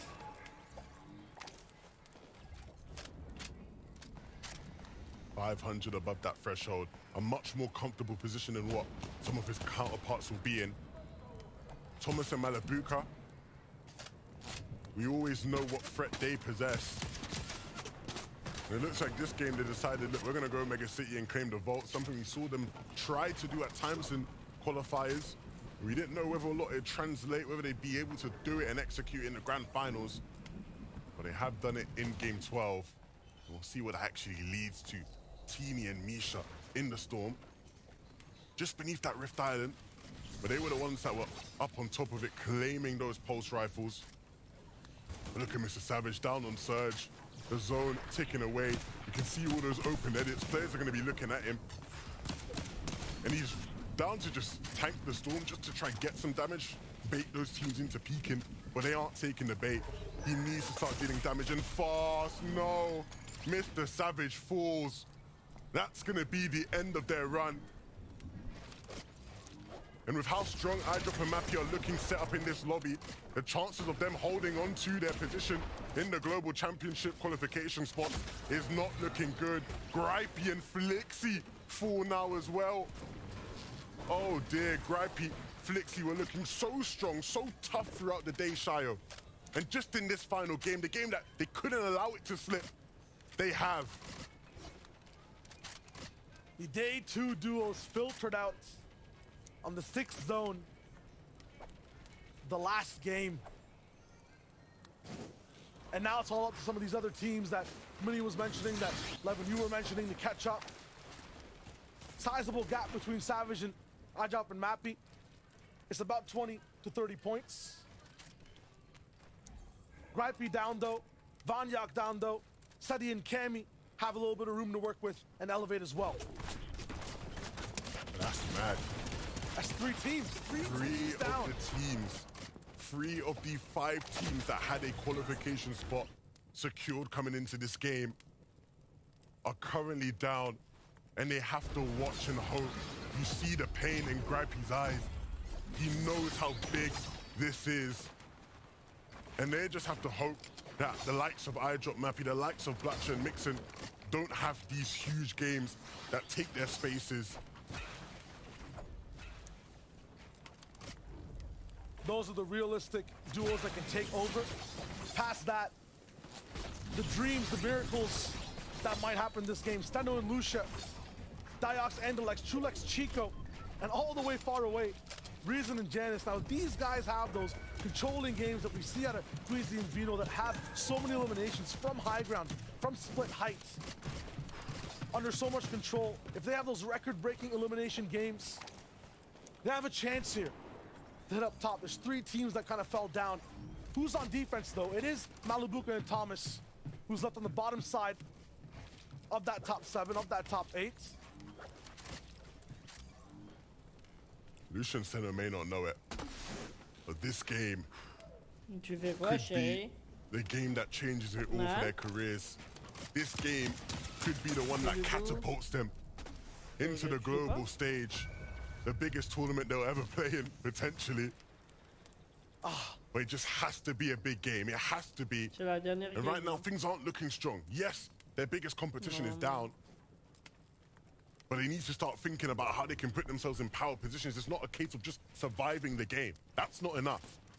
Not even hitting top 5. I think this needs to be a win for any of these teams that are 60 to 70 points away, or just eliminations padding up for that win. And that starts here, this 7th zone. That starts with having 3 to 4 eliminations already in your pocket, max mats, something special in your inventory, or just a prime position to be able to have control. You cannot just pass by. That is absolutely true. Cammy and Seti, though, they're looking to just stay alive. They want to just keep their points updated. And of all the teams in the lobby right now, outside of Queasy and Vino, you'd probably say they're some of the best at it. Tasting the mustache in that category as well. Not looking too good on Surge, though, just 43 above. Tasting will fix that very soon. So many teams not moving in. Lots of more space to take over towards the north side of this circle. 1 above, 7 below. It's just a matter of a few bullets. Malibuka and Thomas might be their target. They'll look over. Seno and Luce, trouble! And you can't run into even a hair of it. They're down. They're gone. The next miracle story, Diox and Andalex being seen on every box, might be the wave. Cammy taken out by Tayson. Just knocked them. Just a knock. But I don't know if Seti will be able to pick him up. He's thinking about it. At the end of the day, though, they're split right now, so he has to even just try and get to him. And as he looks to try and get to him, he'll take a big chunk of damage. Doesn't even have any shields or anything to put himself back up. Cammy's dropped what he had, but they are down. Cammy and Seti gone, but they were very sky high in terms of how many points they had. They were 4th place, 458. iDrop and Matthew are trying to attack them, 388 points. And their saving grace is that Mustache and Tayson, Malabuka and Thomas are still alive in this one, right? Those two teams doing as well as they are means the slots keep falling. And that means that those two teams with Queasy down have a better chance of controlling the game. Vino's not gonna have free height. Mixon's trying to take things into his own hands. Him and Blacha, side by side with other teams, are looking to be aggressive as they move. We talked about how these guys started to slow down in the second day. If there was ever a time to speed up, it would be now. Acceleration's definitely needed. And they're already fast. This is the fastest I've seen them getting to the next point of zone. They're faster than Pablo Wingo. How many times can you say that about any duo inside the scene in EU? It's iDrop and Matt for on high ground, though. I talked about Queasy being down. The classic sleeper with Vino being aggressive. That combination of wins that have gotten 6 out of the day is not going to be here. These guys can take it all the way home. And if coming into the finals, you would have told me that iDrop would come out better of the split between him and Mr. Savage. With how this season has gone, I wouldn't have believed you. Things weren't looking too good. They were a team in the surge week that had to try and qualify through that stage. And now they might just be on their way to the Global Championships. One more test. They do have height, but they can't make a mistake. We've seen so many teams look for that chop down. This is game 12. Everyone will look for a win, and that starts on high ground. Vino will be on low, though. This is just a victory lap for him.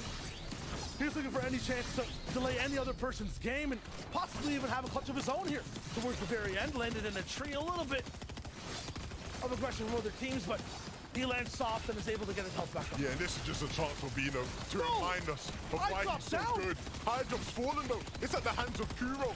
So it's going to have to be a big clutch from Matt. iDrop has no chance to help his teammate. Matt's dropping down into boxes, needs to try to find space, but look at his material shield. Look at those shields. He has none. He doesn't have anything to replenish himself. Needs a refresher now. Needs a miracle, needs a prayer. Matt with 2 hands together on the shotgun.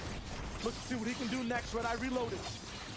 One player needs to pass by, and he needs that split-second shot to land straight to the head. 470 damage above. He can play with patience, but this is the clutch of Matt's career. Moving forward, Kinetic Blade in hand, one more charge, but his shields get knocked out. Wood layer below him, so he can easily penetrate that base, but he elects to go towards the zone. Matt looking for his next target, but does not choose this box. There's knocks inside, but he's not going to choose to dive. Matt looking lost, confused, dazed. Where can he be? What can he see? Nothing for now. Somehow still alive. The target has so much fire, but not getting hit. One with the world around him. He takes out Vino and gets that refresh. Takes down the MVP of the tournament to keep his tournament alive, to keep his hopes of globals alive. Still running through the middle of every single build. He's on the most dangerous layer. He could fall at any moment to 5 different duels below him. Just has the basics in his inventory, nothing else. Meanwhile, Thomas down below, securing that spot. But we have to see what's up with Matt. Is he the one able to make this clutch happen? Malabuka also controlling a lot of his bottom side. Matt will fall. Were his points enough is the question, as Asa gets removed as well. Tayson following through, moving in. Him and Mustache have their backs glued together. A grudge match between Major One's first and second place teams on low ground. They're going to wipe out anybody else that's here. But you see Thomas and Malabuka down beneath them, waiting for Tayson and Mustache to drop. That V's up against the wall. We've seen this so many times before. Thomas is lethal at these angles. They're waiting. They're pacing. It's up against Tayson now. And Malabuka elects to just stay with that zone. More pressure up top as Q-Roll finally falls. Malabuka still waiting. Baby's picking up a few in the feed. Thomas is right beside him too. They pack so much damage in this little box and they take another one out. Baby's falls in the back of the zone. And that won't stop Thomas. They're going to keep going for more. It's Misha and Tini. They're the ones that hold height in this final game. They're the ones that have had the time of their lives. Easy it can be. Kiro trying to cause manic, trying to cause chaos down below. And he's going to leave Flodex to do it alone. Tini started to drop down and Flodex has a response. Anyone here is a difference of thousands of dollars for a lot of these teams. Flodex are going to make that money. But Malabuka says, that's my bag. No chance. And he keeps moving. 3 teams now left. It's taking them to the final game, but they are here. And you can see them, their biggest rivals just beneath them right now. Teeny and Misha trying to force a fight between the two. They can't afford to stay low. They need to be able to go down or go up. They have to pick their spot. Firepower, pulse rifles from the skies. The reputation, the fear emanating from down below. What will they choose? Thomas chooses the sky, and he does not land the second shot. Malabuka now healing up inside the zone, leaving Tayson to the last fight, but he also gets absolutely clapped down. Mustache now up against the wall, and Teeny has that med missile pop, has the angle, and gets the absolute huge siphon. Mustache against Malabuka. Former duos, former brothers, now trying to fend off each other. It's looking like earlier in the season, heel of Royale, but right now Mustache doesn't have enough to outlast his former teammate. Malabuka with the splashes was just too much to handle. And another game where Malabuka and Thomas can show what they can do. Perfection from this team when pressure is so high. That's what you can expect. And that was such a roller coaster of emotions for everyone that was involved. With what has been a phenomenal 12 games, it's good to see some of our highest teams from Major 1 showing up and making it look like a repeat, right? We saw that battle so many times last Major, and we get to see it again here in Major 2, a reminder of why those two teams are so good. Those two teams were in that top 5, meaning 2 more teams will be able to qualify on the overall leaderboard. There were the last 2 left, and they give us a reminder what FNCS is all about. It's consistency, it's power, it's greatness. They're always here to play. Oh man, Malabuka and Thomas though. It doesn't matter which one of it is. Whichever one, you can guarantee they will pull off something crazy as a solo, and they wrap up the day so well. But like you were saying, Shayo, the biggest thing that everybody will be thinking about is who were the teams that were able to do it. iDrop had that crazy moment where he was going down. Mappy then had to clutch up. Was his points enough? Who actually are the 5 teams that are going to qualify for the Global Championship? That is the big question. The only people that have that answer are Adam and the analysts. So what do we got? We have ourselves an FNCS EU Grand Finals Duo Champions. It's official. It has happened. Voilà. You guessed it. It's Queasy and Vino, your champions. Yes! Unbelievable to see. Absolutely deserved. They have been incredible all weekend long. So many victory royales, so many high ground takes, eliminations. Taco, well deserved all round. Beautiful finesse from this duo. Everybody knew that they had it in them. To see them finally solidify their reign over EU here in Chapter 4 Season 2. It's fantastic. But also, they broke records. 2 of them. Veno just had to hit the hat trick. The individual eliminations record having finally been established by Veno with 38 in grand finals here. And guess who he beat? It was Champion. Records were broken. There used to be a saying that high ground won matches, low ground won tournaments. Where did that saying come from? Because Queasy and Vino, they dominated this Major 2 grand finals from the clouds. It was incredible. It was the whole thing from start to finish was theirs. They felt like they were constantly in control. They always seemed like they had the strats every single day. They managed that high ground. Queasy sending Veno out to say, Veno, go do your thing. Go down there, get the eliminations, and just break records. And I mean, both of them together. They've previously won FNCSs. Now together, it's official and so well deserved. I mean, what separates them from the rest of the players out there, do you think, this weekend, this season? Honestly, it's just a statement performance from Queasy and Veno. This is a team that has non-stop grinded, non-stop been extremely critical of their gameplay, working tirelessly alongside their coach BloodX, and you can see the fruits of their labor coming into full fruition here today with the closure. Preparation, minimal mistakes, knowledge, mechanics. They have it all. They have everything. They made the least amount of mistakes in the lobby, and they dominated, annihilated their opponents. They did everything they had to. Je suis content pour eux, vraiment, je suis content pour eux. It would not be a global championships as well this year without Queasy and Veno in it, would it? No, it definitely would not feel the same by any means. I mean, Queasy even feeling so confident after everything that they had amassed throughout these 2 days of competition. He even threw up the stream for the last game. Les deux sont bien aussi. Ouais, mais le deuxième, il gagne pas beaucoup, les deuxièmes. We already took home the actual champions. Énormément, yeah, absolutely, and it's incroyable comment il gagne le premier. To finish, but let's go to the standings and see how things tallied up and who's going all the way. This is your results from our EU Grand Finals here. Non mais ma chérie, elle a raison. On est nuls, hein, sur Fortnite.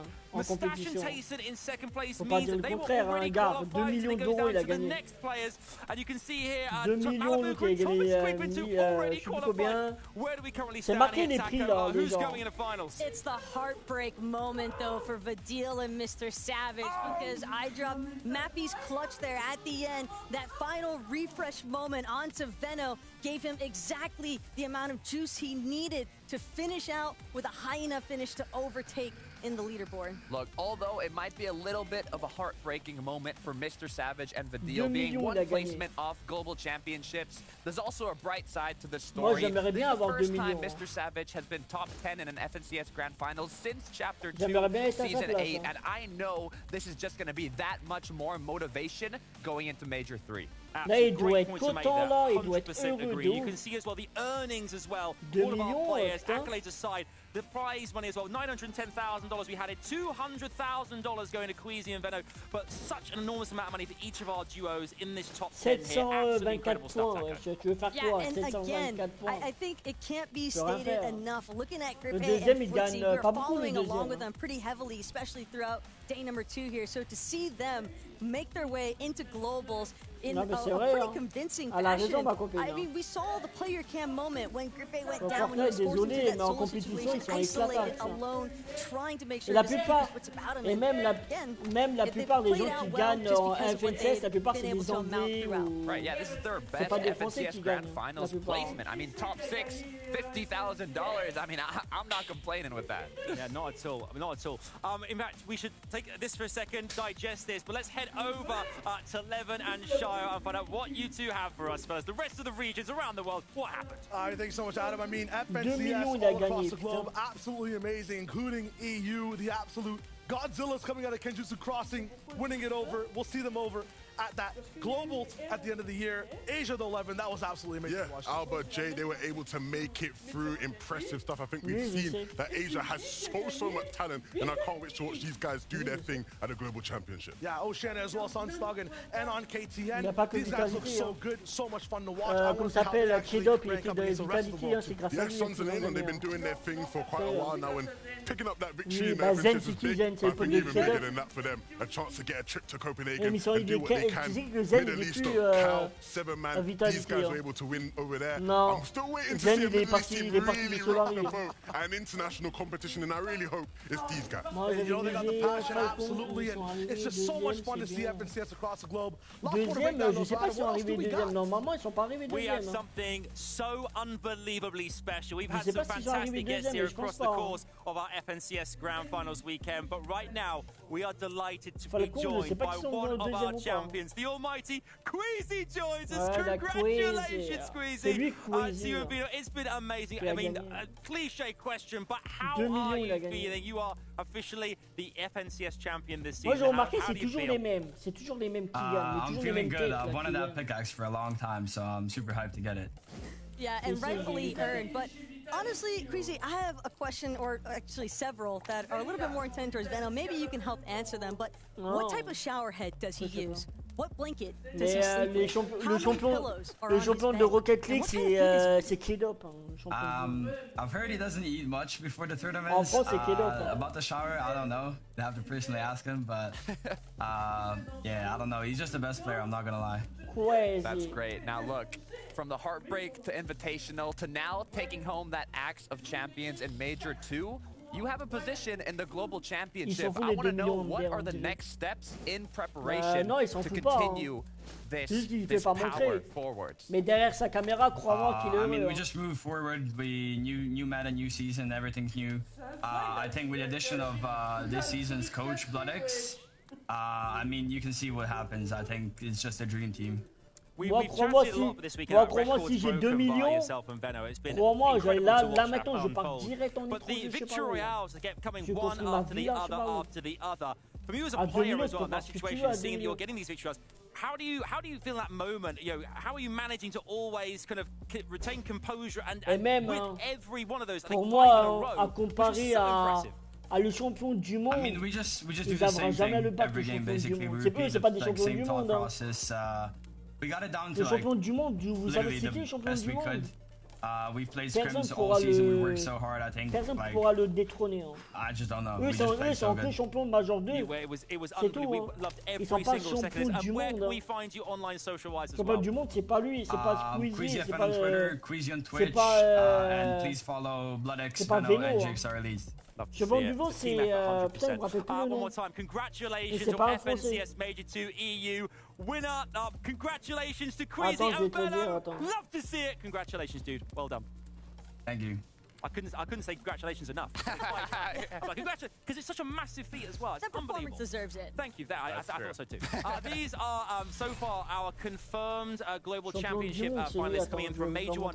Major, such massive players have qualified into Carter, going all the way to global championships later this year. Yeah, so many big names. It was only 2 duos in Major 1, and now 5 more duos joining them this major for Europe. Total of 7 duos, and all the other big names throughout the regions, and still yet so many to come. It's exciting. Yeah, you have to remember it's an international competition when it comes to the global championships. And after some of the representation that we saw at the FNCS Invitational back in November, looking at regions like Asia, for example, Epa and Zagreb, they really impressed. And I think that this is something that these other regions can definitely continue to bring forward. Absolutely. We saw an invitational last year as well. Players relishing the opportunity to play against different players from different regions to really prove that they are the global champions. I mean, how much do you think they're going to enjoy the opportunity to compete against the very best from the entire planet? We got a taste of that at the FNCS Invitational, and knowing how hype it was, I can't even imagine the excitement at the Global Championship. There's some players like Thomas HD, being Danish himself, competing in Denmark. I mean, I know the crowd, the hype. It's going to be at another level. It's going to be absolutely amazing. I mean, do you know what? Mentioning Copenhagen and Denmark as well in front of the crowd. Great news. Global Championships is coming. It's getting very close. Tickets are going to go on sale tomorrow, May 15th. Do not miss out. Here's a little something more. Tell you all about how you can get your ticket and make sure you are there and not missing any of it. This is the Global Championship. Est-ce que vous vous rappelez de ça là? C'est lui le champion du monde, personne ne pourra le détrôner. À comparer, tu mets Squeezie, Queasy et Veno, ils sont rien du tout à comparer à Buja. Ils sont rien du tout. Est-ce que vous vous rappelez de ça là? There you have it. Tickets are all on sale tomorrow. We have the entire teams come together here as well. Levenshire, je sais que le truc qu'ils ont fait montrer, c'était Camille qui avait what was it like from your point of view? I mean, what a day too. It was just brilliant. Camille. Oh, you know, just keep storming the lobby, right? You almost have, like, when a team does so well on day one, you almost think, are they really going to match that level on day two? Tu verras jamais un projet qui gagne la coupe de Fortnite. La plupart. Finally, they get the FNCS. It's like, oh my goodness, thankfully they got it done. Yeah, for me, so linked to some of these players in that last game, I might get some gray hairs when I go back and check after the broadcast. Stress for these teams, savage, and I dropped just a story there, the flip around at the end. I mean, so close. It's always so much fun to watch. Yeah, I'm super happy for Queasy and Veno. I mean, me and Adam actually at the airport after the FNCS Invitation, we saw Veno after coming second place, and he's a winner. He was quite visibly upset. He wasn't wanting to chat to us. He was very, very focused on making sure he doesn't get second place again. And today, he's only got to prove it alongside Queasy that they are the best in Europe. He just didn't want to chat to you, mate. I don't think it was about to win, but il a arrêté les FNCS en fait. Mais il joue toujours à Fortnite. Obviously, that game 12, Champion Séries, it was deflating, but look, here we are 6 months later, and everything's turned around. FNCS champions. I mean, Taco, this is a really exciting time because this year we're expecting big things to moving forward as well with global championships around the corner. But again, they've always had that championship mentality, and I think here today they really cemented themselves in EU history specifically as a power duo that's going to take quite some time for anybody to come close to some of the records they set. Look, 2 majors are down. A lot of slots are getting taken up at the global championship, but there's still a few more to be taken, so I'm excited to see who's next. I'm excited. We've had a good time, haven't we? We've had a great time. Really? Great time. Always a great time. Always with you, Adam. Thank you. You too. You too. Thank you guys so much for watching. We've really enjoyed this here in the studio. All the players GG's all round. An amazing grand finals here on EU for Major 2 this season. Congratulations again to Queasy and Veno for being our champions. Make sure to tune in later on as well. You have NA coming your way with Zeke and the gang, bringing you the last 6 games from that region as well. But thanks so much for watching. Here's to Major 3 coming your way in the summer and global champs at the end of the year. Make sure to miss any of it. We look forward to seeing you guys online. Until then, take care and we'll see you on the battle bus.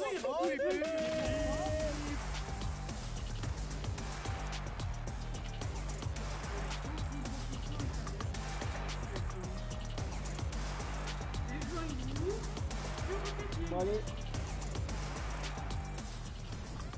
Ah, je suis tout seul. Je sais pas, une sur partie.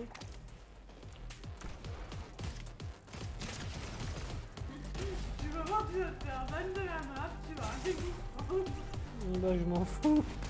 J'irai jusqu'à la fin. Ah bah c'est ça en fait, faut rester jusqu'à la fin.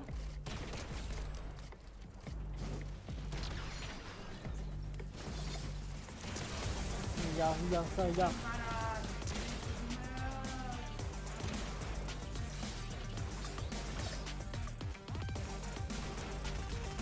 Voilà, je suis dégoûté. Toujours les gens. This is the global championship. The best players in the world all battling it out. Insane matches already today. These are the moments that make these players championship material. One chance to Et make dans it ça, happen, c'était Camille qui avait protected by gagné. force. Camille, c'est lui, Camille. It is Avec going eux. to be absolutely insane.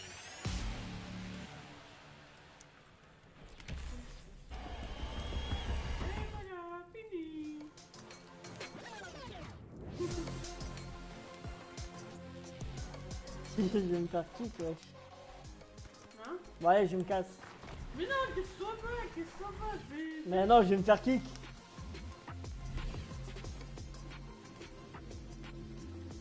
On voit ce que ça fait, on voit ce que ça Regarde la coupe, elle est magnifique la coupe. Hein. Et à geler en plus la coupe, elle est là.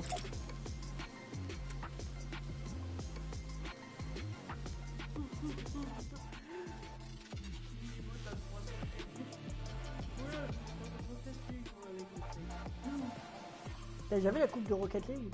Non. Elle est incroyable. Hein. Ce qui est plus incroyable, c'est que là au moins les Français ils font l'effort de gagner. Oui, il y a eu la Coupe européenne en même temps que les SNCS.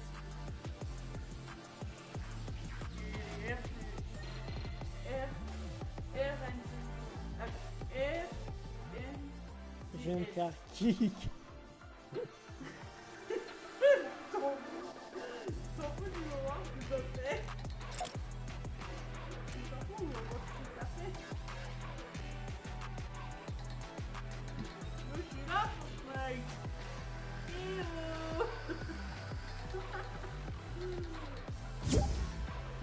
Redémarre juste dans 5 minutes. Allez, on attend 5 minutes. Attends 5 minutes. Mais non, non, non, non, je vais me casser. Mais non, ça va. Attends, mais y'a personne là? Bah non, y'a personne. Donc le seul moyen de te casser, c'est de quitter la meuf.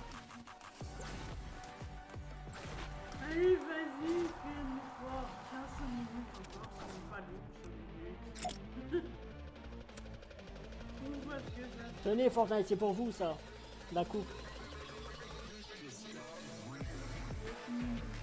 Les Français, vous êtes nuls à Fortnite. Nuls.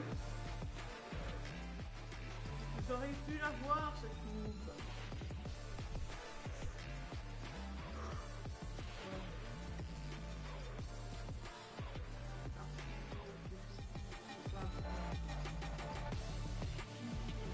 Non, vas-y, je me casse, non, parce que je vais me faire kick.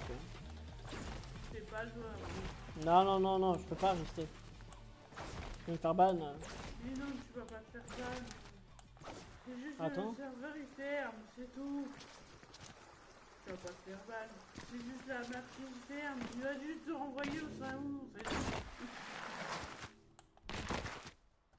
Ils vont juste te renvoyer au salon.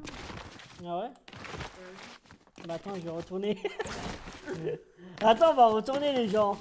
On va voir ce que ça fait, mais normalement, c'est renvoyé automatiquement ça, loup. C'est pas mal pour ça.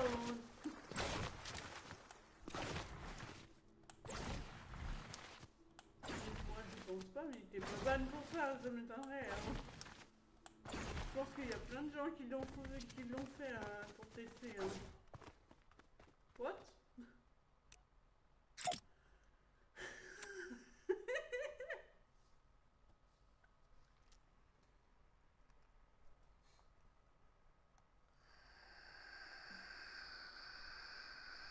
Non mais toi t'es vrai.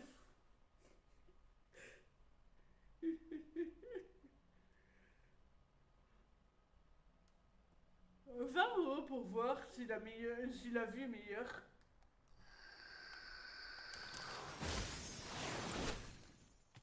Je t'ai pas demandé d'aller là, je t'ai demandé d'aller en haut. Mais non, c'est là que c'est meilleur. Ah ouais. Allez, n'hésitez pas à vous suivre à Fortnite, à la chaîne de Fortnite, la chaîne de Facebook, Twitter, TikTok. Ah, ils ont un TikTok. N'hésitez pas à vous abonner à eux, les gens. Ils ont un TikTok. Merci à tous les gens qui s'abonnent à eux. Je suis sûr que d'en haut, tu verrais quand même mieux aussi. Et qui est là? Non, encore en haut. Mais je suis en haut là. Bah là, tu vas bien. Hein. Tu vas pas mal là-haut. Là, je pense qu'il doit rester 2 ou 3 minutes.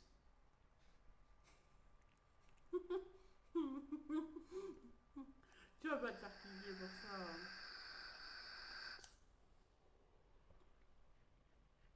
Bah apparemment c'est à 2 h du matin apparemment.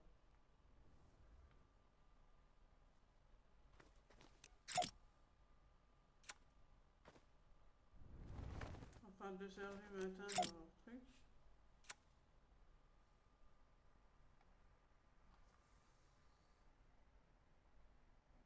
Tu fais quoi là? Pourquoi tu fais la même emote? Redémarrage dans 1 minute! Non, vas-y, je me casse. Non! Non, je vais me faire ban, non. Mais non, tu vas pas te faire ban, c'est un redémarrage du serveur, c'est rien.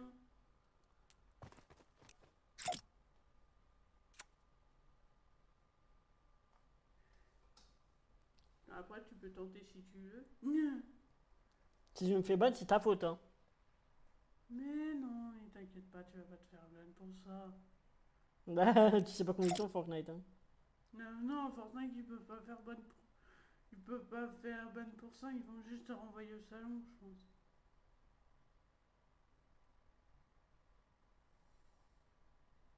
C'est là qu'il m'appelle, c'est là qu'il me rend pas tant. Je vais mettre le canal du jeu. Ouais. Tu vois, ils sont pas ban, hein. Attends, mais normalement, il y a du monde au croisière des légendes. Il y a souvent du monde là-bas, je sais pas pourquoi. Il n'y a plus personne. Sur mon million de permis privé. Non. Mais tu vois, tu te fais pas ban, tu te fais juste sortir du serveur, sérieux. Attends, c'est bizarre. Ils ont fermé, c'est tout. Ah, attends, ils sont où les majeurs là? Grande finale, 12-15. 12 ou 14. Voilà, le mec il a gagné 2 millions. Le deuxième il a gagné 120 millions. L'autre il a gagné 1 million. Là il a gagné 8 millions. 80 000. Hein? Ah, mais c'est des dollars, c'est pas des euros, c'est des dollars. Top 50. Et attends, maintenant on va voir les classements des gens. Attends, quoi? Ouais, c'est des Suisses. Mais non, c'est pas eux les premiers. C'est pas au nombre de victoires. C'est au nombre de points. C'est au nombre de points que ça s'est joué. Pas au nombre de victoires. Bah oui, bébé. C'est au nombre de points, pas au nombre de victoires. Et les Français, ça à combien? L'autre il a 21. 138. 21. Fleury Clément, ils sont à 32. Ça va. Historique. Ils ont gagné, ils ont fait 43. 43 victoires. 43 victoires. Là, ils ont fait 0 kill. 46 victoires. Ah ouais. Là, ils ont fait 12. Ouais, donc en gros, ils ont été un peu nuls à chier. 22 minutes en vie, 24, 25, 37. Sache que 22 minutes, 23 minutes. Ils sont 32, ça va, hein, 32. Hein. Ça va. Pas 32, ça veut dire ils gagnent combien, 32? Ils doivent gagner entre 4 millions. 32, ça veut dire en top 35, ça veut dire ils gagnent... Entre 4 et 5 millions. Entre 4 et 5 000. Premier, ouais. 200 millions. Et après, ça c'est dimanche, la coupe de Victoire Solo. Attends, mais ils n'ont pas... Ben non, ça peut... Il a le 15, oui, le 19h à 20h. Et les prix, les prix c'est pas beaucoup. Ouais. Et après là, il a la coupe champion sur console de mai. 23, 24, 25, 26. Ça défile en fait, ça enchaîne. Mais je sais pas s'ils vont live ou pas. Non, je crois pas. Pour un tournoi comme ça... Non, pour un tournoi ouvert, ils live pas pour un tournoi ouvert. Ils gagnent tout ça. Bah oui, mais ils peuvent se le permettre, Fortnite. Ils peuvent mettre des sommes exorbitantes. Ils peuvent largement se le permettre. Et voilà. Ils peuvent largement se le permettre,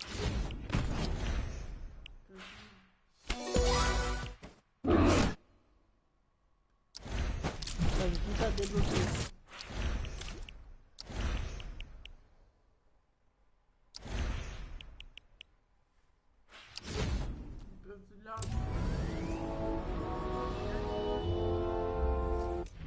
Avec tout ce qu'ils gagnent par mois, rien que par mois, ils gagnent un grand paquet.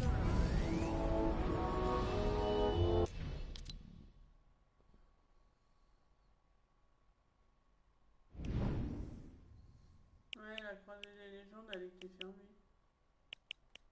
Il a 5K. Attends. Ils tombaient parce qu'il y avait 5. Attends, je vais voir s'il y a du monde. S'il y a du monde, c'est pas normal ça. Ah mais non, mais c'est qu'ils redémarrent le serveur, c'est qu'ils ont redémarré un serveur en fait. Comme il y avait plus personne sur ce serveur, ils en ont profité pour le redémarrer, c'est tout. C'est tout, hein.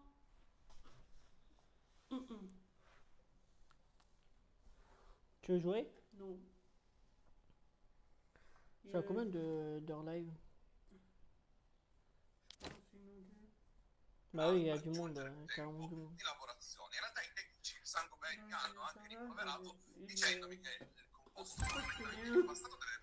Attends, je vais voir, je suis à combien d'heures de live là. Normalement, je suis à 4 heures de live.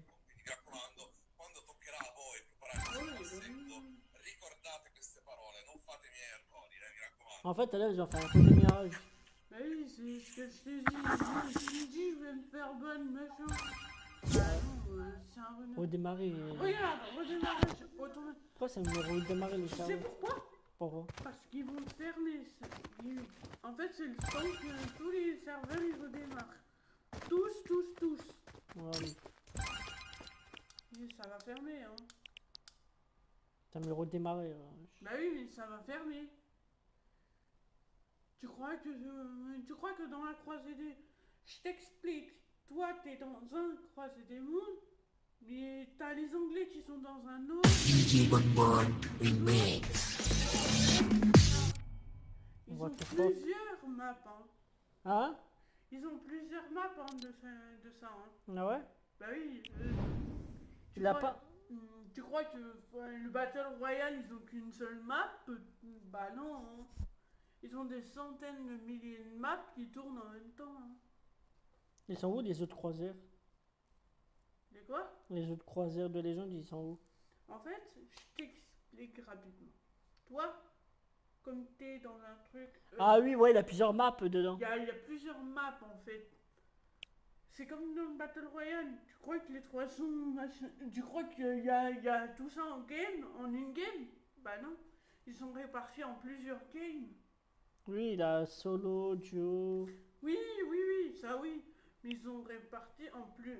Par exemple, si t'as 100 joueurs qui jouent en solo, alors que t'en as actuellement 300 et quelques qui sont en train de jouer, bah t'as pas 300... Et en arène... En arène, je sais pas combien il y a. S'il y a du monde en arène. Hein. Ouais, mais...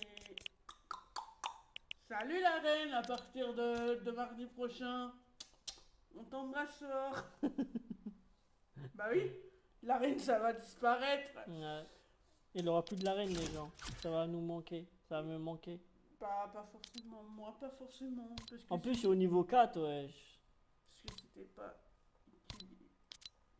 c'était pas très équilibré. J'espère que ça va être mieux. Hein.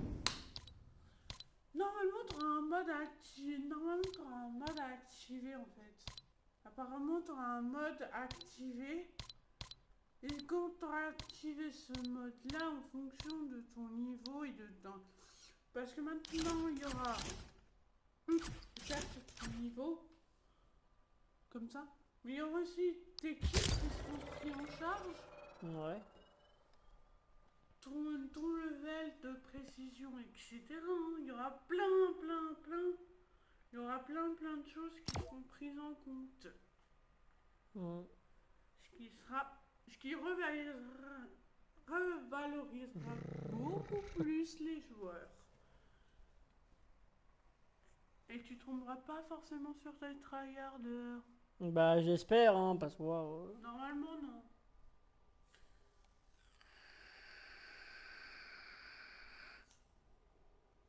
Normalement non.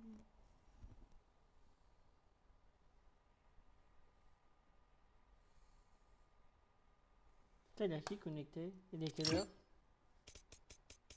Il est 23h. Oh, il y a tout ça connecté. Il n'y en a pas beaucoup. Tanguy et Adam ils sont même pas connectés. Ah, parce que Tanguy il bosse. Hein. Ouais.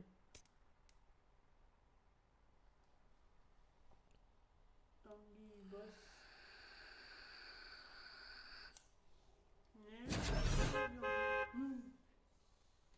Pourquoi division 1? Pourquoi division 1 moi? Ça doit être un bug. Ouais, il y a toujours des bugs Fortnite. Fortnite. Sur division 4, ils me mettent division 1. Rocket League c'est une masterclass contrairement à Fortnite. Tu crois que les anciens joueurs de Fortnite ils vont où en ce moment? Bah sur Rocket.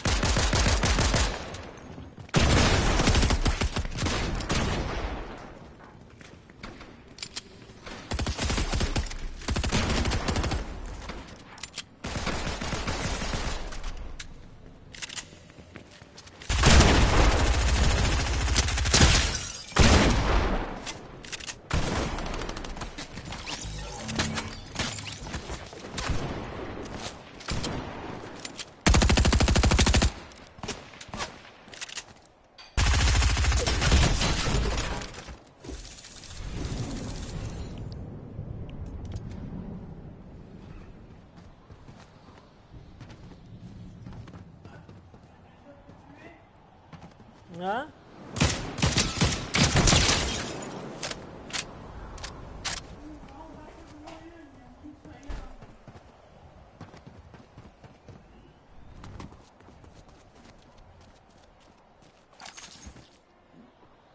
J'ai fait top 64, 64, 65. T'as dit quoi, chérie? J'ai dit pas en battant en moyenne, c'est moins Non.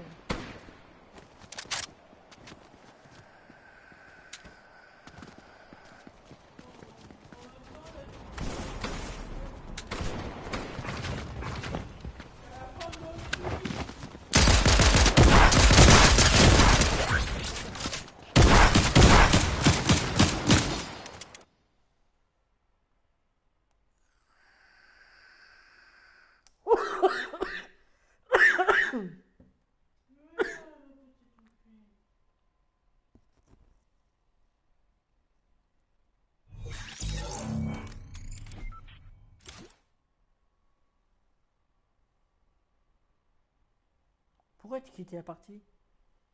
Nous avons buté sur un obstacle. Quoi? Bien. Le serveur vous a demandé de quitter la partie. Mais pourquoi?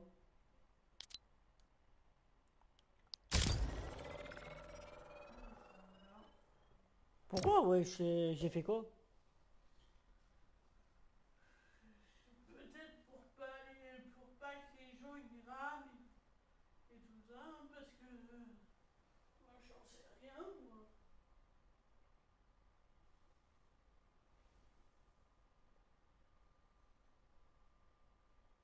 Ah, ils abusent, wesh.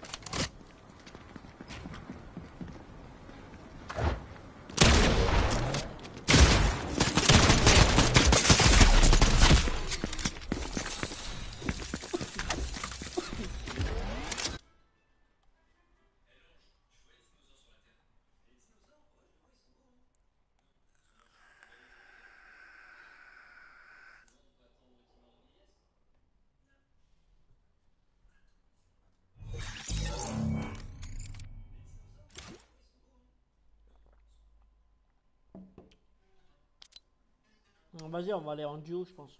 Non, en solo. On va aller en normal.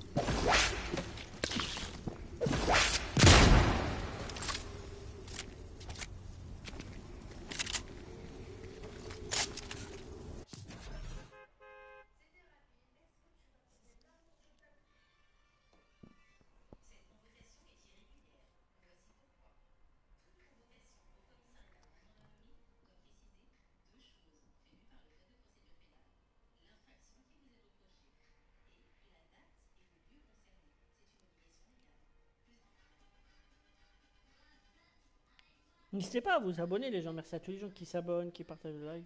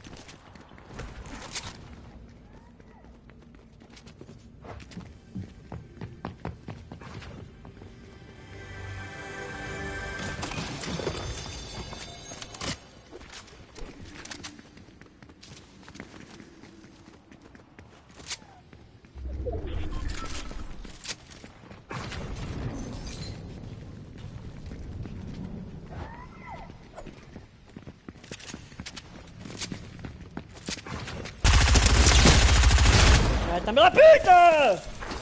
Oh, c'est quoi ça? Ah, le chien, va!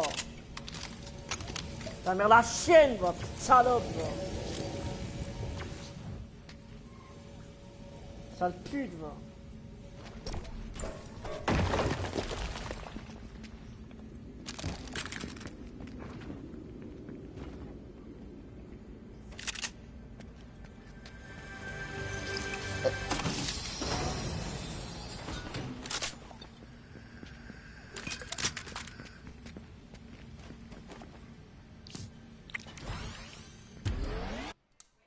Je suis à 82, wesh.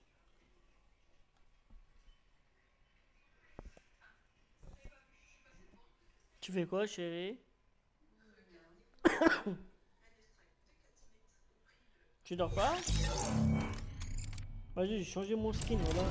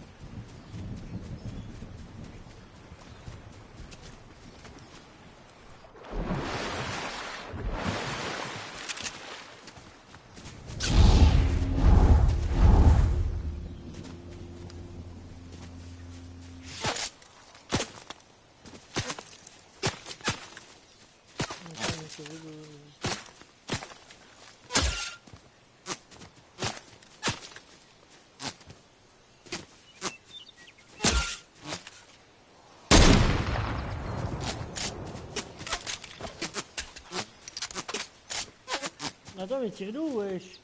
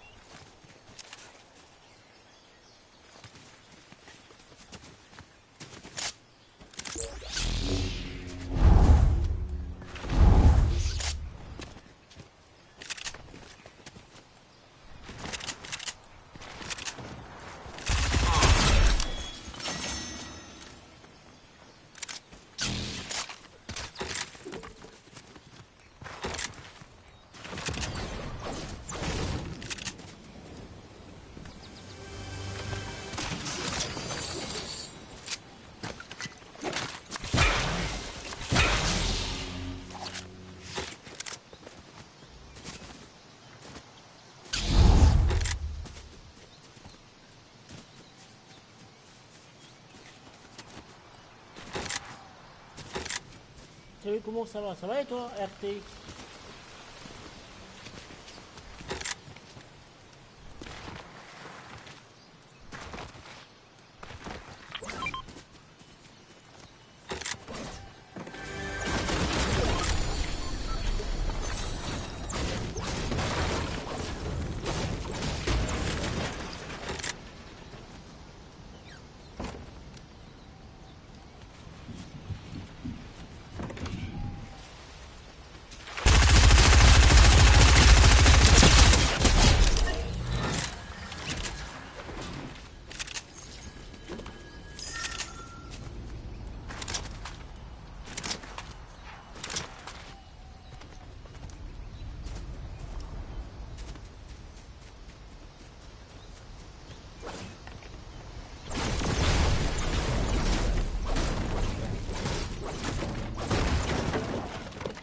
Bof et toi, pourquoi bof?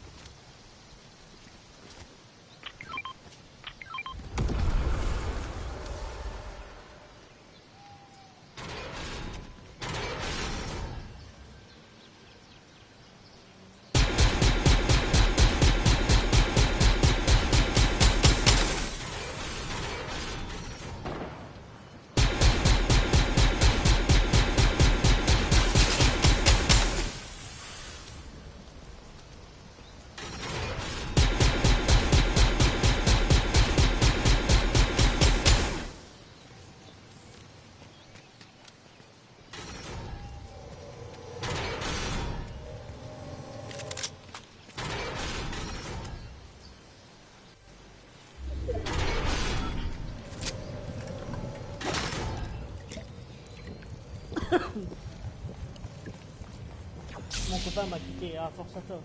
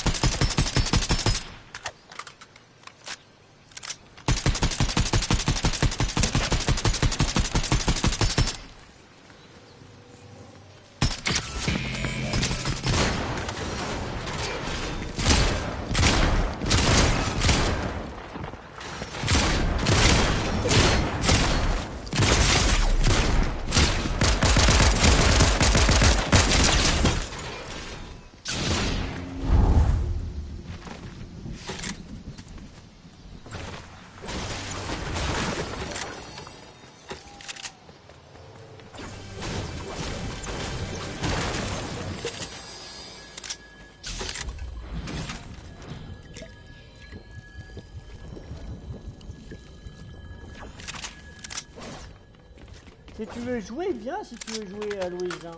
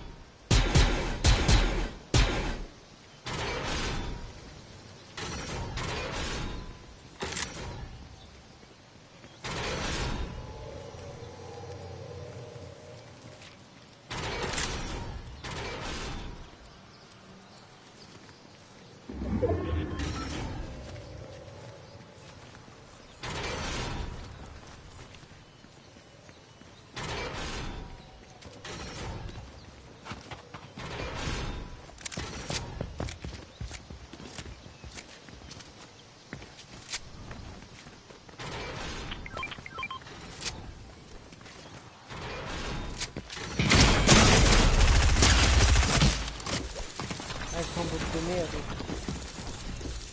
Déjà, faut oublier de prendre des bugs. Putain, merde,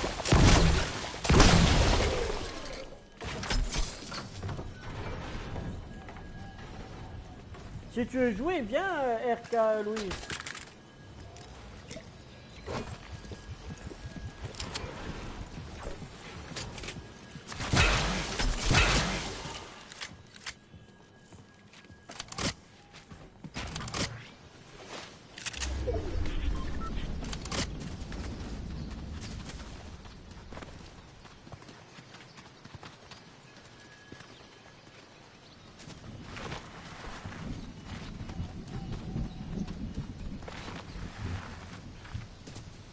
Chérie, tu dors?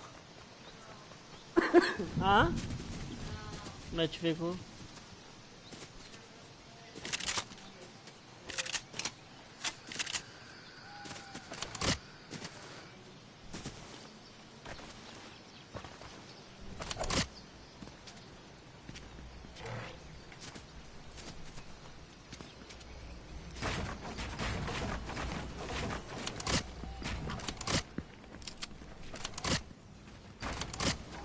Tu vois, les gens ils cassent trop les couilles avec leur dos.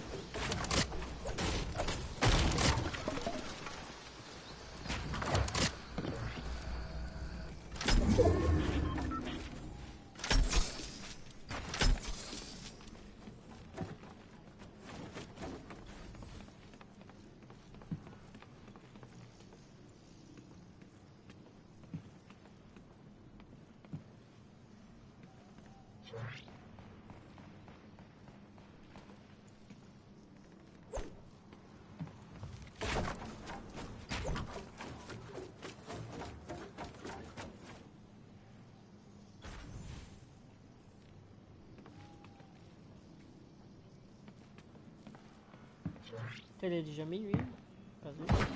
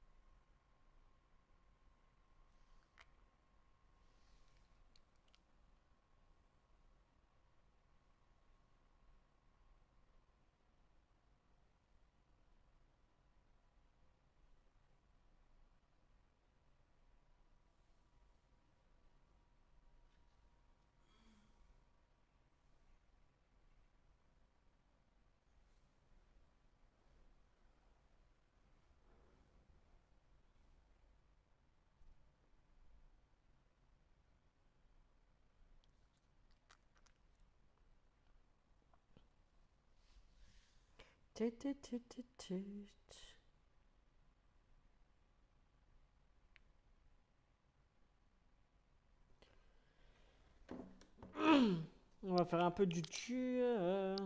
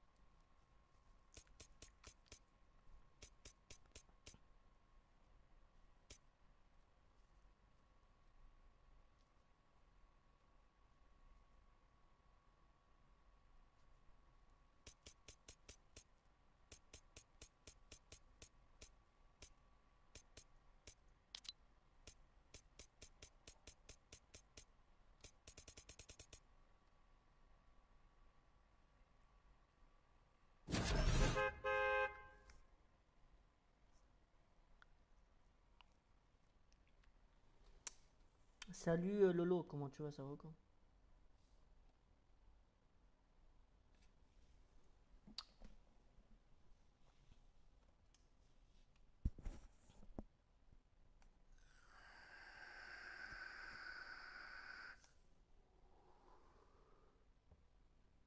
Bien, toi, moi, nickel, tranquillou, hein? Nickel, nickel.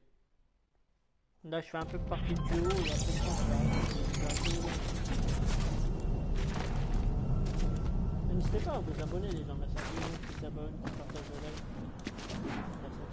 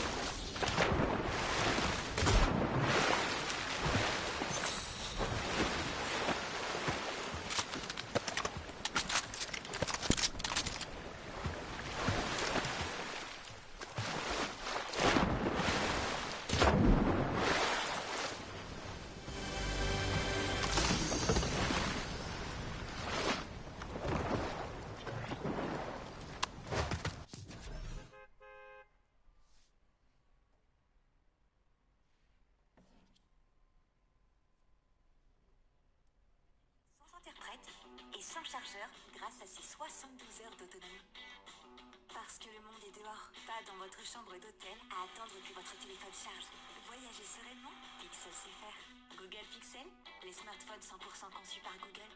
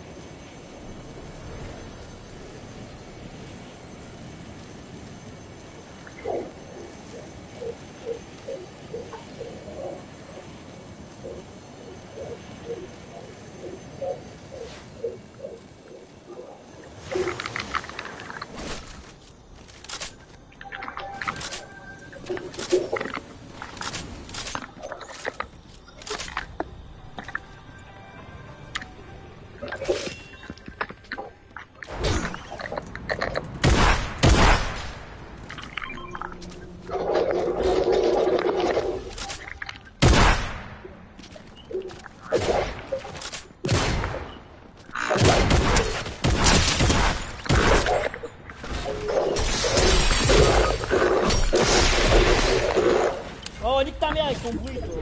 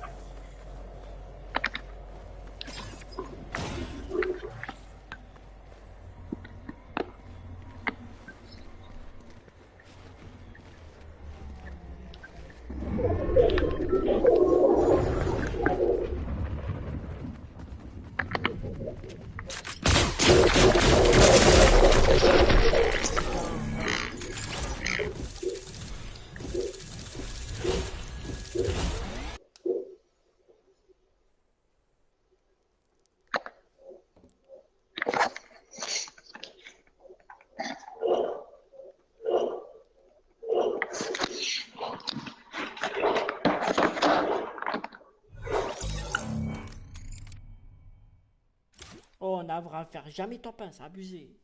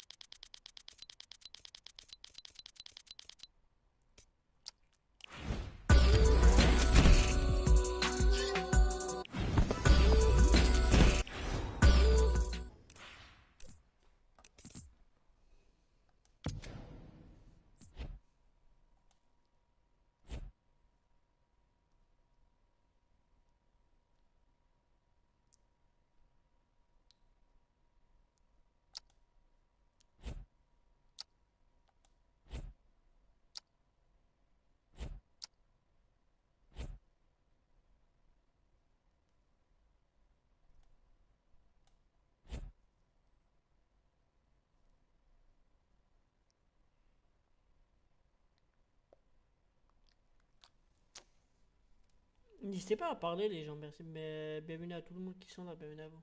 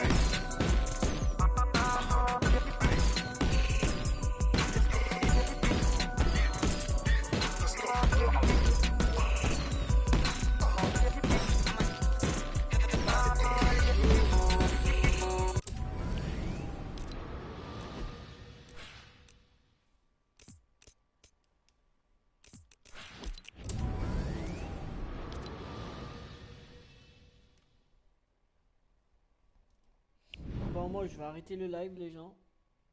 Passez une bonne soirée, je vous dis à demain. Et je vous dis ciao ciao les gens. A plus. Bonne soirée à vous, dormez bien, bonne nuit à tout le monde. Merci pour tous les partages, pour les abonnements. Merci énormément à vous, merci beaucoup. Merci à tous. Je vous fais des gros bisous les gens, je vous dis à demain, ciao ciao.